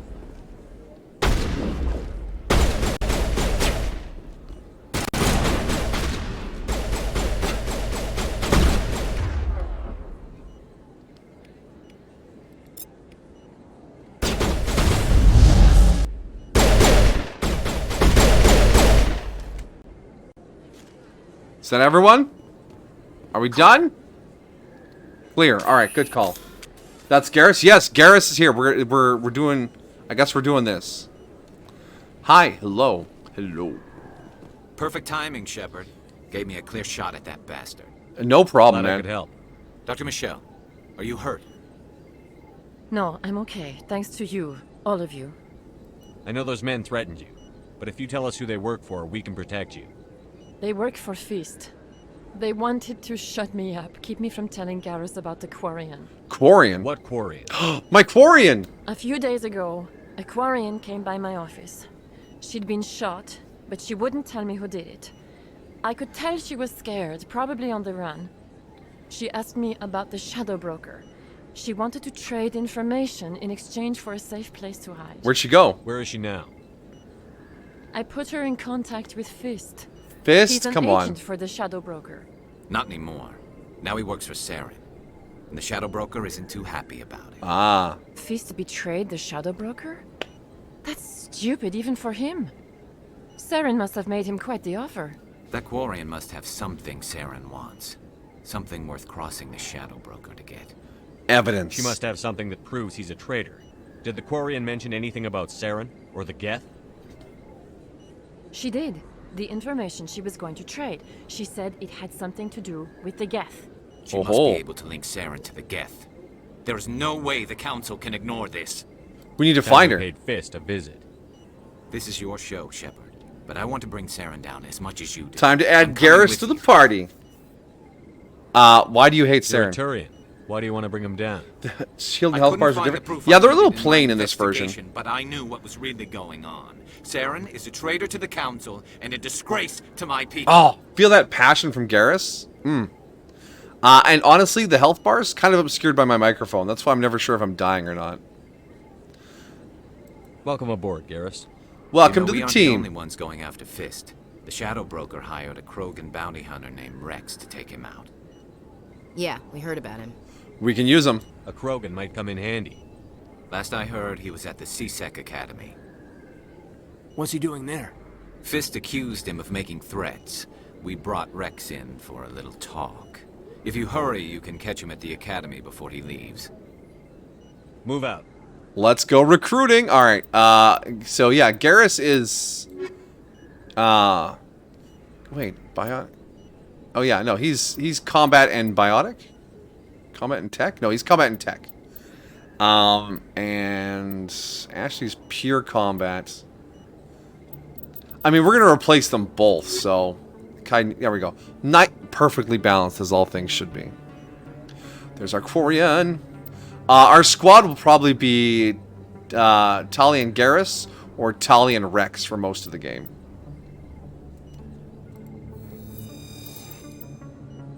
Because Kaiden and Ashley are boring.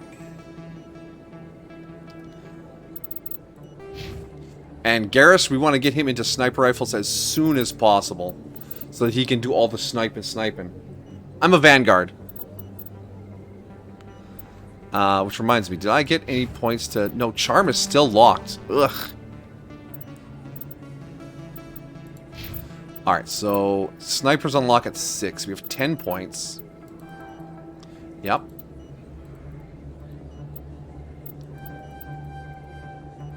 Six. Alright, and then we'll get you... 4 points left. Tactical armor. Will get us a shield boost. And we're going to grab that. 1, 2, 3. Shield boost. And then he already has first aid, which is good. Sabotage. I guess we'll put a point into sniper. Yep. He's set. Kaiden, you keep being you. And then, of course, German Shepherd, ready to go. That's not the engineer. No, this is the soldier biotic. The one that gets in there with the shotgun and does all sorts of wacky stuff. We're gonna be spamming barrier and lift and shit once we have them unlocked. And yeah, we'll max out shotgun, of course. No points in intimidate because we're good people. Citadel Rex. Yeah. Oh, so many things. Alright, Dr. Michelle, you I alright? never properly thanked you for saving me from Fist's thugs. Power wash simulator? I don't Nice. know what would have happened if you hadn't been there. I'm happy to help. I'm just glad you weren't hurt. Me too. Now, was there anything you needed? Engineer Biotic. That was the... Was it called Technician? You're a doctor. How did you end up here? I forget what it was, but yeah, it was a good. That's a good combo too. I've played every class for My 1 and father was a 2. medic with the Allies. I chose to keep the medical Yeah, tradition back when these alive, games but came out, not 1 the and 2, I played a military. ton of Fixing them. Wounded soldiers isn't my idea of fun. I played male and female ship, Paragon and Vanguard.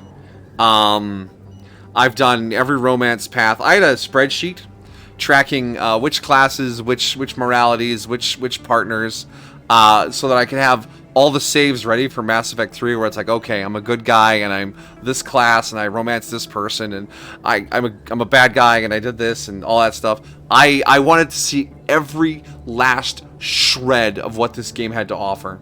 This is one of 2 RPGs where I've delved into it that deeply. The other one being Knights of the Old Republic 1 and 2. I have played those multiple times as well. Light side, dark side, Jedi Bruiser, Force User, the whole 9 yards. Let me take a look at what you have for sale. Of course. We still haven't made any money. Medical exoskeletons, first aid interfaces. Yeah, I got nothing. What can I sell? Yeah, I got nothing. There's a box over here we can loot though. Yeah, damn indeed. Like I said, I just, it's just, this is my ideal sci-fi setting. I love everything about it. I said back in the day, if there was a Mass Effect MMO and it was true to the setting, I would be gone. I would be lost in that game forever.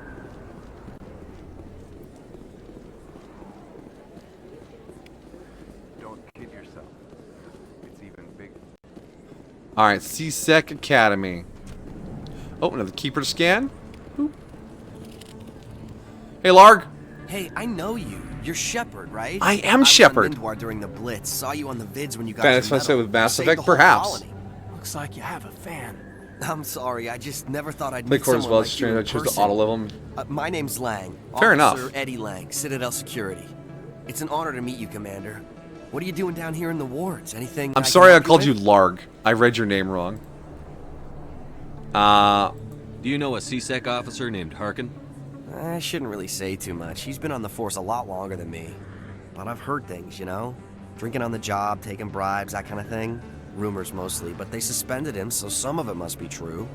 If you don't hate 3 as much, recommend seeing the Garrus romance. Well, this playthrough we're doing the Tali ending. But I love Femshep's voice actress. Jennifer Hill absolutely crushes it as Femshep. So yeah, I mean, yeah, I had a lot of playthroughs. So I've seen all the 1 and 2 stuff for Garrus, and I wouldn't mind seeing the end of that if 3 remains playable. In my free time, perhaps too. Like I said, in the launcher, you can just choose to jump straight to 3. And I'm assuming there'll be a system like in 2 where it's like, this is what I did in 1, check, check, check. Or something like that. So yeah, maybe. We'll see. We'll see. I'm not opposed to Garrus. He is bro. And a good fit for Shepard. Why'd you join Citadel Security? I don't know. Seemed like the right thing to do, you know? Maybe it's in my blood. My grandfather was a cop back on Earth. It's kind of what CSEC is. Police for the Citadel. I'm still pretty new at it, but I like it so far. Way more interesting than staying back on Earth. You get to meet all kinds of cool aliens. Like those Cool aliens? Wild. Plus, CSEC gets a lot of respect here. We uphold the law. People, even aliens, appreciate that. Officer Lang, aliens are people, just so you know. Yeah, that was my opinion too, Scribe Scholar. Mass Effect 3 was really disappointing when it came out, and I canceled my pre-order after the leak and all that stuff. And yeah, it put a lot of people off. It really did. But I'm giving it a chance now. We're going to see how well it goes through. I mean, I know it dunks on a lot of choices you make don't matter. I know that. It's in the code. It's how it's written. But we're giving it a shot. Maybe it'll be all right enough. So yeah, that's why we're here. I'm confronting my demons. And fun fact about the choosing what you did in the first game. Originally, when Mass Effect 2 came out, they didn't have that option there. And when you loaded up Mass Effect 2, it just gave you a default set of choices, and you had no control of it unless you loaded in a Mass Effect 1 save. And the default choice for Mass Effect 2 at launch without playing Mass Effect 1 was dead teammates. Which was not cool, and people were very annoyed. And they eventually patched it so you could have like the choose option in there. Actually came in the series pretty late, right before 3 came out or after, so they did kind of accomplish their goal of getting new people. Indeed, and like I said, it's a good setting. Another thing that bothers me is the lead writer, Drew Cashman.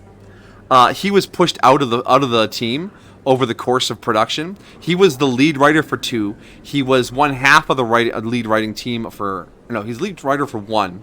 He was one half of the team for 2, and he had no part in Mass Effect 3. And he was the lead writer. He dreamed this universe into existence and led the team of writers that created the lore of the Quarians and the Turians, the galactic history. They came up with all the science jargon and all that stuff. And to have him be forced out of the team really affected my opinion of the series, because Drew Cashman even wrote some standalone books set in the Mass Effect universe, and I read those too. They're really good. It's cool. The lesson of 3 is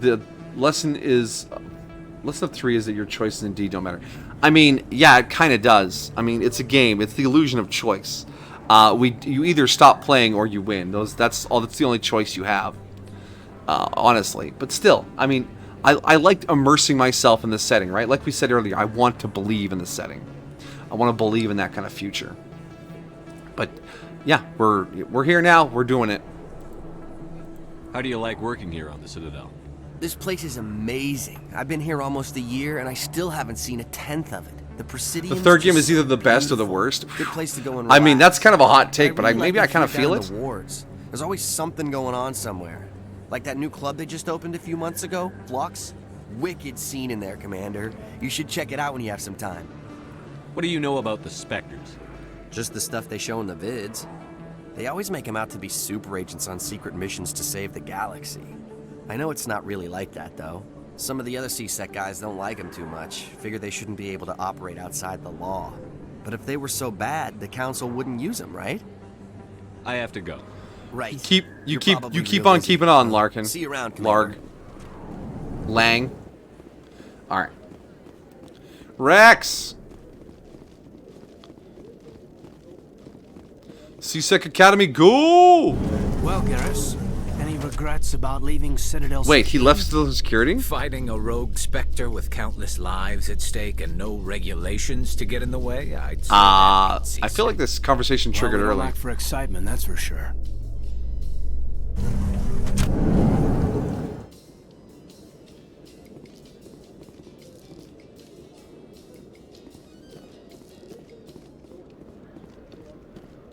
Well, there's Rex. Witnesses saw you making threats in Fist's bar. Stay away from him. I don't take orders from you. This is your only warning, Rex. You should warn Fist. I will kill him. You want me to arrest you? I want you to try. Rex. Go on. Get out of here. Do I know you, human? Name's My Shepard. name's Shepard. I'm going after Fist. Thought you might want to come along. Shepard. Commander Shepard. I've heard a lot about you. I would take a bullet for this dinosaur. We're both warriors, Shepard. Out of respect, I'll give you a fair warning. I'm going to kill Fist. Fist knows you're coming. We'll have a better chance if we all work together. My people have a saying. Seek the enemy of your enemy, and you will find a friend. Welcome aboard, Rex. Glad to have you on the team, Rex. Let's go. I hate to keep Fist waiting. Oh, yeah. And he's biotic. Oh, yeah. We biotic now, boys. Goodbye, Kaiden. You're boring.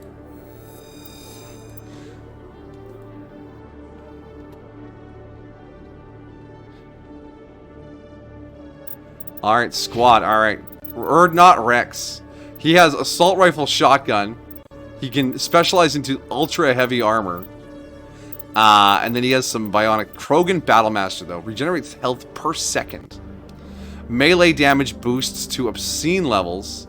And he resists damage to physics forces. So he just doesn't get moved. So we are going to give him some assault rifle business.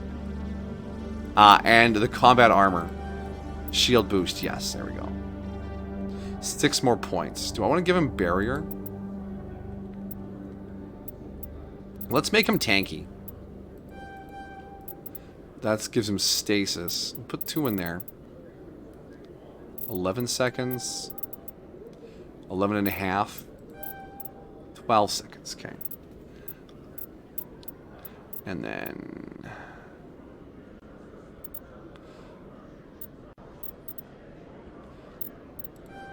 like that. That's where you stand now. Perfect. So Garrus is long-range sniper. Urdnot Rex is up close. And we are also up close. We actually have the same class as Rex. So he overlaps with us a bit in the field, which is why he won't always be coming along. But he's also awesome. Alright, now we'll take a quick snoop around for keepers. Yeah, there's another one. Hi! One sec, looking you up. Hi, Requisition Officer. Commander Shepard, here with the Alliance military. First time on the Citadel, that about right? Not for a bit. Actually, she should be pretty quick here. That's me. How did you know all that? I'm the CSEC Requisitions Officer. I need to make sure our buyers are authorized. So, will you be purchasing anything today, Commander Shepard? What you got? Show me what you've got. Excellent. I hope you find what you're looking for. Everyone's willing to sell a gun or two. Do you have any licenses? You do. Okay.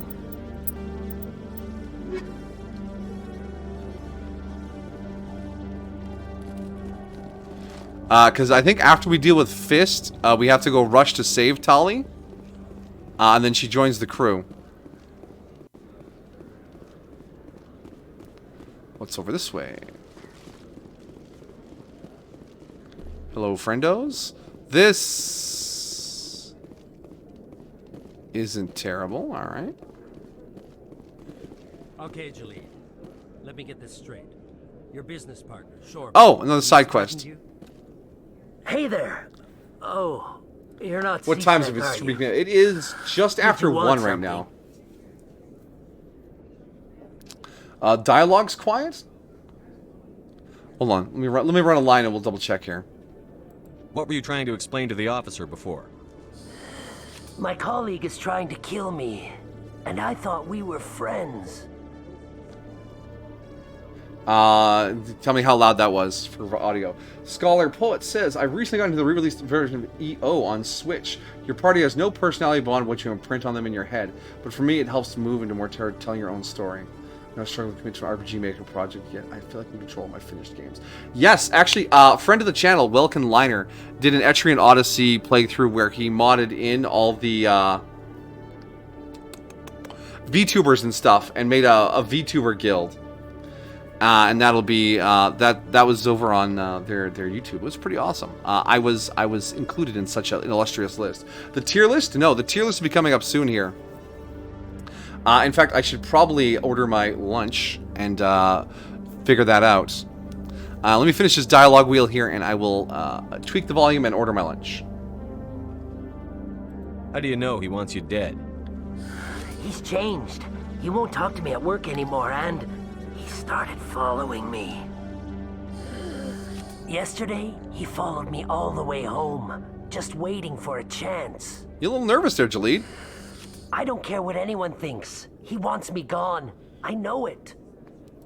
Is there something I can do? Talk to your friend, maybe? Would you? That's all I want. Someone to talk to him. Tell him to leave me alone. Leave me alone.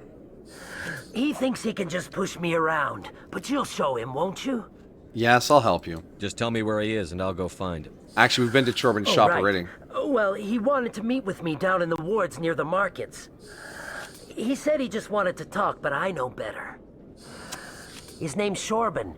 He's a Solarian. You shouldn't have any trouble. He's just a scientist. Rude. Shorbin. That's the guy who wanted us to scam the Keepers. Oh, shit. Yeah, no, never mind. We're different Well, Shorbin. Even more reason to go after him. That's against regulations. I see. I better look into this right away. We're going to Find out finish what he's scanning up the Keepers before we trigger this quest, because I think there's a way to Anything's screw up possible the with Shorbin Keeper these quest. days. Well, good luck. And who's this sad fellow over here? How you doing, buddy? Hello, Commander. Oh, you're just vibing. I won't harass you while you're vibing. Oh yeah, options.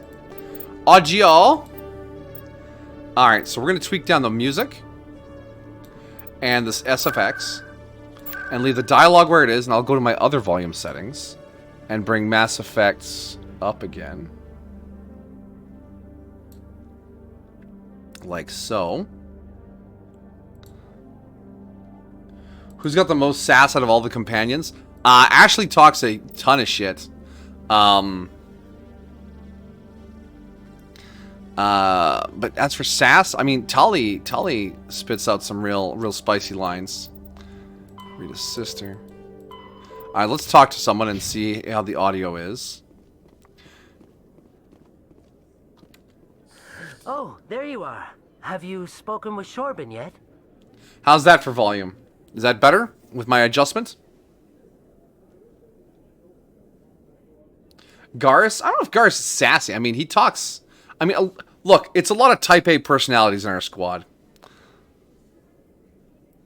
Doesn't sound any different. Oh. Okay. Not yet. Don't worry. I haven't gone there yet. Of course. I'm sure you will... Does not sound any different. Okay, options. I don't want to blow the volume out with the sound effects and stuff. I adjusted the game's audio manually with the Windows sound balancer. Because I adjust my settings like a cave person.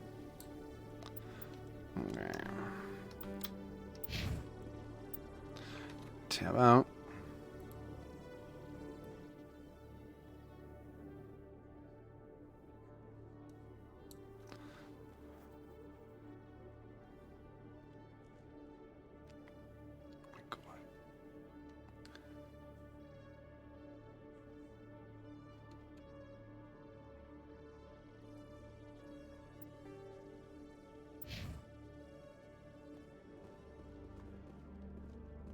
All right, maybe that's not actually changing anything. Oh, there you are. Have you spoken with Shorben yet? The desktop audio doesn't seem to be changing when I adjust that. Of course. I'm sure you will deal with it appropriately. It's just louder for me. Well, we're gonna adjust that back down.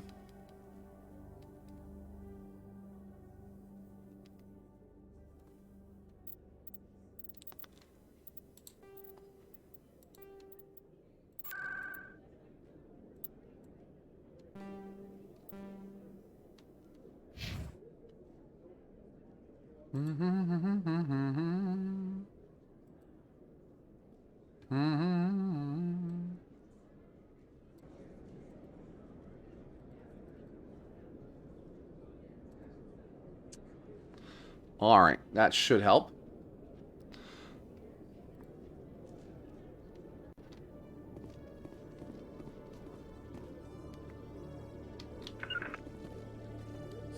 Oh, there you are. Have you spoken with Shorben yet? Yeah, this is the OBS tweak. I haven't gone there yet. Of course. I'm sure you will deal with it appropriately. Good luck. Sounds the same. Okay.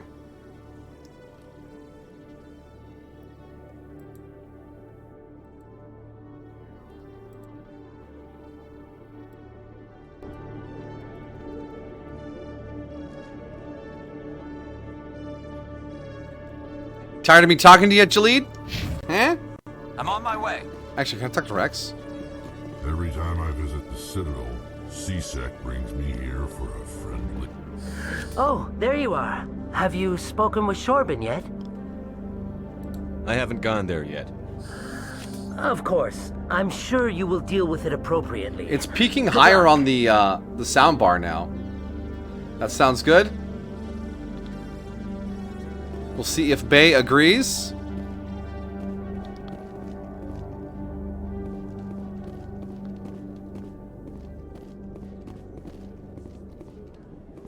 Can't help you right now. Sounds better? Alright, perfect, perfect. There we go, mission accomplished. Alright. Oh, nope, put that gun away. Yep. Just draw your weapon in the middle of the police academy. Easy there, Garrus, easy. No, I want... No, this is the direction I want to go. Give me your keepers. How many keepers have we scanned, by the way? Journal, assignments, signal tracking, scan the keepers. We are at 19 out of 20. Oh, there's one left.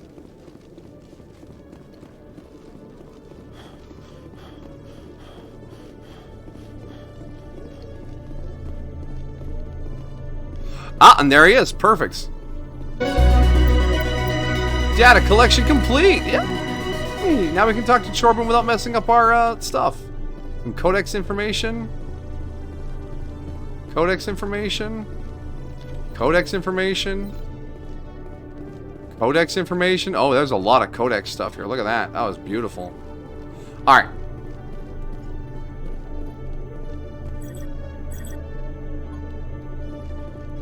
All right. We are going to take a bio break. Order some lunch, and then we will, do some things. All right, boom. It's also time. I should probably. I'm Commander Shepard, and this is my favorite store on the Citadel. It is awesome. New save. Have there not been any saves up to this point? Holy shit! Save one. Ooh woo. I'm Commander Shepard, and this is my favorite shop on the Citadel. Okay. Bio break. Food order. And we will get back to this in a second. Alright, you all stay comfy. I will return in a moment.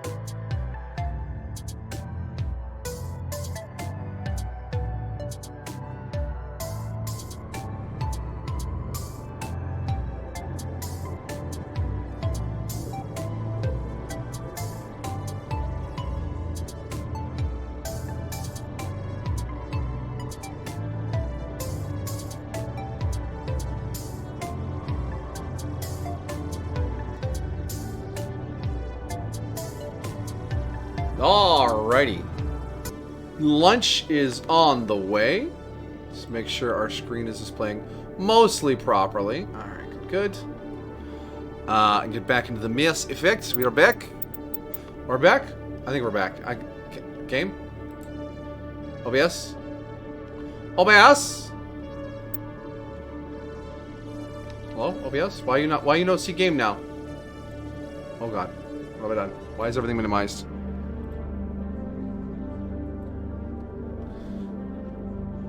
Nope. Nope. Game. Stream.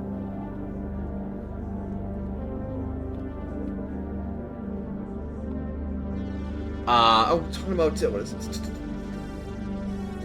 Coffee talk? Coffee talk. Where's the game? It's a good question. We'll find out in a second. Hello? System, are you gonna be alright here?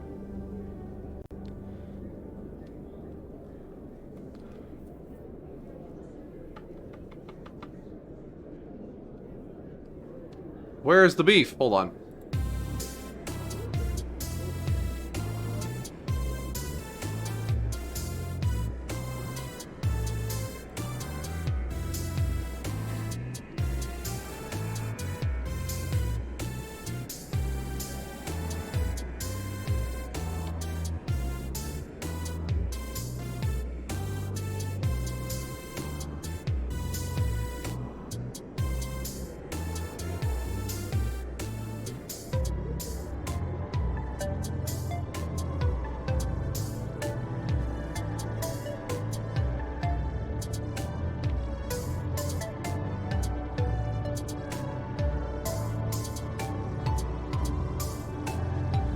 Ooh, probably shouldn't have. Okay, yeah, alright. Nope. What is the game? Game?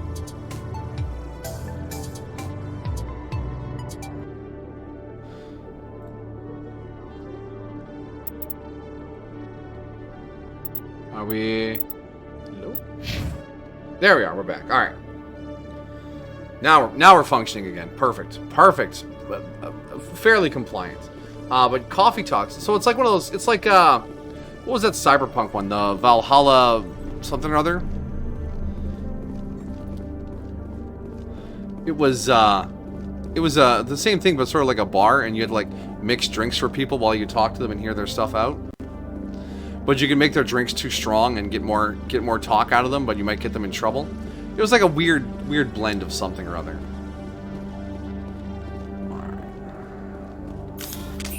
No, put the gun away. Wait.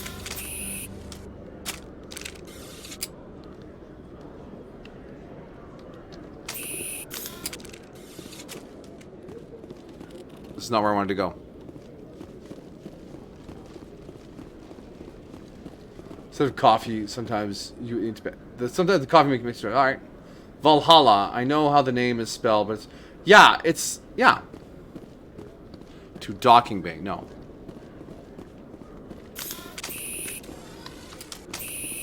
This is to Presidium. Binary Helix has settled out of court with a Krogan group that had accused the Genetics Corporation of fraud.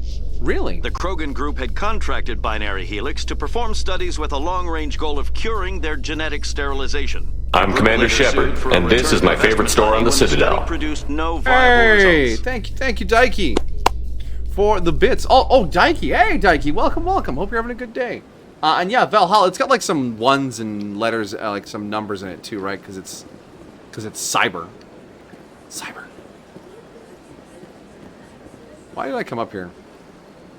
I think I want to go back down to the wards. This is not what I wanted to do.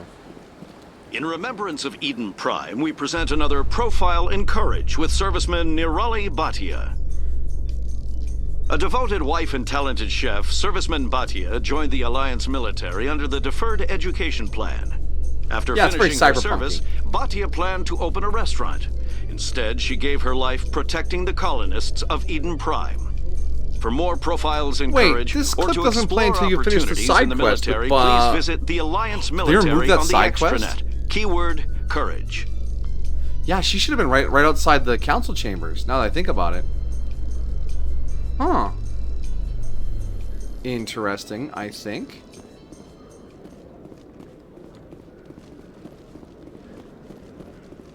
I like that blue is the color of police, even in space. In entertainment news, Whoa! Francis Oh, we're knocking. Jenkins Oh, announced jeez, I thought plans someone was to banging on the direct window Hamlet again. with L-Corps cast members. Oh. The production will open dramatic theater to the L-Corps with a Hamlet who uses L-Corps Thank body you for the language and bits, pheromones. Anonymous. Kit claims that he's also excited by giving a human audience the chance to judge Hamlet by his deeds and not his emotions. Alright, you guys remember the L-Corps for earlier, right? The excited proclamation. Womp, womp, womp, womp, womp. They're gonna do Hamlet.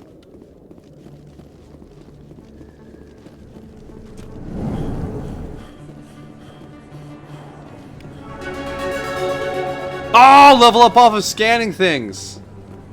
What's Jolene's thoughts on Mass Effect? She's asleep.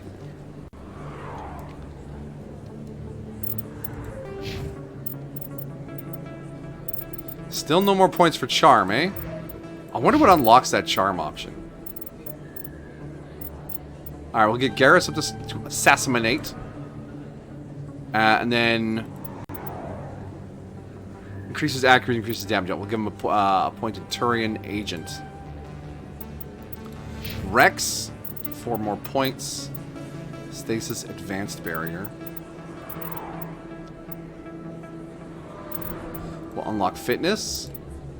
We'll get you up to advanced barrier. There you go, big guy. And then fitness. Grants health. Get tanky. He's almost at 200 health now. He's a very strong man. Garrus is 140. I have 140. Yeah, there we go. That's kind of the dynamic we want. I wonder when that racist group shows up here. I wonder which mission that's after. You're dying over here? Wow.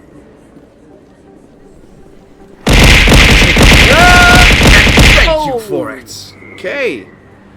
Thank you, Daiki, for the bits. I believe that is the first activation of the bits with tits. Thank you for the support, and I appreciate it immensely. You're dying over here. Please don't die.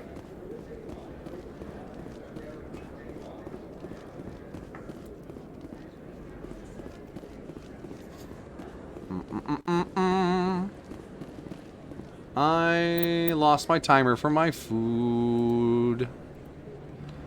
Oh, 5 minutes. That is not much time at all. Dying electrically knocks in the bits. Yeah, well, the knock is particularly suspicious because someone was banging on my window in the middle of the night last night. And, yeah, that was very suspicious. Okay, Chorbin. Hello, Chorbin. Commander, I wasn't expecting to see you again. Is there something you want? If you could tell me the truth, that'd be delightful. You can start by telling me the truth, Chorbin. I'm not sure what you're referring to. My experiments are... We're not buying it. Jalid told us you've been after it. Wait, what? Yeah, someone came by and knocked on my window in the middle of the night.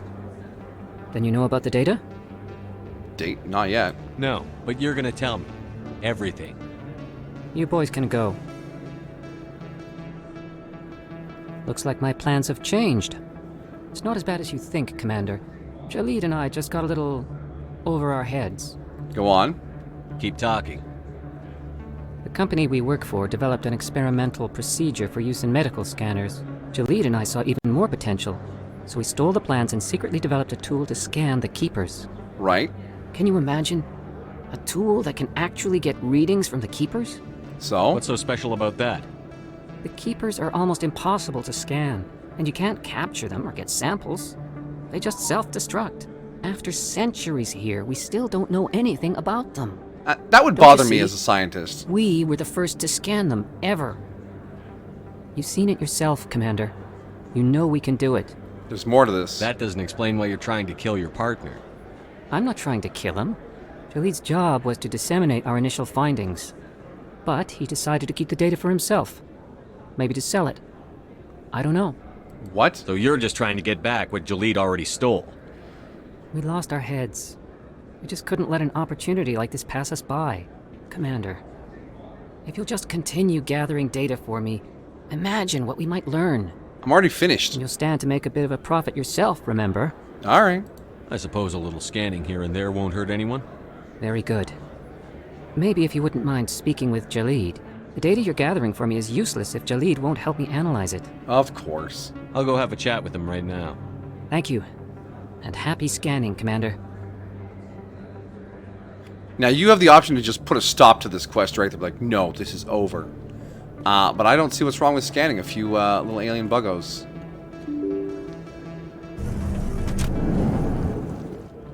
Alright. And then we're back at Cora's Den. Now, this is where the fist interaction takes place. I want to save that for after we eat. So we're going to use the rapid transit. We want to go to a Ward's location. CSEC. Quickly zoop over on the shuttle. I don't know how the shuttle gets into this little hallway, but that's that.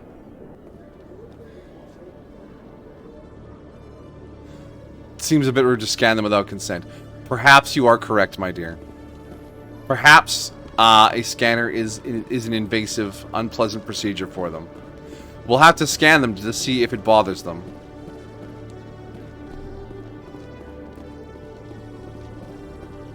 Alright, Jalid. Hello again. Did you have any luck finding Shorben? Yep. I found out you've been lying to me, Jalid. Lying? Why would I lie to you? You forgot to mention the data about the Keeper. He told you? I didn't mean for any of this to happen. Yeah? I was afraid Shorben would kill me to get the data, so well, I was hoping you'd take care of him. Rude. I'm scanning the Keepers for Shorben, but you two need to stop fighting. You're helping us? I am. Well, if you say so. Well, if Shorben can forgive and forget, then so can I. Now get back to work. I appreciate the help, Commander. I better go get that data analyzed. Alright, mission accomplished. We finished a side quest. Yay! Question, why haven't you played this on stream yet? Because I played 1 and 2 extensively, and up until recently I've had zero interest in 3. So it was just sort of packed up and not an issue for me anymore. But yeah, there was a good sale, and I grabbed it, and here we are. But you know what else is here? Lunch. Which means it's time for me to grab my lunch and start the tier list. So we're gonna deal with that. I once again will return shortly.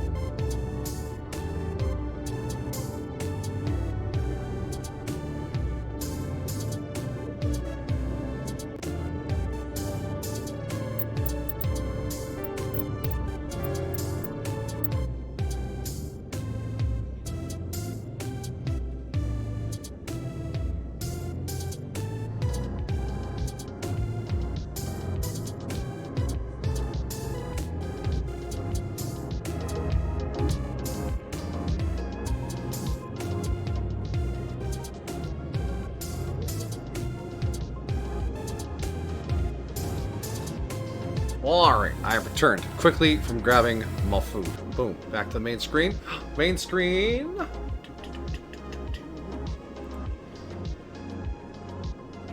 Wait, don't go. What, did I miss something? Oh, hello, Jolene. Yeah, now that the food's out, you're all awake? Yeah, alright. Display capture? Display captured, alright. So, how readable is that for you guys? It looks a little small on my my preview window. Let's zoom in here a little bit. Boop. Boop. Okay, yeah, that's looking a little better. Boop, one more time. Ah, I like that. Jolene smells the Mary Browns. Indeed. The premium chimkin. Very small. Is better not small now? Maybe. Remember. Looks good. Can I go one more click? No, then I can't see my games at the bottom. Okay.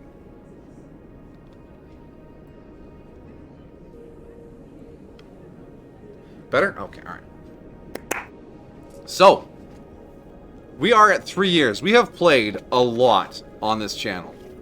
We just scroll down here. This is everything based on my stream analytics that I have played. Oh, watch out, model. Take it easy. Since we started. It's a pretty good collection of stuff. There's a lot of fun stuff in here, a lot of weird stuff in here. And we're just gonna start with Raid Shadow Legends. You remember Raid Shadow Legends, right? That amazing game we played? That's gonna go straight into the no category, because you know what? No. Gotcha me once, fool on me. Gotcha me twice. Or gotcha me once, shame on you. Gotcha me twice, shame on me. That should not be a surprise. It was a goofy one-off stream. Nope. We're done. It's never happening again. Alright. Now we have a bite of chipkin. What's your favorite part of the Raid Shadow Legends stream? Honestly. Think back to it. Remember it.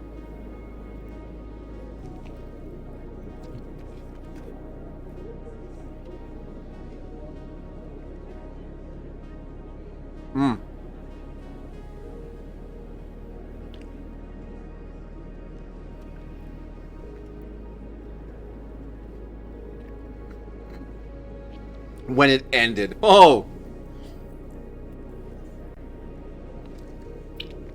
Absolutely savage. You guys didn't enjoy the thrilling gameplay? The stunning game balance? Oh my god. Alright. We're going to change our category to just chatting now. Before I get too far into this, remind me to change it back to Mass Effect when we get back into the game. What gameplay? Zing!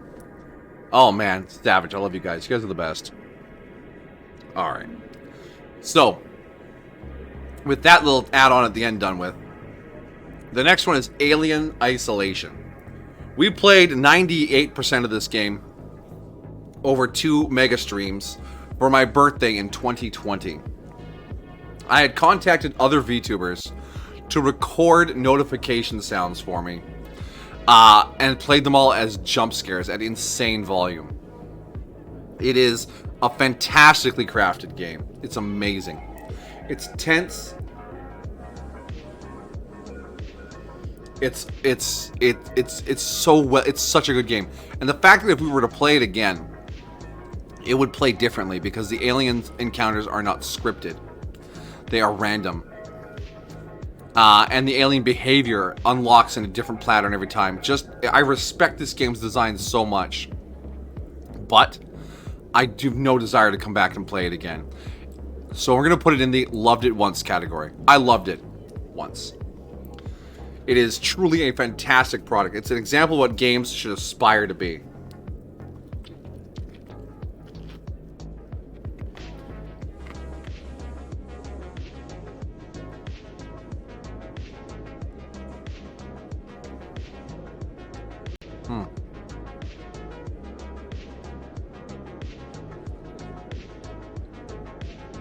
Chicken.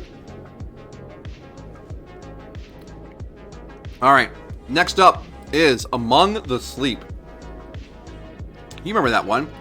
Where you play as the child and you go through the absolutely nightmarish dreamscape where you unlock the trauma that child's going to grow up with.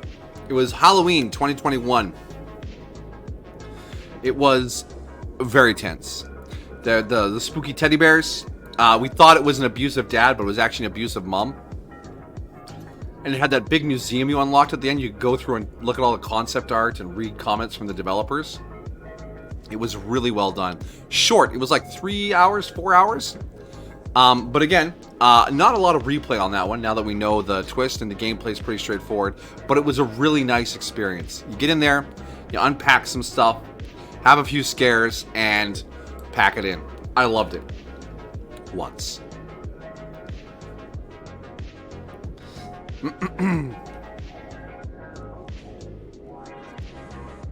The next icon, you all reckon. Oh, it's behind. Oh, the next icon's always behind Belmonculus's head. Perfect.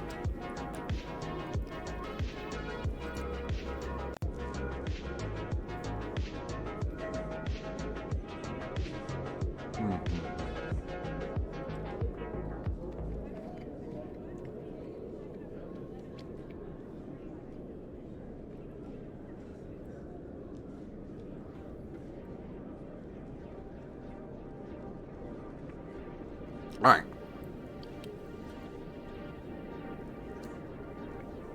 I just put her on top of the cat. I'm just imagining a shrunk down Belle riding Jolene like it's a horse. It's amazing. It's the perfect image. Alright, so the next one is Among Us. Everyone who streamed has played Among Us. Among Us as a game, very simple. Among Us as an experience, wildly interesting. But it's not something I'd ever play with randos.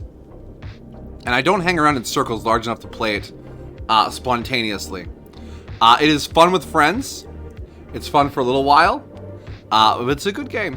I don't know how much I'll be looping back to it again, unless it's like an event on someone else's channel. It's fun with friends. Next up, we're going to skip these first two here for a bit, till we get some more games locked in here. Oh. Hey, Jolene. No scratching like that. I don't care if you're zooming. The concepts of the tasks, yeah, they're kind of neat. The people always complain about the card swipe, but I nailed it every time. I don't know what the problem is. Banished. You guys remember Banished, right? That little city building game? Vaguely medieval themed. The one that just sort of happened, and then we quit because it was boring. We played it after Dawn of Man. It served its purpose, but it one and done. We were in, we were out. We built some farms. We had some people live there. I'm done with it. We won't be touching that one again. It had no real character. Like the design was pretty generic. The gameplay was really straightforward. It didn't have any like real hook in it, you know?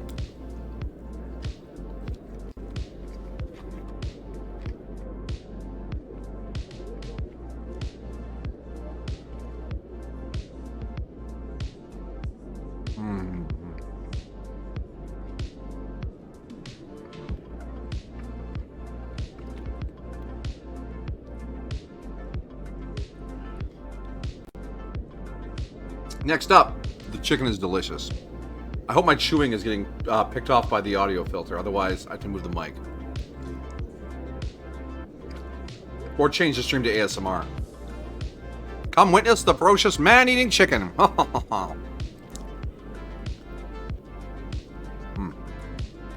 Alright, Big Pharma. Let's turn into a mukbang, yeah, okay.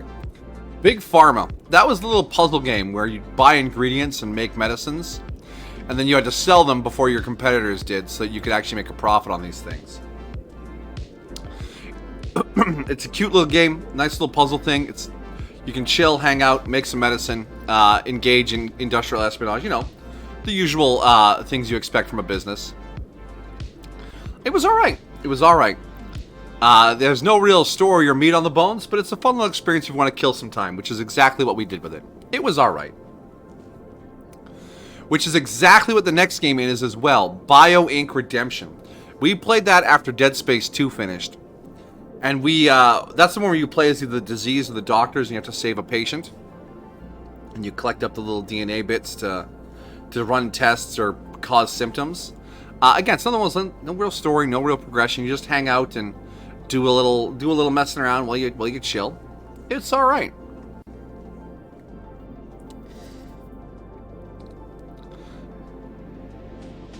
Do you see what's next? Do you see it? Do you see it down there? That yellow cover? I know you guys have some strong opinions about this next one. You know it. Yeah, I know it.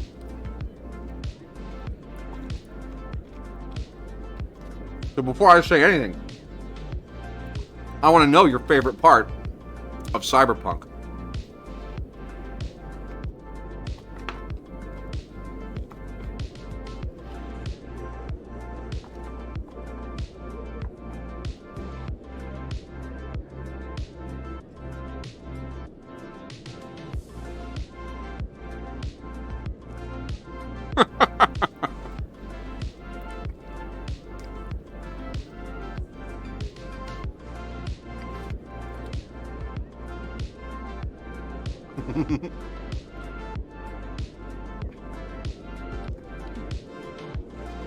The punching, seeing the glitches show up out of nowhere and turning hilarious, indeed. Having the car fall out of the world, having people T-pose, slide into the sunset during a fight. Noodle Man, all the non-dead, brutally mutilated bodies too from all the super punching.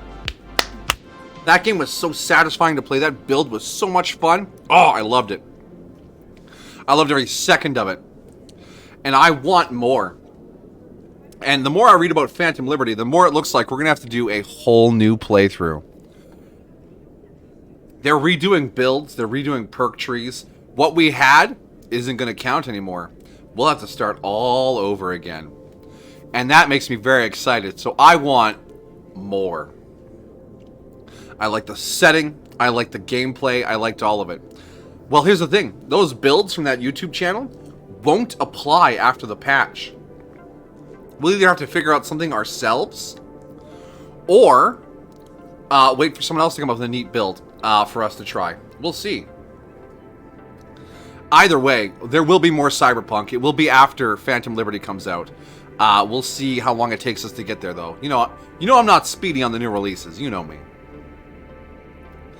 All right. But yeah, Cyberpunk was an event for the channel. It also came with the beautiful, the fantastic model that the Sweet Southern Belle put together for us. Cyber Senpai. So, I mean, another Cyberpunk run means more Cyber Senpai, of course.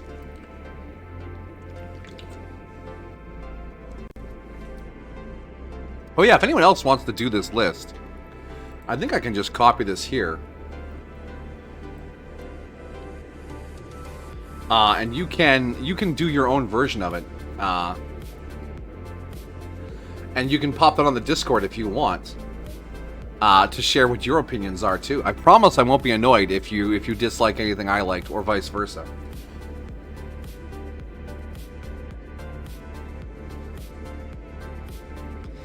Alright, next up on the docket is Dawn of War Dark Crusade. And Soulstorm should be in here somewhere too. We'll do them together because they're basically the same game. I like Dawn of War. I like the little armies. I like the planet controls. I like Dawn of War. I really do. For the Emperor, indeed. Will I play it again on the channel? Probably not. Because I don't think you guys would be like, oh, he's conquering Karava again, with a different army. But it is near and dear to my heart. I love it. So we put it on the channel once, which means we loved it once on the channel. And that's plenty for me. Hold on. Dawn of War, Dark Crusade, and Dawn of War Soulstorm. Again, yeah, it's not everyone's cup of tea. It's pretty solid. For people like RTS though, classic RTS. I will say though, what was their name? They showed up the last stream of Soulstorm and like, oh yeah, if you do this, they'll reinforce automatically. And that, all these years without knowing that shortcut, I die. Oh. Alright. Next up, A Dawn of Man. That is the prehistoric city builder where we hunted mammoths and all that wild stuff. It was a pretty well put together city building game. The end became a little tedious with the endless raids as we tried to knock out our last few milestones, but everything else up to that point was pretty solid. I liked it. I liked it a lot as a city builder. It worked out for me pretty well. But I do also, again, I don't feel a big call to go back and play it. It did exactly what it needed to do. So we're going to pop that into Loved It Once. Is good game. Remember, yes, the time machine crashing. That was so much fun. And I'm like flicking the overlays from like red to green or whatever. That was so much fun. Good times, good times. That highlight still sits on the channel somewhere, I imagine.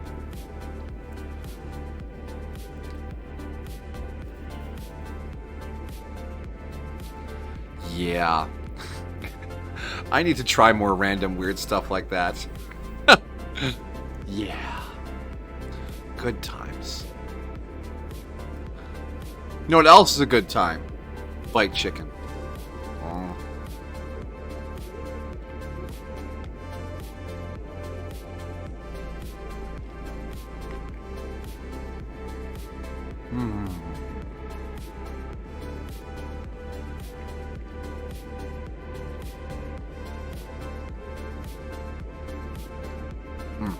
Alright. So, Dead Space 1, Dead Space 2. In my mind, these games are basically the same game. The difference between 1 and 2, very simple, very straightforward. Nothing too fancy. They were a lot of fun. Great Halloween experience. The horror was balanced, the gameplay was solid, the story was interesting. We had some good moments in there with dun dun dun and other little sound boops and bites. They were great. They were great. They absolutely were. And this is another one. I loved it once, but I'm not going to play them again on the channel, and probably not again, period. That does not exclude the Dead Space remake, because that is significantly different than original Dead Space. I'm getting my ass kicked by a chicken. Oh, by children. Ha! Got chicken on the brain. Yeah, the preschool was truly unreal. But yeah, they were there's a lot of horror games. What's with horror and streaming? Wild. But yeah, really great games. Good sci-fi setting too. The Planet Cracker's a little goofy of a sci-fi idea, but great stuff. Great stuff.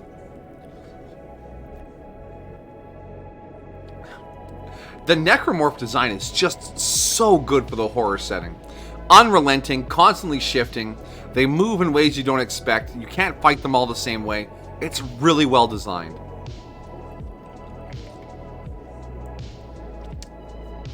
I watched a full playthrough, 1, 2, and 3, from a YouTuber way back in the day.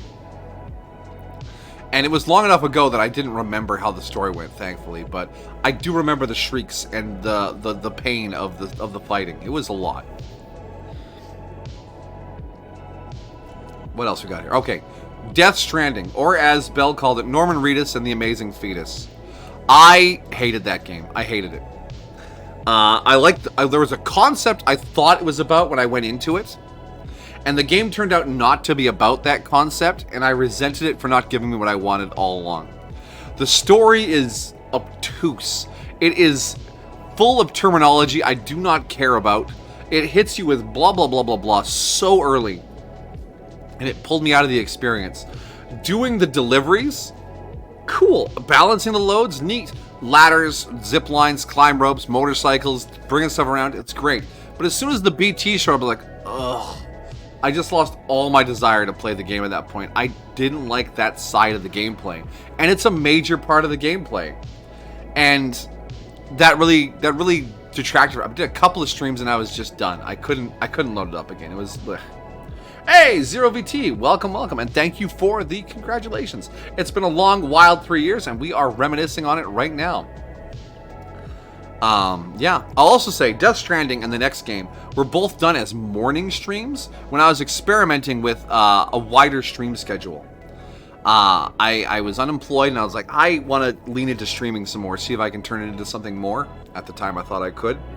And I was streaming daytime streams for like, what was it, 10 to 1?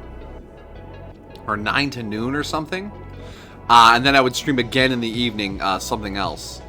And yeah, I did Destroy All Humans as the other daytime stream. And Destroy All Humans is kitschy 1950s sci-fi B-movie video game. And I always think about getting back into it, but I never have the time or the patience because it's also quite difficult. So it's like if I had more time to like get good and really dive into it, I might try it again. But as it stands right now, it's just one of those things like it was a lot of fun. And I think about it sometimes. Zero VT, 2 years, 9 months, 9 days. What a champion. The followage command has like a minute cooldown, I believe. So you'll have to take turns. And Amajiki, your number's going to be low because you keep switching accounts.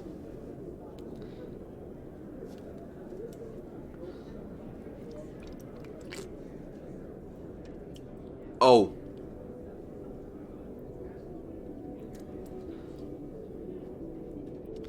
All right.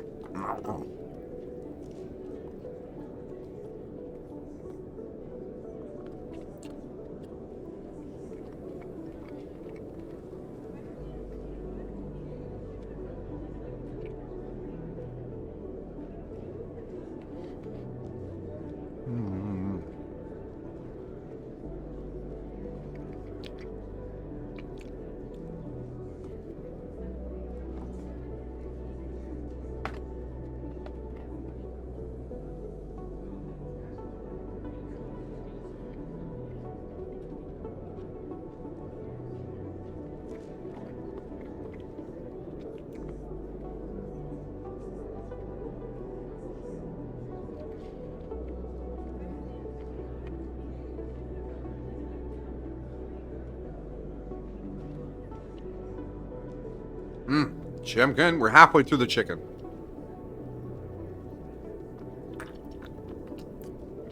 Ooh. Spicy. Lost the password. Well, that's poor form. You need to make sure you remember your passwords. Store them up in your thinky meat. Alright. So. Also, you probably fire the follow which command again. FO, not FA. And that'll fly through there for you.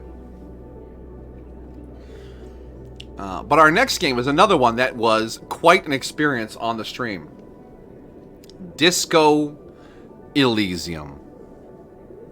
Now, I feel like Amajik is about to pipe up and be like, OMG, yes. That was my first real foray into story-heavy game. It was a very unique setting. It had some really interesting characters. The game mechanics weren't too clunky behind all the story. It was a real nice experience. And the leveling system was really interesting with all the different like emotions and voices in your heads. Heads? Single head. And the fact that you can do different builds. And then the political leaning on it too changes how you're greeted by people. It's a lot. And it's another one of the ones that I am definitely going to be coming back to. We have at least one more playthrough in there where we play a slightly different style than we did last time. We'll be a little meaner, but we'll also be a little more beef, you know? It's going to be a good time. And yes, the voice actors for the voices just killed it. They were so good. And the rest of the cast was really solid too, but man, the VA work in Disco Elysium was amazing. Amazing. And that's another one we're gonna come back to. I'm noticing our big RPGs are in the back in the I Want More section. Maybe I'm depriving myself of certain styles of gaming. All right. But yeah, there's a lot of good moments in Disco Elysium. It's a shame the many of the VODs expired before the archiving could really get underway. Because, yeah, we talked about a lot of wacky stuff there. Remember the fucking phrenology eugenics guy. Oh. We had some words for him. And never forget our buddy Kim, who thankfully survived the game, but barely. That was... Whew. Alright, next up. Don't Starve Together. It is by the same developer as Oxygen Not Included.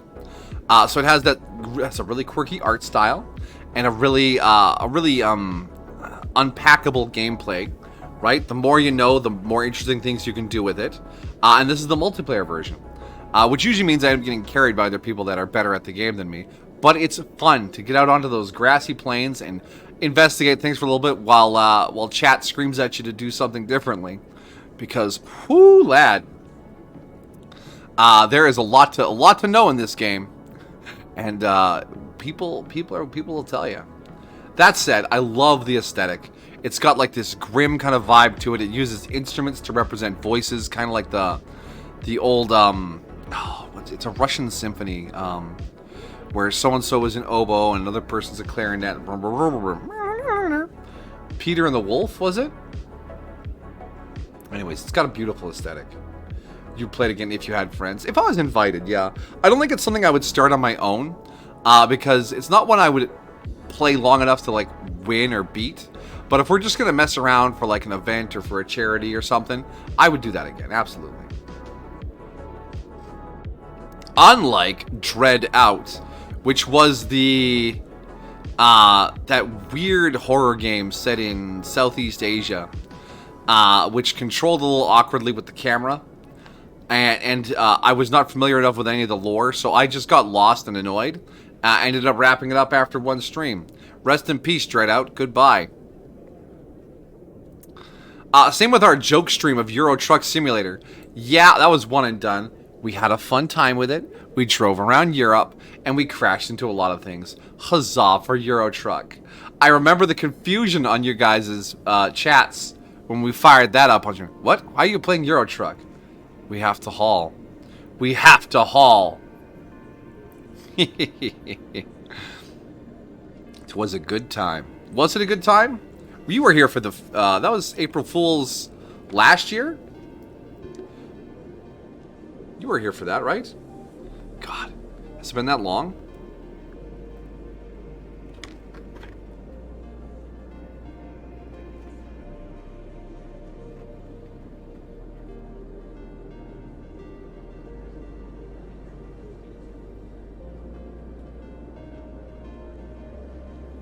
Alright.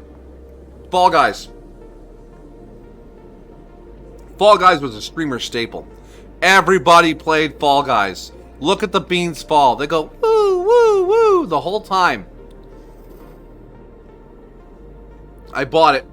I joined collabs of it because back in 2020, it was everyone wanted to be the streamer. So you did the streamer things. I hate this game. I hate this game. I hate Fall Guys. I hate the beans. I hate the gameplay. I hate Fall Guys. I hate it. I hate Fall Guys. Yuck. I hate it more than... I would play Raid Shadow Legends again before I play Fall Guys. Absolutely. I hate the beans.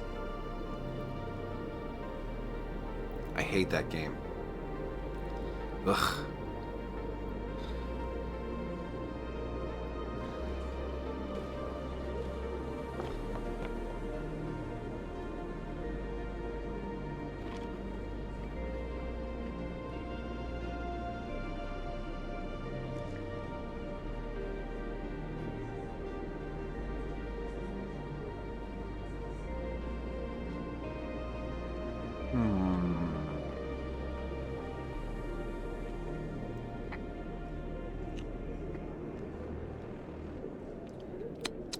There we go. Alright. God, that's good chicken. I found Fall Guys 1 wildly repetitive. The games are short, and they're always the same. And here's the thing. I'm terrible at it. So I would lose, watch my teammates more than likely lose as well, go back in, and lose again. And I didn't find the whole bumping into each other and everyone blah, blah, blah. I didn't think it was amusing. I didn't find it, I was just tired of it. And the fact that I had to act like I wasn't tired of it for the sake of, oh, look at me, I'm a streamer, I might have been able to write it off as a meh game. But because I had to act like I was like, oh, look at that, we fell, oh, what a thing. Yeah, it just made it so much worse for me. Hello, Jolene. You come over every time I start yelling. Stay away from my chicken. It's got the spicy mayo on it. It'll blow your little kitty face off. No, don't lick the bun. Get away from my... Shoo. You're going to sit right in front of the mic?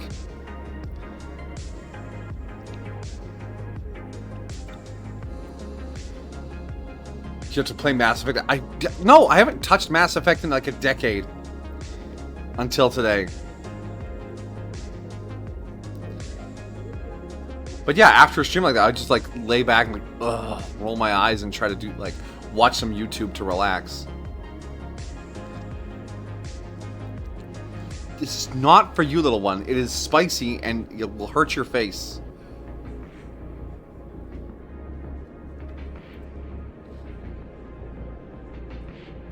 Oh yeah, big yawn. There you go. Do you want to go back up to the window? I will not give Jolene the spicy chicken, don't worry.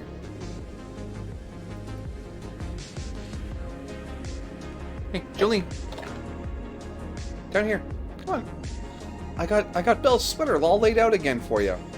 After we messed it up with the couch the other day. It's right there. Come on. Yeah, you come down. No, not the chicken. Oh, you're gonna sniff the mic? Oh, you're gonna rub your face on the mic?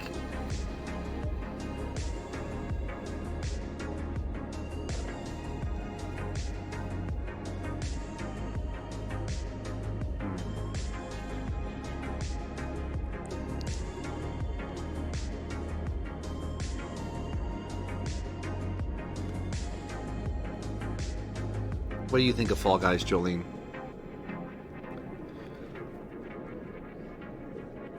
It's not food. It's not good. It's not nap. It's not good. It's not pets. It's not good.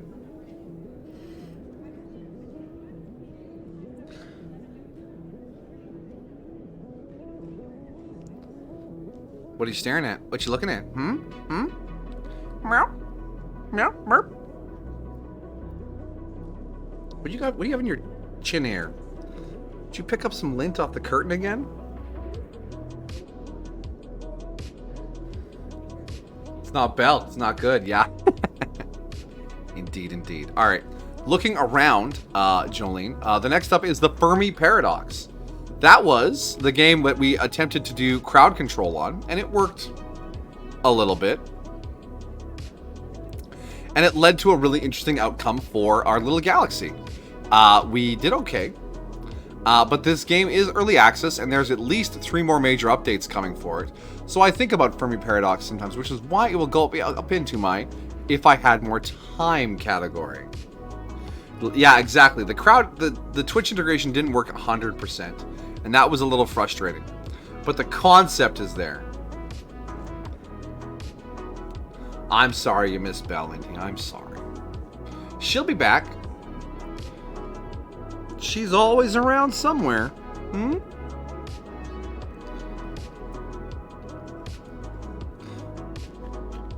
Destroy all humans is unique and fun. Absolutely. It's like I said, it's like that 1950s B movie alien stuff. And it's great.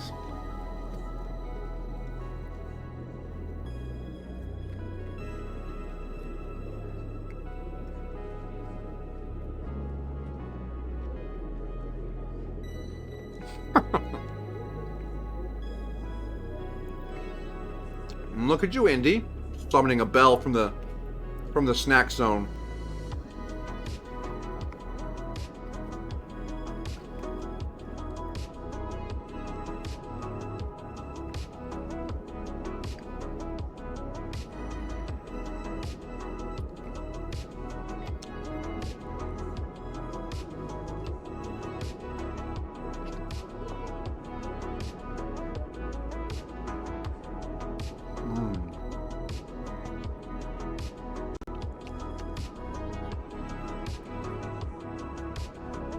One of the other unique things from Destroy All Humans was the lives system. Because you play as Cryptosporidium 53, and you're there to rescue Cryptosporidium 52, because every time you're defeated, you get cloned. So if you died, you became Cryptosporidium 54, 55, 56, and so on and so forth. And I thought that was a nice touch, like, aesthetically.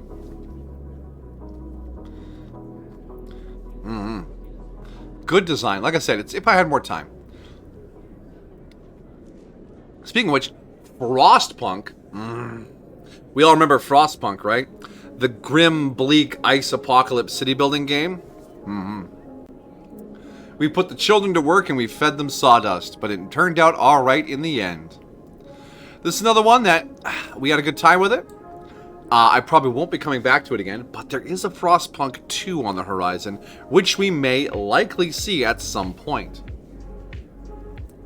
Yeah, there was a lot of chop busting on Frostpunk. Yeah, people got punished.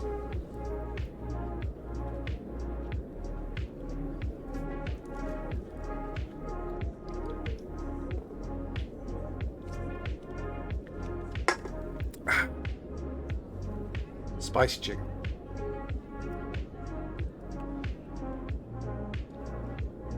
Alright. We're like, what, halfway through? Look at this. Look at this. We're burning through it. Genshin Impact. I played one stream of Genshin Impact. When it came out, everyone played Genshin Impact. I wanted to be a part of everyone. One stream, 3 hours. I will likely not come back to it. Ever.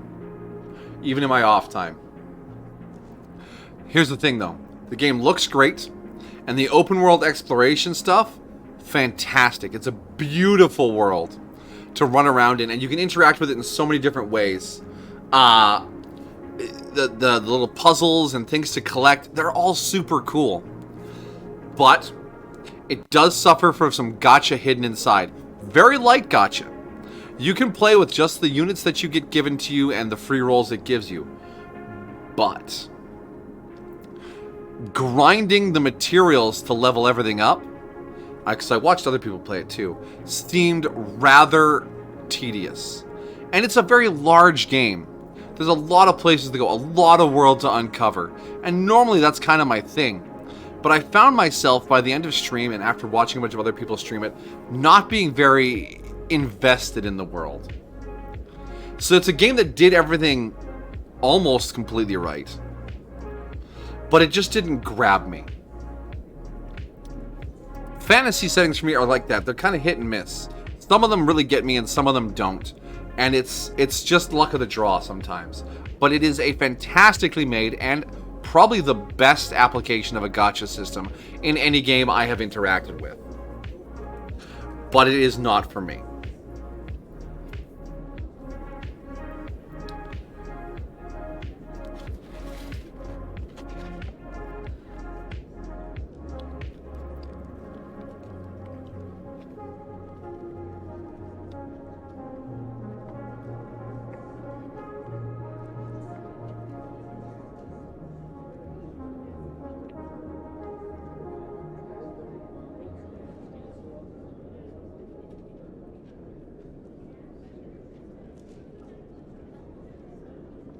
Oh no!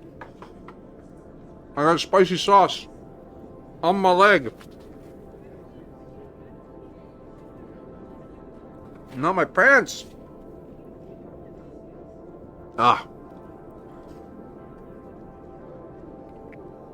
Now I have spicy pants. Alright, next up. Bennett Fodley's Getting Over It. This game is an experience. It is frustrating and satisfying at the same time, and requires an enormous amount of effort and time to progress, even though the whole game is like minutes long. I watched a speedrun of this game.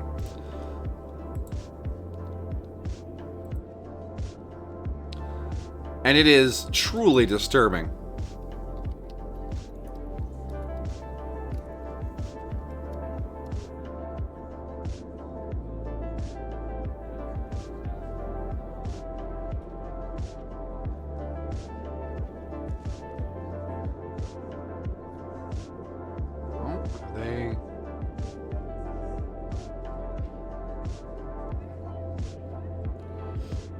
This might not be the most current speed run. Je peux plus rien faire les gars. Mon fourniture ne veut passer dans aucun putain de cas. Genre, je peux rien y faire les gars. J'y peux rien là. J'y peux rien. Je sais pas ce qui se passe avec mon fourniture. Faut que j'arrive à le changer. Genre je sais pas. Faut que je prenne demain et que je me mette 3 heures à passer fourniture en boucle. Là j'ai vraiment pas que ça va foutre quoi. I couldn't get up that building. That's as far as I got. The concrete ruined building.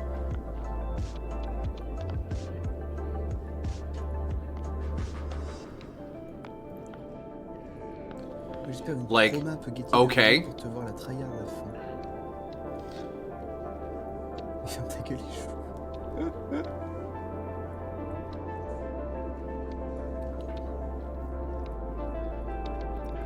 Yeah, right? Je t'avais déjà dit, je vais me faire This isn't the fastest one either, by the way. Just all the other runs were like by like big news outlets, and I didn't want to hear the like, "Can you believe blah blah blah blah blah" chatter before the gameplay. The fucking bucket. How do you even bucket? That's too much.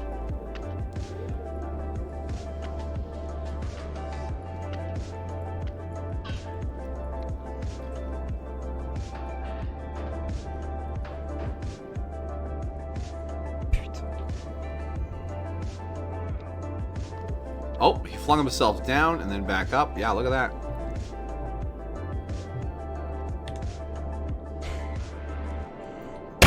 Boom. Minute 41. Minute 41. Alors du coup, je viens de voir. Oh, GG. Thanks for watching. For more Crazy. Here's what. It was fun for a stream. Oh, look at that. Senpai's suffering. No. One and done.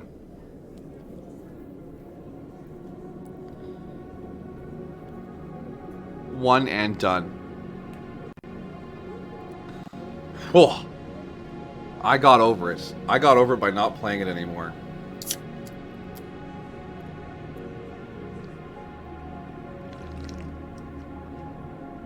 It's like when Cuckoo was playing Jump King. I was like, how?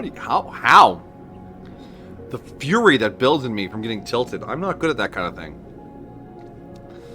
But you know what doesn't make me furious? Playing Grounded. I want more. As soon as Belle and I are hooked up again, we'll probably get back into Grounded. So we can do some more exploring. We have to smash ladybugs and make ladybug armor. It'll be delightful. Smash! Yes, Disco Elysium is up there with Cyberpunk. It's another really story-rich game.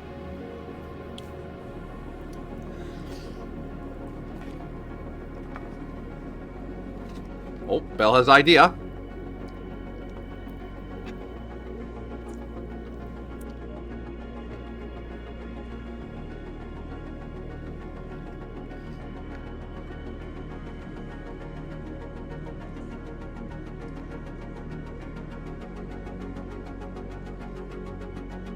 I'm gonna play Getting Over. We'll talk about how to deal with anger and anger management. You're welcome to attempt it, my dear.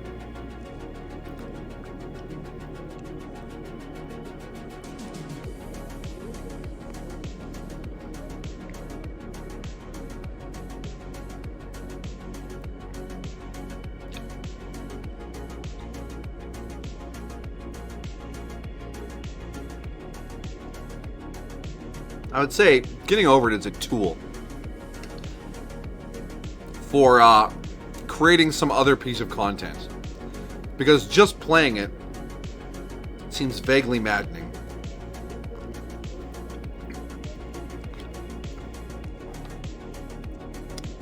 Wow.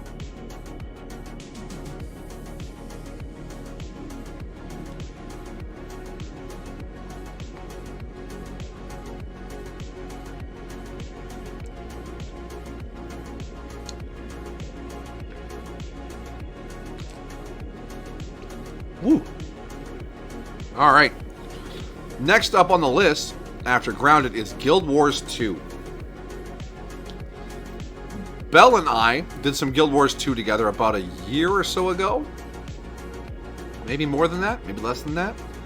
It's an MMO I love intensely. It's it's a world that I got really plugged into. I have thousands of hours in the first Guild Wars and in the second Guild Wars. And it's another one I would do if I had more time.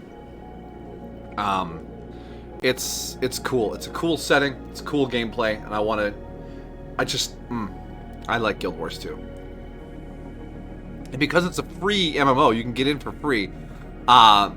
Any one of you guys could have hopped in and played with us when we were playing too, so it could be a really good community event. But I realize not everyone has a PC capable of pushing out a Guild Wars 2 gameplay, which is kind of an unfair expectation to push on you guys. Imagine trying to talk about how not to get angry while you're tilted. It would be very amusing. Because I can see certain parts where you like make a little mistake because you just move your hand a little bit too much, and then you just lose like an hour worth of climbing. Ooh.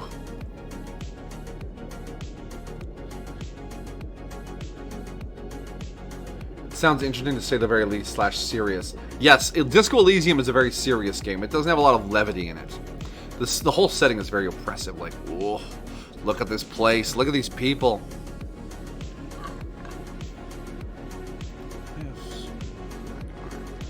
Yes. Next up is another very, very brief appearance on the channel, Hide and Shriek.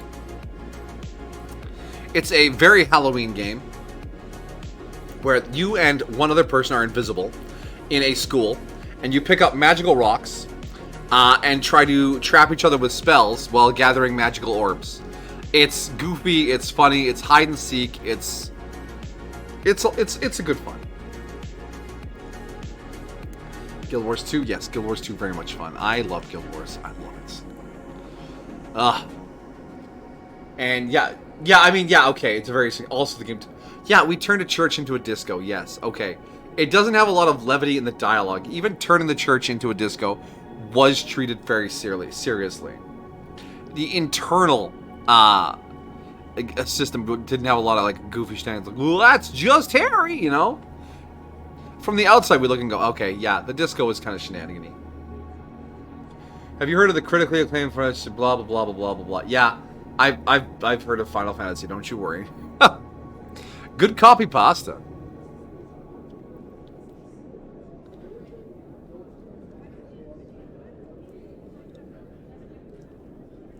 Top pasta. Wow. I had to look up the Raid Shadowlands copy pasta to do my altered version of it, and it turned out pretty well. You know what else turned out pretty well? House Flipper. I love House Flipper. It's super chill. I want to find another excuse to just chill out and renovate houses on stream again. I'm looking for another way. Maybe another herbal stream. Maybe another like couple at Home Depot stream. I don't know what it is. I want to do more House Flipper. There's like 3 new DLCs since the last time we played. Pets, farming. What was the other one? There's a third one. It's been a lot. I like House Flipper. It's chill and very satisfying to play. Oh yeah, the item restoration. You like restore like items around the house that have been destroyed. Yeah, this is. I know a lot of people are playing Power Wash Simulator now. Nah, fam. I want House Flipper. Couple herbal stream. Ooh. Ooh.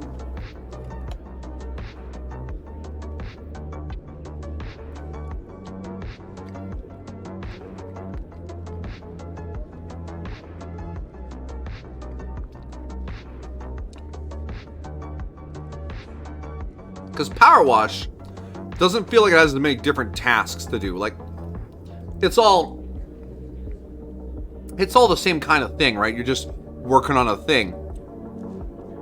But House Flipper, you like put some tile up, buy some furniture, paint a wall, clean a window, mow the lawn. Power Wash is, I'm a Power Wash. I'm not calling you out, Amajiki. Enjoy your power washing.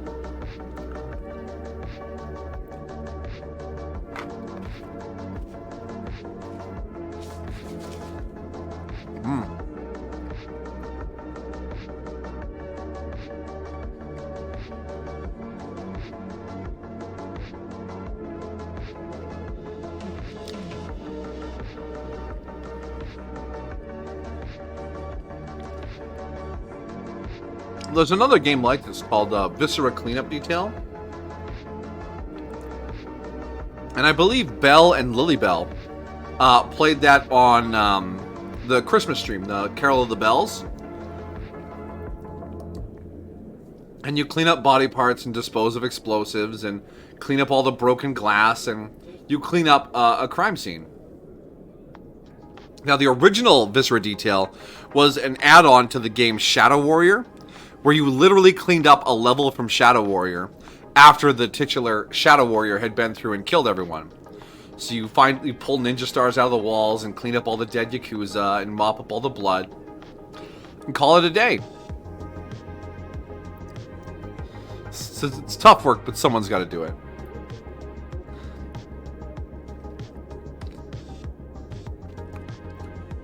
It's the perfect game for a just chatting stream in disguise. Much like Big Pharma and Bio Inc., it's a just chatting stream in disguise. Easy peasy.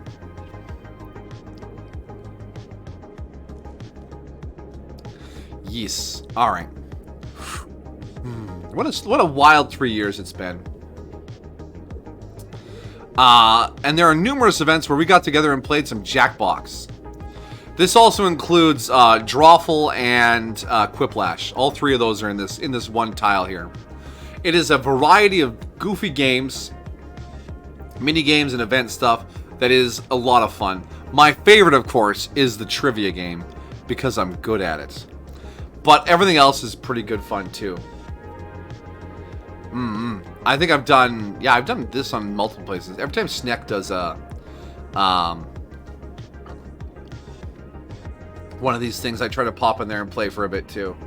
Jackbox is fun, and you can have audience members participate with just a link, so it makes it really easy to get people involved and have a good time.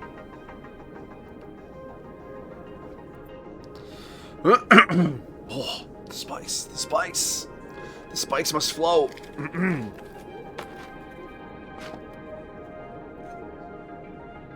Ooh, spicy chicken. Alright, next up is a little game called Keep Talking and Nobody Explodes. And this game is an asymmetrical multiplayer game. One person gets to look at a PDF or some papers. They do not get to look at the screen.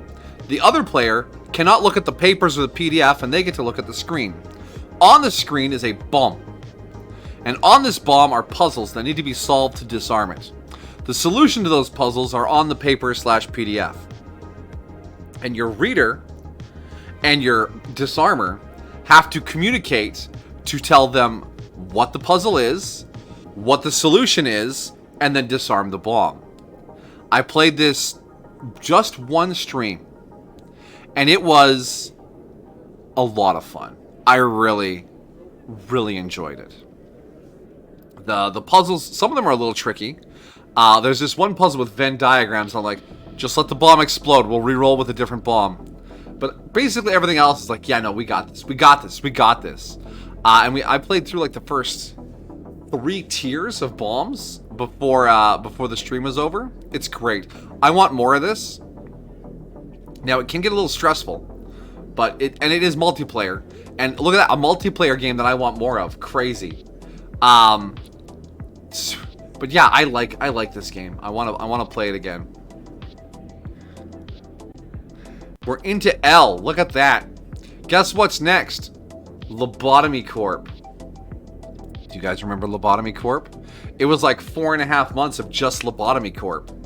I still have the save. I'm halfway through training my nuggets to do some crazy thing. And it's one of those things that if I had more time, I would do it. If the week was 8 days long, that 8th day would be a Lobotomy Corp stream. I'm saying that. But yeah, and I might just break down and play it offline. I'm feeling a little burned out on Satisfactory. I'm messing around with something else right now, but maybe I'll fire it up and just play it on my own, because I know it's not a big streamy thing, especially the way I was playing it. But I like this. I like the mechanics. I like the setting. I like that game, and I want to see all of it. I want to see the ending. I know there are some frustrating mechanics in it. The Magical Girl of Hatred, the fucking Silent Orchestra, the Azalea Tree. Those are very annoying. and feel antithetical to what everything else teaches you. But it's all part of a learning curve, and we battered ourselves through the learning curve to get there. Yes, the Library of Ruina, which is an absolutely different game. I stumbled onto someone streaming it, and it's like a card drawing RPG. Like, you get dealt cards, and then you can play those to make your party members attack. It's a very different game, but it's set in the same world, and it's by the same studio too. So yeah, we'll there's a pin in Lobotomy Corporation. You know what game doesn't have a pin in it though? Long Journey Home. Oh, that game was tedious and full of failure, and it controlled horribly. We played, what was it, 2 runs, died on both of them, and yeah, it's not for me. It's not for me. I'm sure other people are like, you just have to do it like this. No, I don't. We're done with it.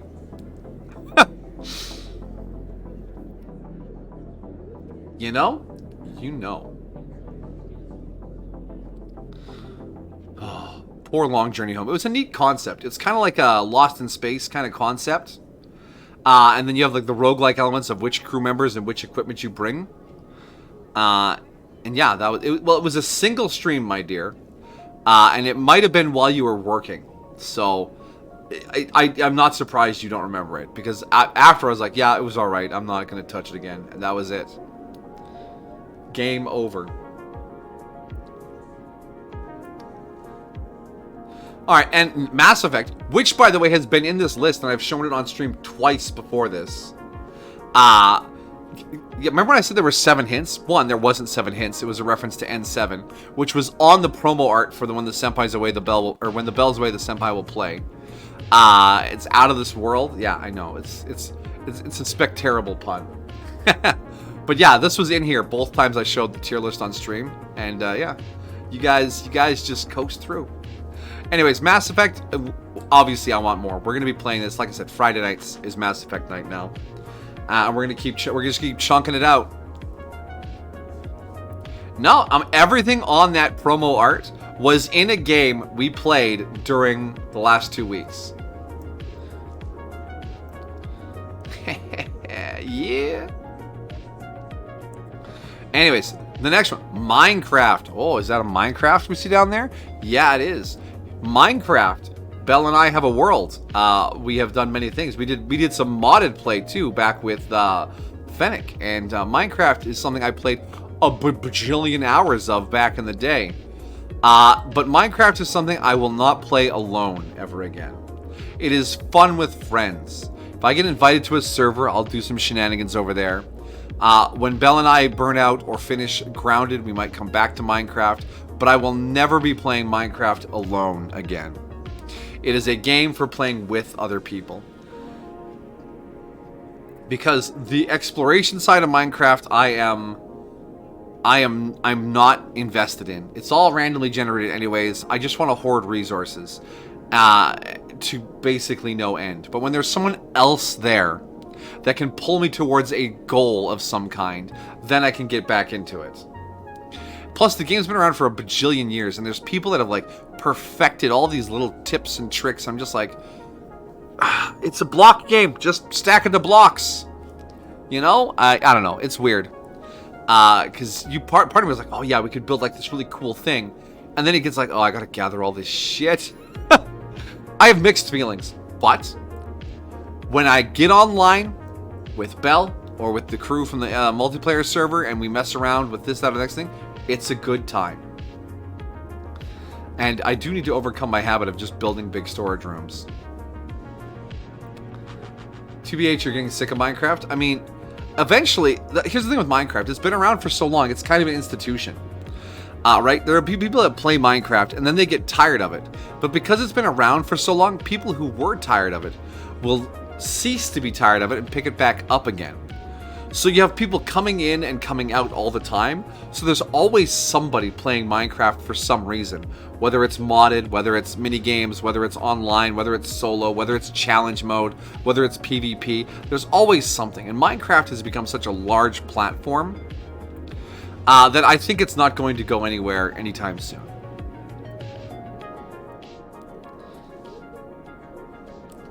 You're enjoying Minecraft? Yeah, there's some cool Minecraft mods out there. All the ones that I really remember never got updated after 1.6 or 1.7. So they're all like a decade old now, it feels like. And everything those mods did, things like Factorio and Satisfactory and Planet Crafter and what's the other one? All those like factory building kind of games, that's what those mods did for me. And now I have those games. I don't need to build factories in Minecraft anymore. I can build factories in factory games. Modded Fallout, yeah. Alright. Here's another little game I played only for one stream. It's Monaco. It's like a crew-based heist simulator with like really simple pixel graphics. I won't ever touch this game again. Yeah, I played it for a stream, and yeah, that's it. That's all it is. I didn't really enjoy it. It featured a lot of dying over and over again. It's one of those games where you either have to stealth a lot, and every time you get detected, it's basically a hard reset because the game will like fuck you up real hard. And so yeah, I found it more frustrating than enjoyable. And yeah, it didn't look good for 8-bit graphics either. It looked cheap.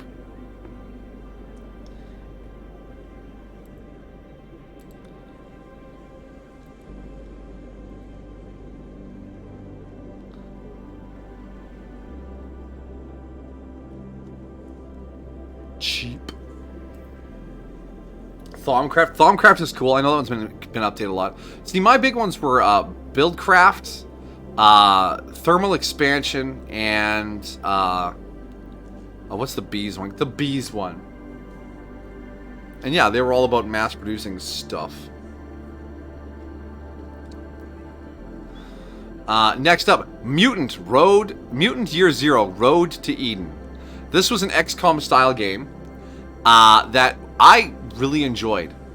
It had a neat little setting. The mutants were all very unique. The powers were all kind of cool. The reliance on silenced weapons to open the combat felt a little forced, but overall, it was a lot of fun. Is there any replay value to it? Probably not. I'm not going to be going back and turning the difficulty up because mechanically that's not who I am. And I've seen the whole story, so I loved it once. Duck, best teammate. Is my music stopped?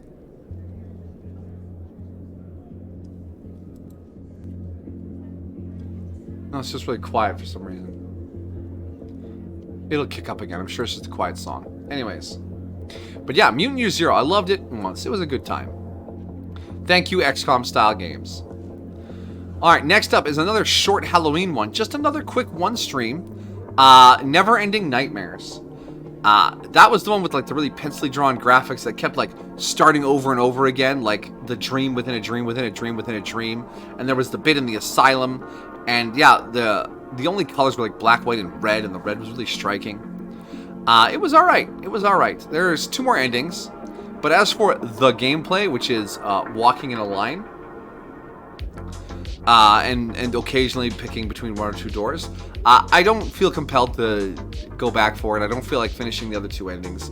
It was a neat little Halloween experiment, and that's as far as it needs to go. But another big one from the channel, a huge contributor to our path here, Oxygen Not Included. Gifted to me by the lovely Sweet Southern Belle, a game I have hundreds of hours in now.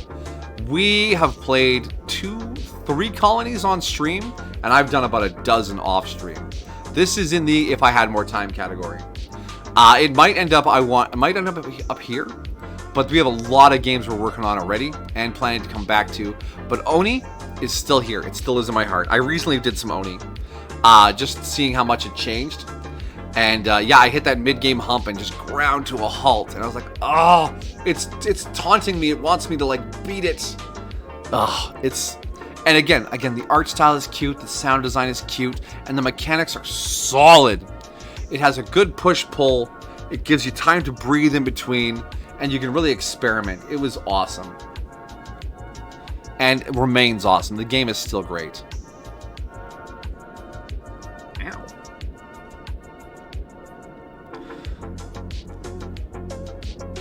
Plus, you can name all your dupes, and that made for a lot of fun, trying not to have Belle die every colony. Oh my goodness. Another City Builder we played for a while. This one was kind of an odd one because it was an old game, and getting it to run on stream was very tricky. Pharaoh and Cleopatra, the ancient Egyptian city building game. I really like this game. It's got just the right amount of logistics in it. It's got simple yet deep gameplay. And you know what? I played it with the shitty like 640 by 800 resolution on stream, forcing my computer to play it. And then you know what? They went and remastered it. It came out in February, fully remastered for modern systems in 4K. I bought it. Pharaoh and Cleopatra will be back. The campaign is still there. It's been remastered. So I'm gonna figure out where we ended in Old Pharaoh, play New Pharaoh to that point, and then we'll just pick up the same dynasty, but in a new game. Yeehaw, Egyptian cowboy time. Yeah, we'll be building more Egyptian cities. Egyptian? Alright, Phasmophobia. This is obvious where this one's gonna go. Fun with friends. I enjoy getting killed by the ghost. I enjoy going to houses and screaming ghost names and trying to gather evidence. Would I play it on my own? Not likely. But it is a good time to get down and play some Phasmo with the crew. I wonder what's going to happen on Halloween. I wonder. Disembodied hands, clipped bodies. It's got all the charm of a multiplayer shenanigan. And this year, your computer can probably handle it, my dear. We're going to the campsite.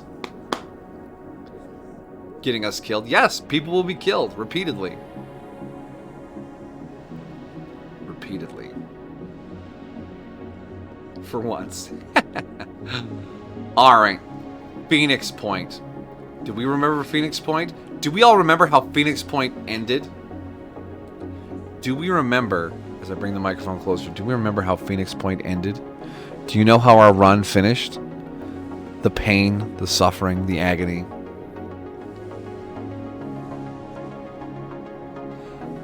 Phoenix Point is actually not going to go in the nope category. It's going to go in one and done. I think it's important to me as someone who loves XCOM to have tried Phoenix Point for myself. Julian Gallop had a dream. He wanted to take his XCOM formula and iterate upon it. Was it a success? No. Was the setting cool? Yes. Did it become a tedious grind to actually get anywhere in? Yes. Was the combat fair? No. But overall, having played it, I feel like I understand more things about the tactical squad-based genre now than I did before. You named a lot of characters, Amajiki. You absolutely did. And we did our best not to have them all die. Not as bad as Xenonauts, but there were some deaths.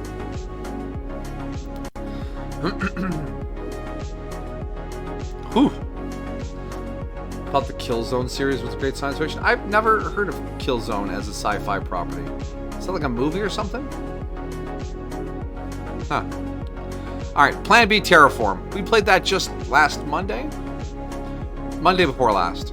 And it was like a neat little chill out and hang kind of like where is it here? Big Pharma and Bio Inc. It was alright. If I play any more of this, it'll be like grinding out the math to figure out the ratios on all the buildings, and it's not a good stream game. It takes a lot of figuring to actually get anywhere in it, but it's kind of neat. Planet Crafter. We all remember Planet Crafter. It was quite a Christmas, wasn't it? It's a holly jolly planet crafting Christmas. I love Planet Crafter. It has the perfect flow, the perfect tempo. It's It has progression. It has punishment. It is not overly punishing. You can chill. You can do whatever you want in that game, provided you keep yourself full of oxygen, food, and water. And that gets easier the longer you play. Planet Crafter has had an update. The Space Trading and Frogs update. I'll be waiting until the next update to play Planet Crafter. And then we will be restarting from scratch. So I want more Planet Crafter, but we'll be back for it after the next update, which should be late this year. So we could see another Planet Crafter Christmas. It'll be a good time. Like Subnautica, but cooler. Yes, because you know what? There are no horrible monsters that'll kill you when you're not paying attention in Planet Crafter. And we have a map!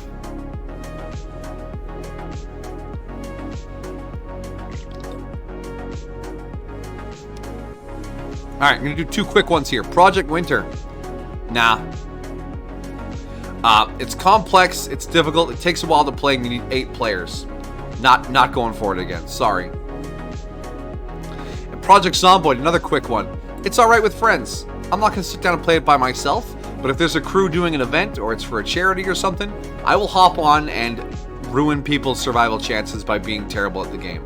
Zomboid is a neat game in terms of mechanics, but not something I want to unpack myself.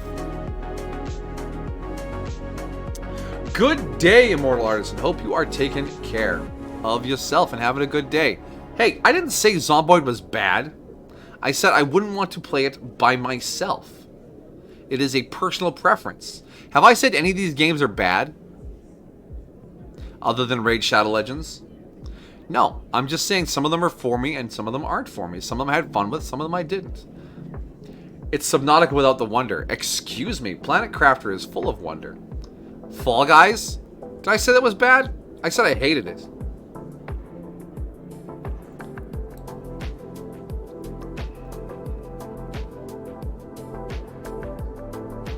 Yeah, Subnautica without the wonder. The wonder why I'm dying so often. No. I liked Subnautica, but I was also very frustrated by Subnautica. Why is there no map? It's the future. You can 3D print water bottles using fish. You can't give me a map? The future is weird. Alright, here's another older game from the channel. Remnant from the Ashes. I played this with Nordic Owl. He is big into Dark Souls kind of games. And this one is Dark Souls with guns.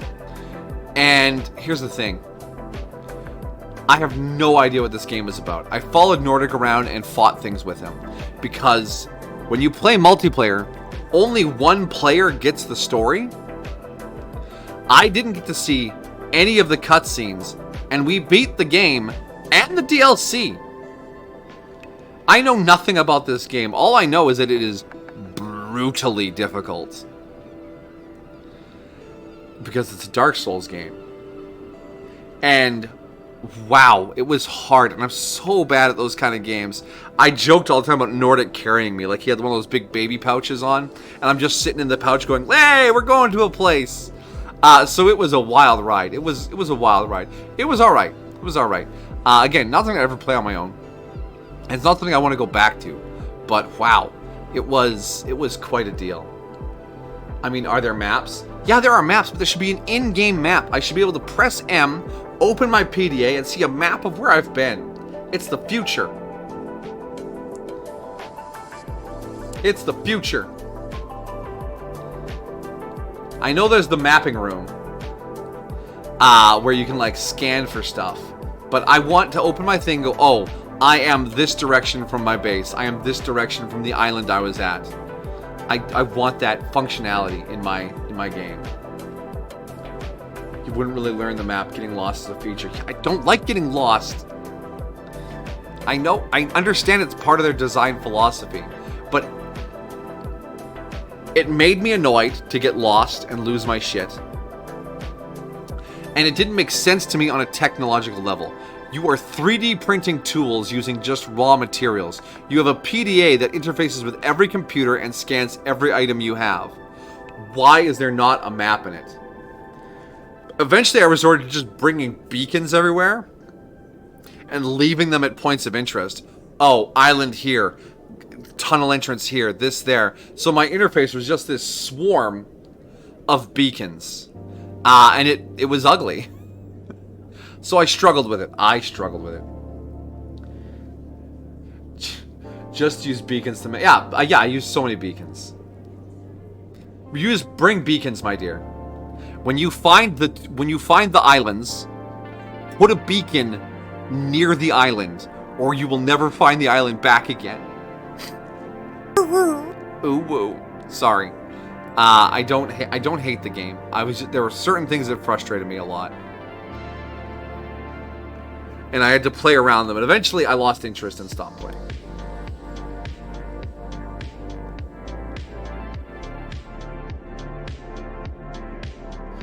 Don't let him get under your skin. I'm not attacking you. I'm not attacking you around those. I'm just saying that was my experience with it. Remember, I was streaming at the time, and I was pretty new to streaming, right? So I got tilted sometimes.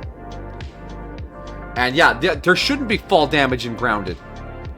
You cannot drop an ant from any height and have it take damage. Okay, yeah, if you're that small and you still weigh as much as a human, yes. But in the mass of an ant, something that weighs as much of an ant, cannot take fall damage. They are too light to reach a terminal velocity. To balance the game out. Yeah, I know. Game balance. I know. To make the game balanced. Because otherwise you'd be able to just jump off of things and go back to your base. You aren't an ant. Are we chatting here, or are we trying to prove the streamer wrong? Alright? I'm allowed to have opinions. Yeah, it doesn't say whether we're the same mass as a person or not. Because if we're the same mass as a human being, everywhere we step, we should sink into the ground. Because if you took all 100 kilograms of a human being and pressed it onto the point the size of a pinhead, you would pass right into the ground. And yes, your metabolism would explode. Kurzgesagt's video about changing the size of creatures. If you scale a mouse up to the size of an elephant, it burns to death. And if you squeeze an elephant down to the size of a mouse, it dies by hitting the ground too hard. Step on an ant and explode, yeah. Anyways, my opinion of game balance is irrelevant because I don't make the games.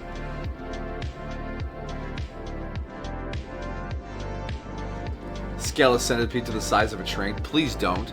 Wait. Daiki, are you referencing the Island of Giant Insects? Daikyochu Reto, or whatever it's called? That manga is brutal. Holy shit. And whew. I still don't think there should be fall damage in Grounded. Moving on. Rise of Industry. The Corporation Simulator. We played for a couple of weeks. It was alright. It was very easy to win, and it was unlocking the tech tree was just sort of a formality. It was fun, but it was all right. I might even put it in one and done. No, it was all right. I mean, there might be some more meat on those bones, but that's about it. Yeah, exactly right. It felt very much like a container that should have had more in it. That's the Zeppelin one. Yep. Yeah, we played with only Zeppelins. We didn't do trains or boats. And we limited our truck use to just between producer and Zeppelin yard. Zeppelins. Full Transport Tycoon.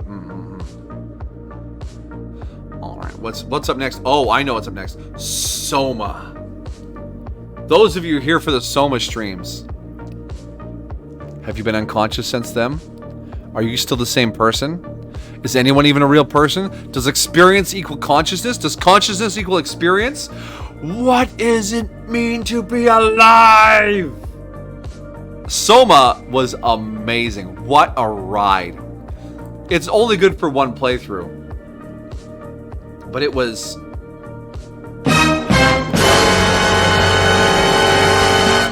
philosophy on drugs. It was such a ride. Oh my goodness. The gameplay, super simple, but the interactions you have along the way, the slow reveal of what is actually going on, and some of the choices you made in reflection of what you've learned is amazing writing. Amazing writing. Yes, that's where the lozenge commercial bit came from. That highlight's still kicking around.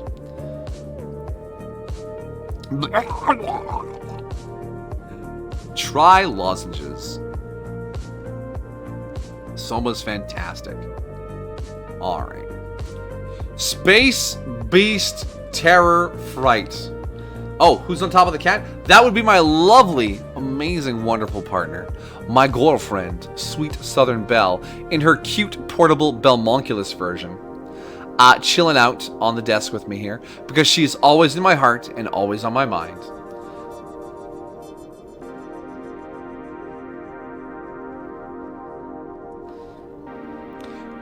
Yes.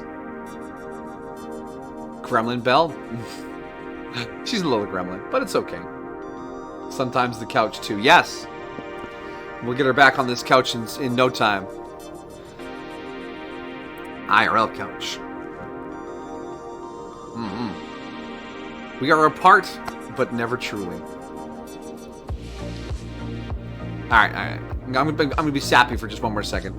I love you, my dear. You're amazing! Mwah! Back to the tier list. Belle, by the way, would be in the I want more category, but above the I want more category. I want more Belle in my life. Space Beast Terror. This is a multiplayer roguelike shooter that's a better Aliens game than any Aliens game that's ever been made. It is outstanding, and I would love to play more of this with some people. It's cheap. You can pick it up. But it's claustrophobic and tense and aggressive, and I want to invite people to play it again. There we go, another multiplayer game in the I want more category. I love Space Beast. Didn't they specifically make it not streamable? I discovered it on someone's stream. I've streamed it on 2 occasions already myself. Maybe I'm in trouble, who knows? Am I in trouble? I don't know, it was fun, I love it. Not good to watch on stream. Oh, it's dark. It really is dark. It's not. It's photo negative. Oh yeah. That's right. The PNG for my brother. But you turn your brightness settings up. You get a decent enough stream out of it. It's okay. It's all right. Maybe I'll call some folks up to play some Space Beast for my birthday again. Alright. Oh, we're down to 1 row of games left. Stellaris. Stellaris regular playthroughs. Stellaris achievement runs. Stellaris DLC launch days. I love Stellaris. It's currently on the back burner. We knocked out 11 achievements after the last run, and there's still like 20 more to get. But I don't want to burn out on it, and I'm not good at cheese. I'm not good at cheese. So if I had more time, if there was 9 days a week, the 9th day would be more Stellaris streams. So you know.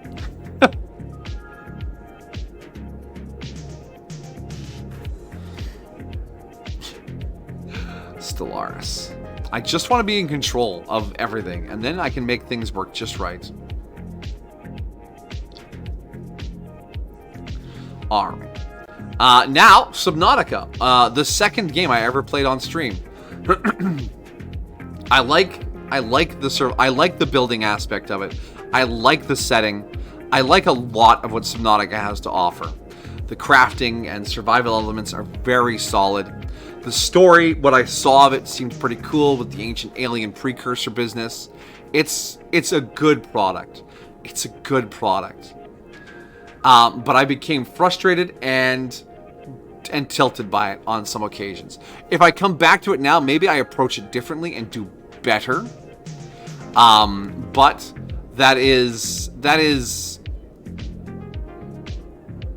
that's up here. I loved it once. I don't know if I'm going to come back to it in any serious way. I've learned more things about it since then, and I know it can be modded. I can tweak a few things if I really want. But yeah, it was a really good experience, and I enjoyed it. I have nothing against it in the long term, even with my little rant about the maps. I know it just doesn't make sense in my head for all that technology to be there. Blizzard's I do have Below Zero in my Steam library, and it tickles the back of my brain every now and then, just a little bit. Hey, try Below Zero. Try Below Zero. So it's Below Zero isn't a no, it's a maybe. We have there's so much good entertainment out there. How do you find time to do it all? I have to work. I have to take care of my house. I have a relationship. There's just not enough time.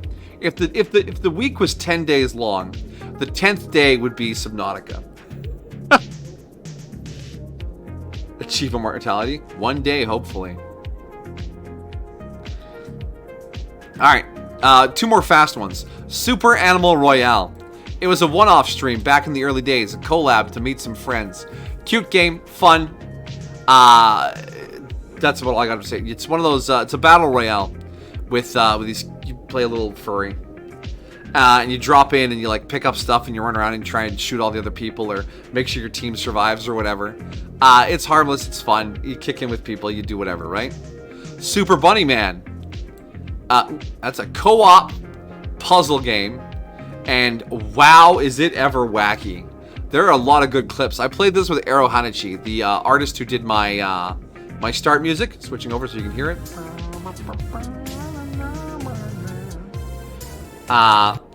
And yeah, we played that for a bit, and it was a good time. It was a good time.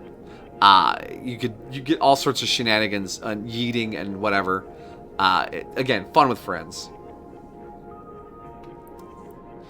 Okay, Surviving the Abyss. We just finished with this one, and it's going into the one and done category.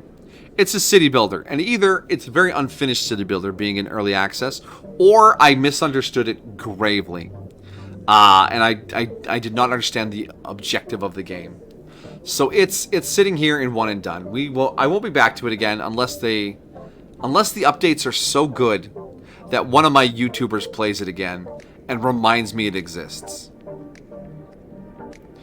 Well, okay. I felt like I was constantly pulled between multiple directions. Like, I need staff to expand my operation. But I need to get more power, which needs staff. And I need to get more oxygen for these facilities, which requires more staff. And I need to go and explore new areas to find new DNA to grow more staff. And that requires power. But the power needs staff. I felt like there wasn't any resources I could count on. Like when I play Timberborn, I knew I could rely on lumber or berries or something to be predictably available. Surviving the Aftermath, there was always going to be wood. And plastic was super abundant. And I knew I could rely on those things, and I could figure out ways to optimize them. For Frostpunk, I could see a path to getting infinite things. Oh, I need a wall drill. Or I need to send expeditions. Okay, now I have an infinite supply of this, and I can use that to work on some secondary thing. So in Surviving the Abyss, I never figured out the one thing I was able to easily mass produce, which would give me a platform to work on secondary resources. Now that could just be me being tired from the busy weekends, because I chose to stream it on Fridays. And trying to do that while streaming. Or it could be the game not communicating clearly what you need to do, or it could be the game not actually having some system like that to really unpack. So I can't put a pin on it. I can't say, oh, this is what was wrong. Me, them, some combination. But yeah, I couldn't break through that limit. It's kind of it's a cool idea. As it is a design thing. Part of me, like in my brain, I was just trying to like, what if you had your staff in one place and you did stuff there, and then when you needed something else, you actually relocated them all to a second place. So you just moved all your staff around so that nothing was on all the time. But I'm like, yeah, I'm putting it to the side now. I'm going to let the early access thing run out and see what the game turns into. And if it never gets mentioned again, it never gets mentioned again. So be it. That's life. Which leads me to my next surviving game, which is Surviving the Aftermath. And that was... Oh, Loved It Once Has Gotten Big. The post-apocalyptic one with the overworld map. With the experts that you could drive around. Experts you could name. That was fun too. And that one I enjoyed. The trading with the other groups. Using your specialists to clear out threats. Doing the little quests. The end game got a little formulaic. But everything up to that point was a really solid experience. Working my way through the tech tree felt really good. Reclaiming the land felt good. A lot of it felt good to accomplish, and I figured it out. There may be a barrier here, because some of the games I build cities in, and felt the most successful in, Frostpunk, Oxygen Not Included, Lobotomy Corp, Surviving that, I have consumed YouTube content of beforehand. And that gave me hints and tricks on how to optimize my play.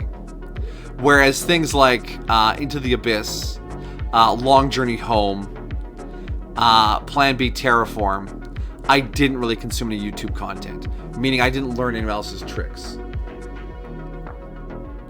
So that may be just me. That may be just me.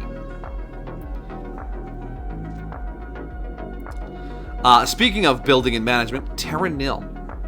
Terra Nil was I loved it. I loved Terra Nil. It was a nice little puzzle. Terraforming the area and figuring out where all the animals and critters go and come from, and using all the tools the right way, and then packing it all up and going home. And it was a nice one-stream event. And it was nice. It was really nice. There is one more playthrough in it where you do all the alternate maps, but I don't know if I'm going to come back to that. I kind of had enough. I did my thing, you know? So, I like Terra Nil. It's a nice little concept. It's not too big, not too chonky. You play it, you have your fun, and you move on. Hydrate. Wow. Alright, next up, Timberborn. The Beaver City game. We will be back to that. Probably not right away, but we will be back to Timberborn. We unlocked the second faction and then didn't play them. So I want to play the Iron Beavers and see how they work out and do some more beaver building. It's a good little game. It's a nice little city management game. The district system was super unique. A super unique way to move goods around. And the fact that they're post-apocalyptic beavers is just a neat idea. I like it a lot. Beavertown, yes. How do you do, fellow beavers? I like Timberborn. Naming characters in Timberborn felt less than rewarding because their lifespans are so short and there's so many of them. They don't have a chance to stand out. Like, say, naming a dupe or a soldier really stood out. You know. Uno should be obvious. It's a lot of fun with friends. You get together, you play some Uno, you screw each other over. It's a good time. I think the top clip on my channel, or second top clip on the channel, is an Uno clip. I was playing Uno with Benosphere and two other people. And Benno had a hand of like 30 cards. And the UI made it difficult to see which cards he had, and the timer was running out for his turn, and he'd have to draw, and he's like, no, and he couldn't play because the game interface was too chonky. I bought Ixion on sale during the builder sale and have not played it yet. I watched Francis John do one playthrough to see what kind of mechanics are there in it. I like Ixion. It's in my list of things to play eventually. Uno is good to make your friends hate you. If your friends hate you after Uno, they weren't your friends before you played Uno. Remember... It's only game. Why you have to be mad? See? It's only game. Why you have to be mad.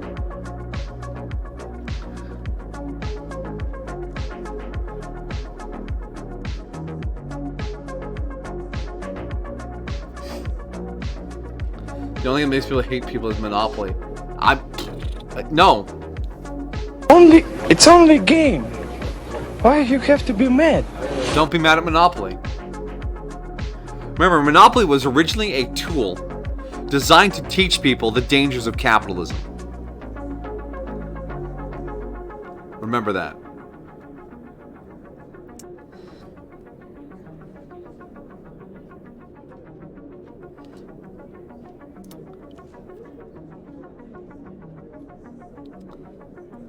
Alright, 3 games left. We're actually doing XCOM Enemy Unknown. We played XCOM Enemy Unknown, shotguns only. Challenge run for birthday 2021, or was it anniversary 2021? Anyways, I love XCOM. It's a great game. It's good. I love it. I love it. I love it. Will I play the OG one again? Debatable. There is an XCOM 2 run I want to play, and I'm looking for a spot to slot that in. But that is a problem for future me. Present me just knows he likes XCOM. And the Shotguns Only run was challenging, it was creative, and it was a lot of fun. Remember, the psychic soldier, Sweet Southern Belle, sacrificed herself to save humanity. Remember that.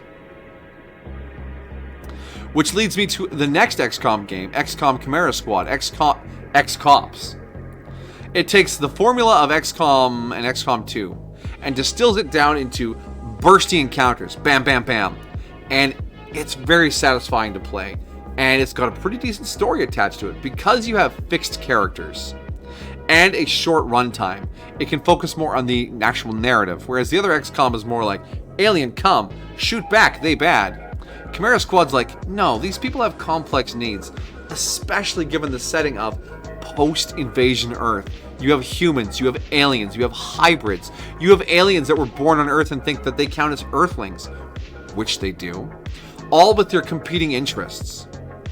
You have the psychics, who now have to live in a world where their power is seen with fear and derision, just wanting to live normal lives. There's a lot of people that were radicalized for very believable reasons, and you are the cops who have to maintain balance in that world. It is a fantastic expansion on the XCOM universe. I liked it. I liked it. I loved it. And finally, Xenonauts. Now, I know your immediate thought is, oh man, Sunday stream is so rough. Yeah, Sunday stream was rough, but we earned our lumps and we will be back. The Xenonauts have not been broken. We will overcome. We will take this advantage and march it bravely into the future. But yeah, Xenonauts is balls hard. But it is a difficulty I understand and am working to overcome. I haven't given up, and it's going to take more than that to break me. I just have to understand, this is a game where soldiers are a resource just like money. Sometimes you have to spend them to get ahead. Eesh. That said, Xenonauts 2 looks like a lot more of the same. We probably won't be touching Xenonauts 2 for a very, very, very long time. At least there's no Reapers. Enough with the Reaper talk. Alright. These last two here are representative of 2 events that I used to run. For the music is our audiobook streams. Remember when we used to edit audiobooks on this channel? And record audiobooks? I think fondly of those. It was some of the most productive, creative work I had done in a long time. And I miss it. But, again, time is limited. So yeah, I'm going to put it in if I had more time. If the week was 11 days long, the 11th day would be audiobook stream. Alright? So yeah, I want to get back into that. And part of me wanted to like try and bang out a couple of chapters of audiobook during the When the Bell's Away time. But I opted to sample some shorter games instead because if I got burned out, I could just bin those and not feel bad. But yeah, audiobook time is nice. I have like the first chapter of Goblin Slayer Volume 2 somewhere. It's so old though, it's on my old microphone, so it won't even sound the same. And the last one is the old anime roundups, where I would watch the anime over the course of the week and take notes, and then talk about it on stream. And this is good. Like, this is a hot take against my own content, but it was all right. I have mixed feelings about it because it basically react content without the content there to react to. And I feel like later on I started to overload myself, and a lot of my reactions were, and then this happened, and then this happened, and then this happened, and then this happened, and I thought it was cool.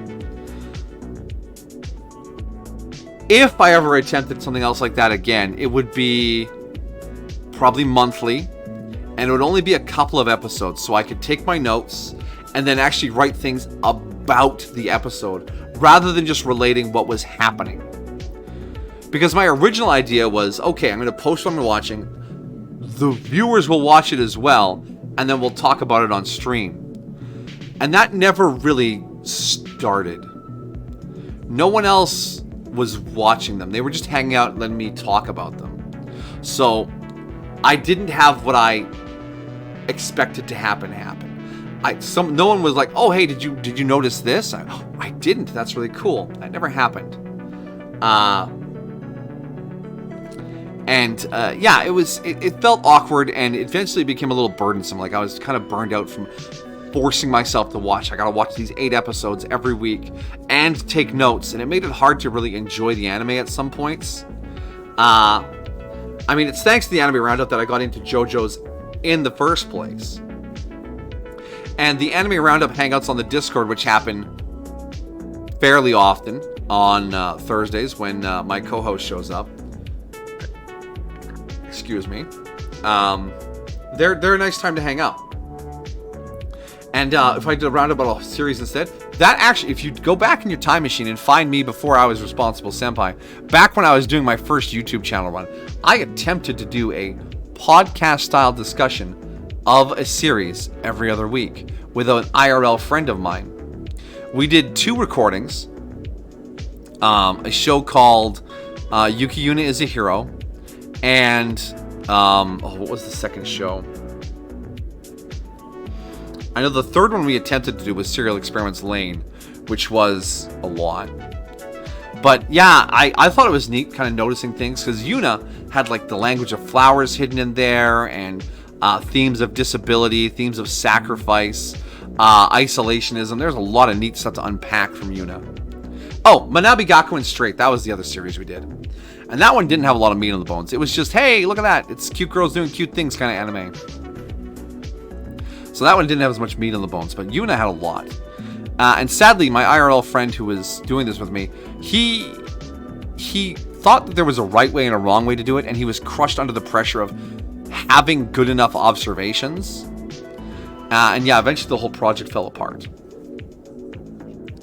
And just, if I do something like that, I would want it to be a collaboration. We watch the series separately, come together, and then discuss it in a podcast style. Because doing it by myself, it doesn't appeal to me.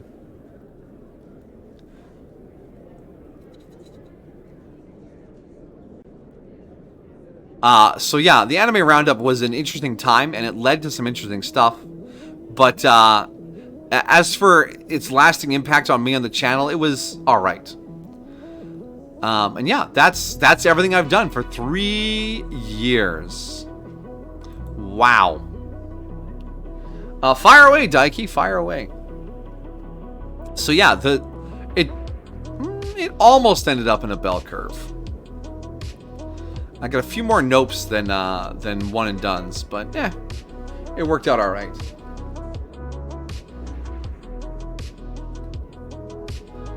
Hell's Paradise. I've seen buzz about that online. Reddit, Twitter, Crunchyroll. It seems interesting. I'm not gonna say it's interesting. It seems like it's making the rounds. I haven't even read a synopsis. I've just seen screenshots and people saying like, "Oh, Hell's Paradise this week. I'm so hyped." That kind of thing. But just the title and the artwork I saw didn't draw me into it any closer than that. What about it makes you want to throw this title around? What's the spark? What's the impetus behind behind this idea.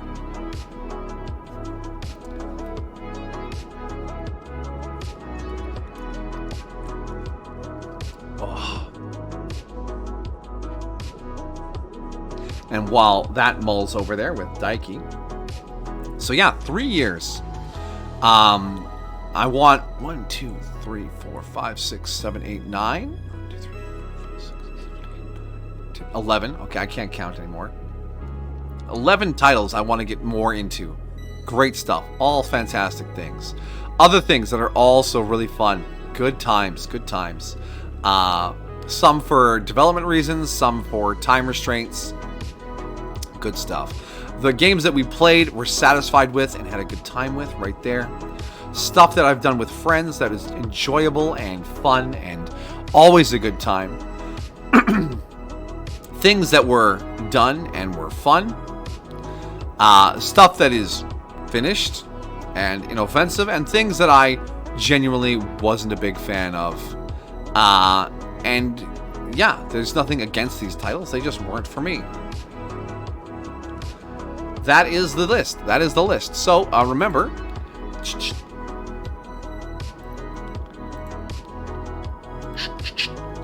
you want to do a tier list of your own, remember you can share it on the Discord. And I will take a look at that. And I'm going to save mine, and we can get back to some more Mass Effect. We still have multiple hours of stream left. So we will turn off display capture. Save it again. Save the list. Title of tier list. Download image.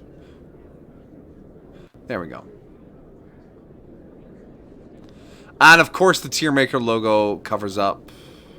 Oh wait, no, they fixed it. It doesn't cover up my choices anymore. Yay. Alright, lo-fi off. Yay list. So 3 years. Streaming has really been a boon to me. For like, it has given me so many great things. I've met people. I've found love. I have a meaningful hobby. I've done so many things because of streaming, and it's just so nice. It's so nice.